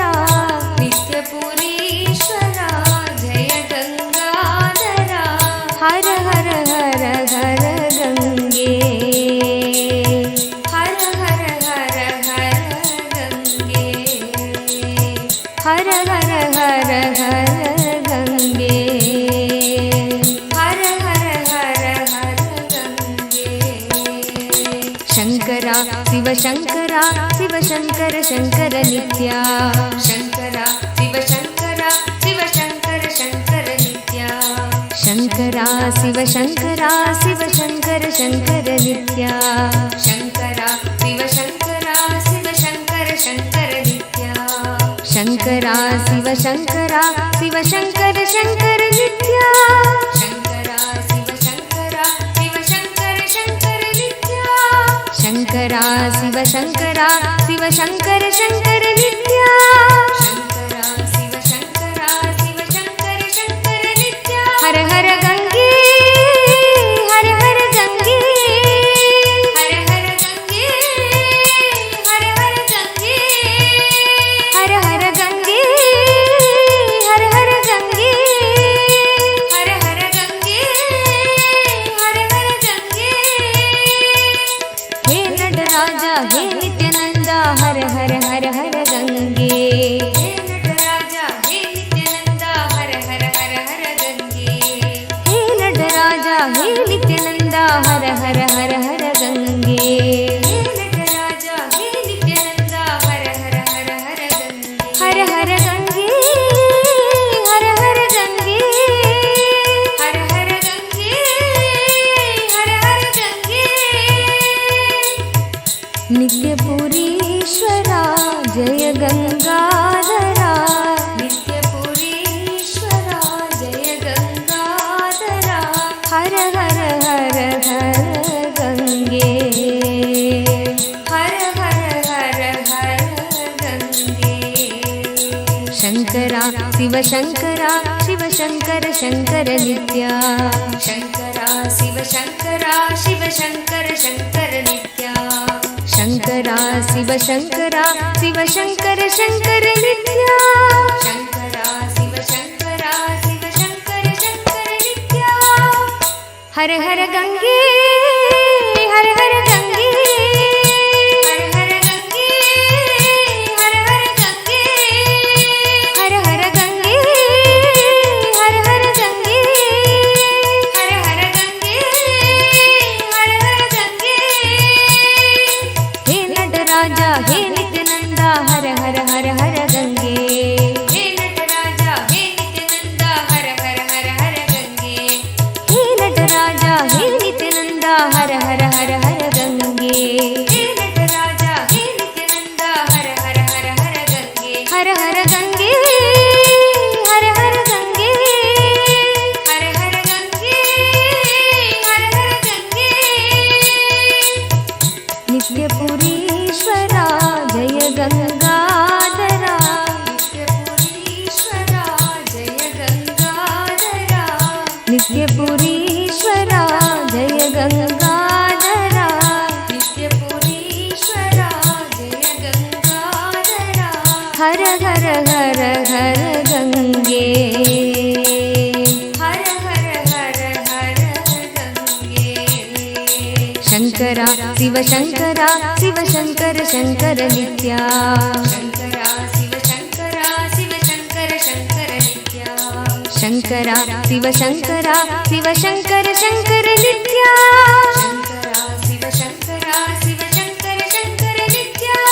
ಶಂಕರ ಶಿವ ಶಂಕರ ಶಿವ ಶಂಕರ ಶಂಕರ ನಿತ್ಯ ಶಂಕರ ಶಿವ ಶಂಕರ ಶಿವ ಶಂಕರ ಶಂಕರ ನಿತ್ಯ ಶಂಕರ ಶಿವ ಶಂಕರ ಶಿವ ಶಂಕರ ಶಂಕರ ನಿತ್ಯ ಶಂಕರ ಶಿವ ಶಂಕರ ಶಿವ ಶಂಕರ ಶಂಕರ ನಿತ್ಯ ಹರ ಹರ ಗಂಗೆ ಹರ ಹರ ಗಂಗೆ ಹರ ಹರ ಗಂಗೆ ಹರ ಹರ ಗಂಗೆ ಹೇ ನಟರಾಜ ಹೇ ನಿತ್ಯಾನಂದ ಹರ ಹರ ಹರ ಹರ ಗಂಗೆ ಹೇ ನಟರಾಜ ಹೇ ನಿತ್ಯಾನಂದ ಹರ ಹರ ಹರ ಹರ ಗಂಗೆ ಹೇ ನಟರಾಜ ಹೇ ನಿತ್ಯಾನಂದ ಹರ ಹರ ಹರ ಹರ ಗಂಗೆ ಹೇ ನಟರಾಜ ಹೇ ನಿತ್ಯಾನಂದ ಹರ ಹರ ಹರ ಹರ ಗಂಗೆ ಹರ ಹರ ಗಂಗೆ ಹರ ಹರ ಗಂಗೆ ಹರ ಹರ ಗಂಗೆ ಹರ ಹರ ಗಂಗೆ ನಿತ್ಯಪುರೀಶ್ವರ ಜಯ ಗಂಗಾಧರ ನಿತ್ಯಪುರೀಶ್ವರ ಜಯ ಗಂಗಾಧರ ನಿತ್ಯಪುರೀಶ್ವರ ಜಯ ಗಂಗಾಧರ ನಿತ್ಯಪುರೀಶ್ವರ ಜಯ ಗಂಗಾಧರ ಹರ ಹರ ಹರ ಹರ ಗಂಗೆ ಹರ ಹರ ಹರ ಹರ ಗಂಗೆ ಶಂಕರ ಶಿವ ಶಂಕರ ಶಿವ ಶಂಕರ ಶಂಕರ ನಿತ್ಯ ಶಂಕರ ಶಿವ ಶಂಕರ ಶಿವ ಶಂಕರ ಶಂಕರ ನಿತ್ಯ ಶಂಕರ ಶಿವ ಶಂಕರ ಶಿವ ಶಂಕರ ಶಂಕರ ನಿತ್ಯ ಶಂಕರ ಶಿವ ಶಂಕರ ಶಿವ ಶಂಕರ ಶಂಕರ ನಿತ್ಯ ಶಂಕರ ಶಿವ ಶಂಕರ ಶಿವ ಶಂಕರ ಶಂಕರ ನಿತ್ಯ ಶಂಕರ ಶಿವ ಶಂಕರ ಶಿವ ಶಂಕರ ಶಂಕರ ನಿತ್ಯ ಶಂಕರ ಶಿವ ಶಂಕರ ಶಿವ ಶಂಕರ ಶಂಕರ ನಿತ್ಯ ಶಂಕರ ಶಿವ ಶಂಕರ ಶಿವ ಶಂಕರ ಶಂಕರ ನಿತ್ಯ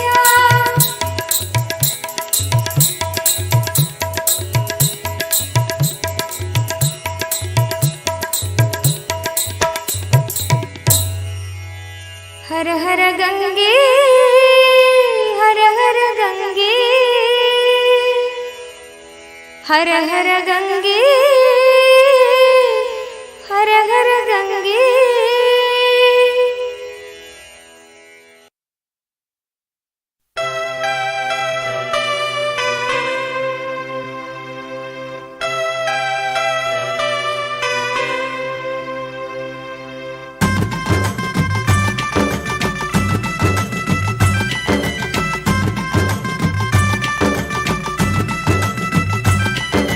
ನಿತ್ಯಾನಂದ ನಿತ್ಯ ಸಾಧ ಸ್ವರೂಪಣೆ ನಿತ್ಯಾನಂದ ನಿತ್ಯ ಸಾಧ ಸ್ವರೂಪಣೆ ಕಮಲ ನಯನ ದೇವಾದಿ ದೇವ ನಿತ್ಯಾನಂದ ನಿತ್ಯ ಸಾಧ ಸ್ವರೂಪಣೆ ಕಮಲ ನಯನ ದೇವಾದಿ ದೇವ ನಿತ್ಯಾನಂದ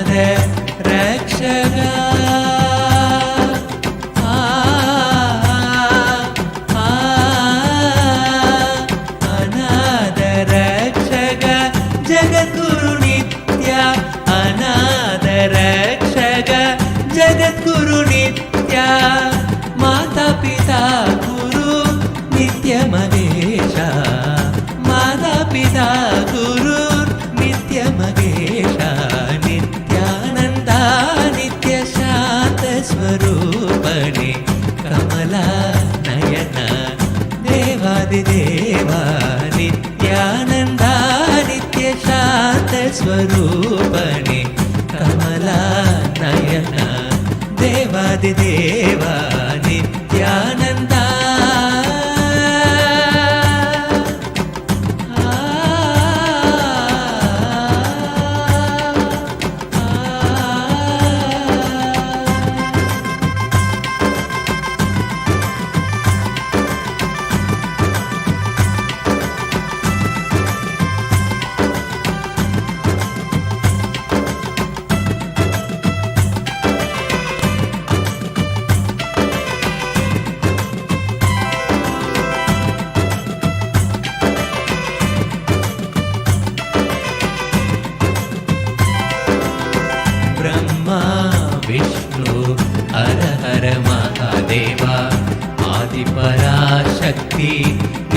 पराशक्ति ब्रह्मा विष्णु हर हर महादेवा आदि पराशक्ति नित्य पराशक्ति अखिल जगत की नित्या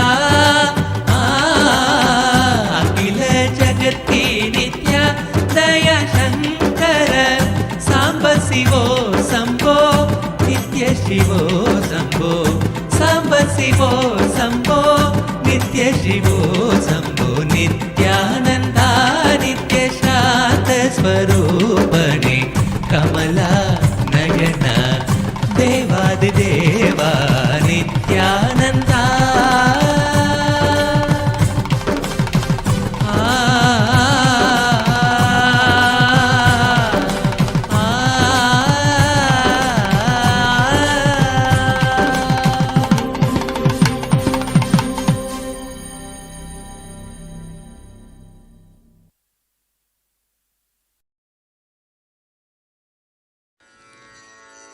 नित्या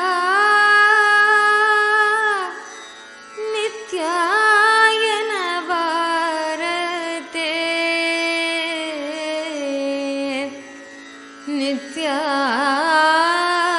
नित्याय नवारते नर जन्म ಬಂದಾಗ ನಾಲಿಗೆ ಇರುವಾಗ ನಿತ್ಯಾಯನ ಬಾರದೆ ನರ ಜನ್ಮ ಬಂದಾಗ ನಾಲಿಗೆ ಇರುವಾಗ ನಿತ್ಯಾಯನ ಬಾರದೆ ನರ ಜನ್ಮ ಬಂದಾಗ ನಾಲಿಗೆ ಇರುವಾಗ ನಿತ್ಯಾಯನ ಬಾರದೆ ನರ ಜನ್ಮ ಬಂದಾಗ ನಾಲಿಗೆ ಇರುವಾಗ ನಿತ್ಯಾಯನ ಬಾರದೆ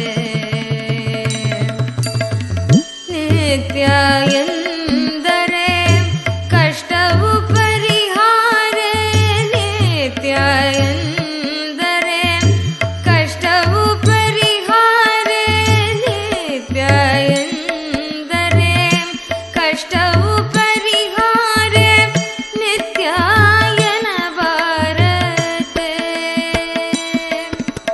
ನರ ಜನ್ಮ ಬಂದಾಗ ನಾಲಿಗೆ ಇರುವಾಗ ನಿತ್ಯಾಯನ ಬಾರತೆ ನರ ಜನ್ಮ ಬಂದಾಗ ನಾಲಿಗೆ ಇರುವಾಗ ನಿತ್ಯಾಯನ ಬಾರದೆ ನಿತ್ಯ ಎಂದರೆ ಕಷ್ಟವು ಪರಿಹಾರ ನಿತ್ಯ ಎಂದರೆ ಕಷ್ಟವು ಪರಿಹಾರ ನಿತ್ಯಾಯನ ಬಾರದೆ ನಿತ್ಯಾಯನ ಬಾರದೆ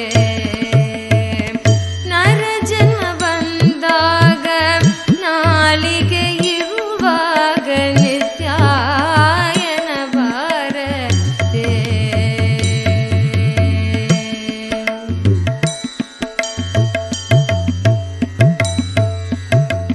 ಮರಗತು ಮೈ ಮುರಿದು ಏಳುದಲೊಮ್ಮೆ ನಿತ್ಯಾಯನ ಬಾರದೆ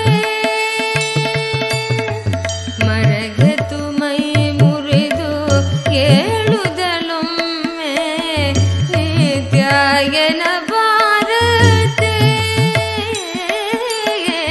ಮರಗತು ಮೈ ಮುರಿದು ಏಳುದಲೊಮ್ಮೆ ನಿತ್ಯಾಯನ ಬಾರದೆ ನಿತ್ಯ ಸುಳಿದಾಡುವಾಗಲೇ ತಿರುಗಾಡುದಲೊಮ್ಮೆ ನಿತ್ಯಾಯನ ಬಾರದೆ ನಿತ್ಯ ಸುಳಿದಾಡುವಾಗಲೇ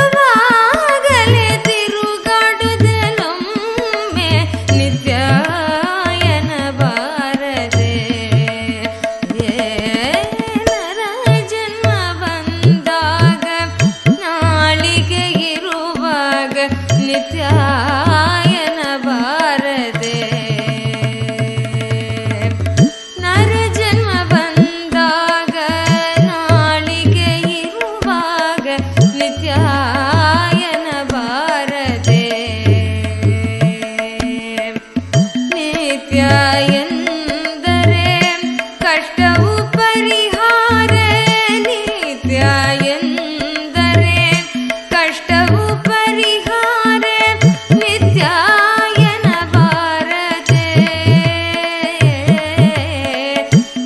ನಿತ್ಯಾಯನ ಬಾರದೆ ನರ ಜನ್ಮ ಬಂದಾಗ ನಾಲಿಗೆ ಇರುವಾಗ ನಿತ್ಯಾಯನ ಬಾರದೆ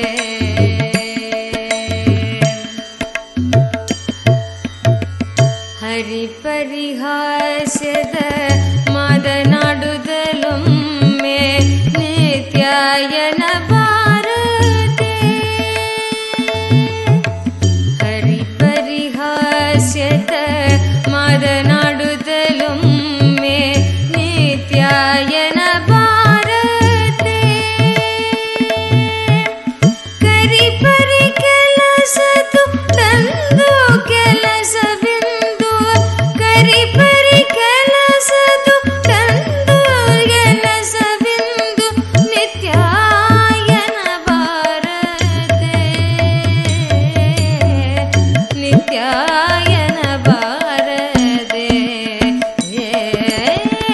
ನರ ಜನ್ಮ ಬಂದಾಗ ನಾಳಿಗೆ ಇರುವಾಗ ನಿತ್ಯಾಯನ ಬಾರದೆ ನರ ಜನ್ಮ ಬಂದಾಗ ನಾಳಿಗೆ ಇರುವಾಗ ನಿತ್ಯಾಯನ ಬಾರದೆ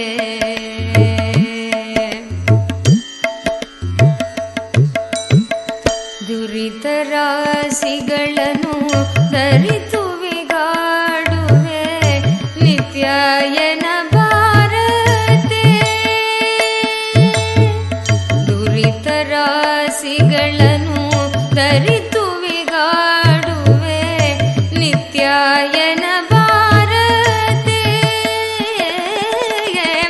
ದುರಿತ ರಾಶಿಗಳನ್ನು ಧರಿತು ವಿಗಾಡುವೆ ನಿತ್ಯಾಯನ ಬಾರದೆ ನಿತ್ಯ ಗರುಡ ಗಮನಸಿ ನಿತ್ಯ ಪುರಿ ವಿಠಲ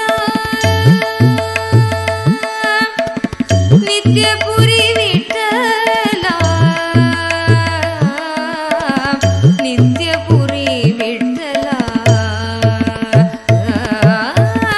ಗರುಡ ಗಮನ ಸಿರಿ ನಿತ್ಯ ಪುರಿ ವಿಠಲ ಗರುಡ ಗಮನ ಸಿರಿ ನಿತ್ಯ ಪುರಿ ವಿಠಲ ನಿತ್ಯಾಯನ ಬಾರದೆ ನಿತ್ಯಾಯನ ಬಾರದೆ ನರ ಜನ್ಮ ಬಂದಾರ ನಾಳಿಗೆ ಇರುವಾಗ ನಿತ್ಯಾಯನ ಬಾರದೆ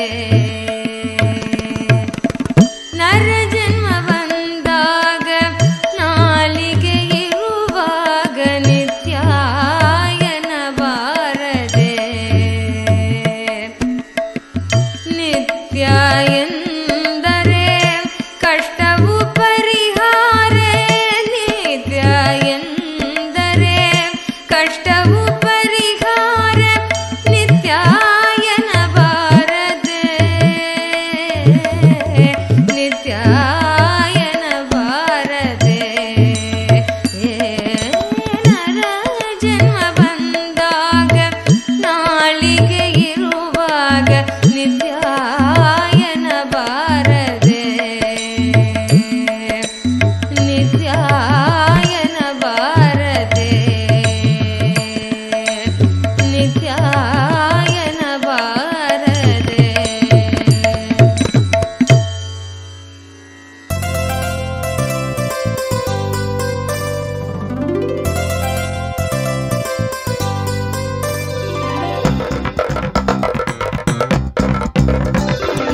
नित्यं मन्त्रं नित्यं यन्त्रं नित्यं तन्त्रं नित्यं सर्वं नित्यं मन्त्रं नित्यं यन्त्रं नित्यं तन्त्रं नित्यं सर्वं तपोयज्ञदानादिभिः शुद्धबुद्धिर्विरक्तो नृपादे पदे तुच्छ बुद्ध्या परित्यज्य सर्वं यदाप्नोति तत्त्वं परं ब्रह्म नित्यं तदेवाहमस्मि। तपो यज्ञदानादिभिः शुद्धबुद्धिर्विरक्तो नृपादे पदे तुच्छबुद्ध्या परित्यज्य सर्वं यदाप्नोति तत्त्वं परं ब्रह्म नित्यं तदेवाहमस्मि। नित्यं मन्त्रं नित्यं यन्त्रं नित्यं तन्त्रं नित्यं सर्वं नित्यं मन्त्रं नित्यं यन्त्रं नित्यं तन्त्रं नित्यं सर्वम्।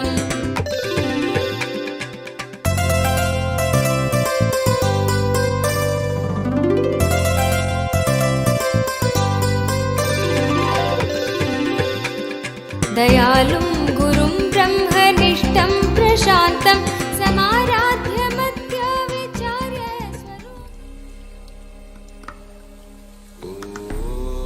नित्यानन्द परमशिवोऽहम्।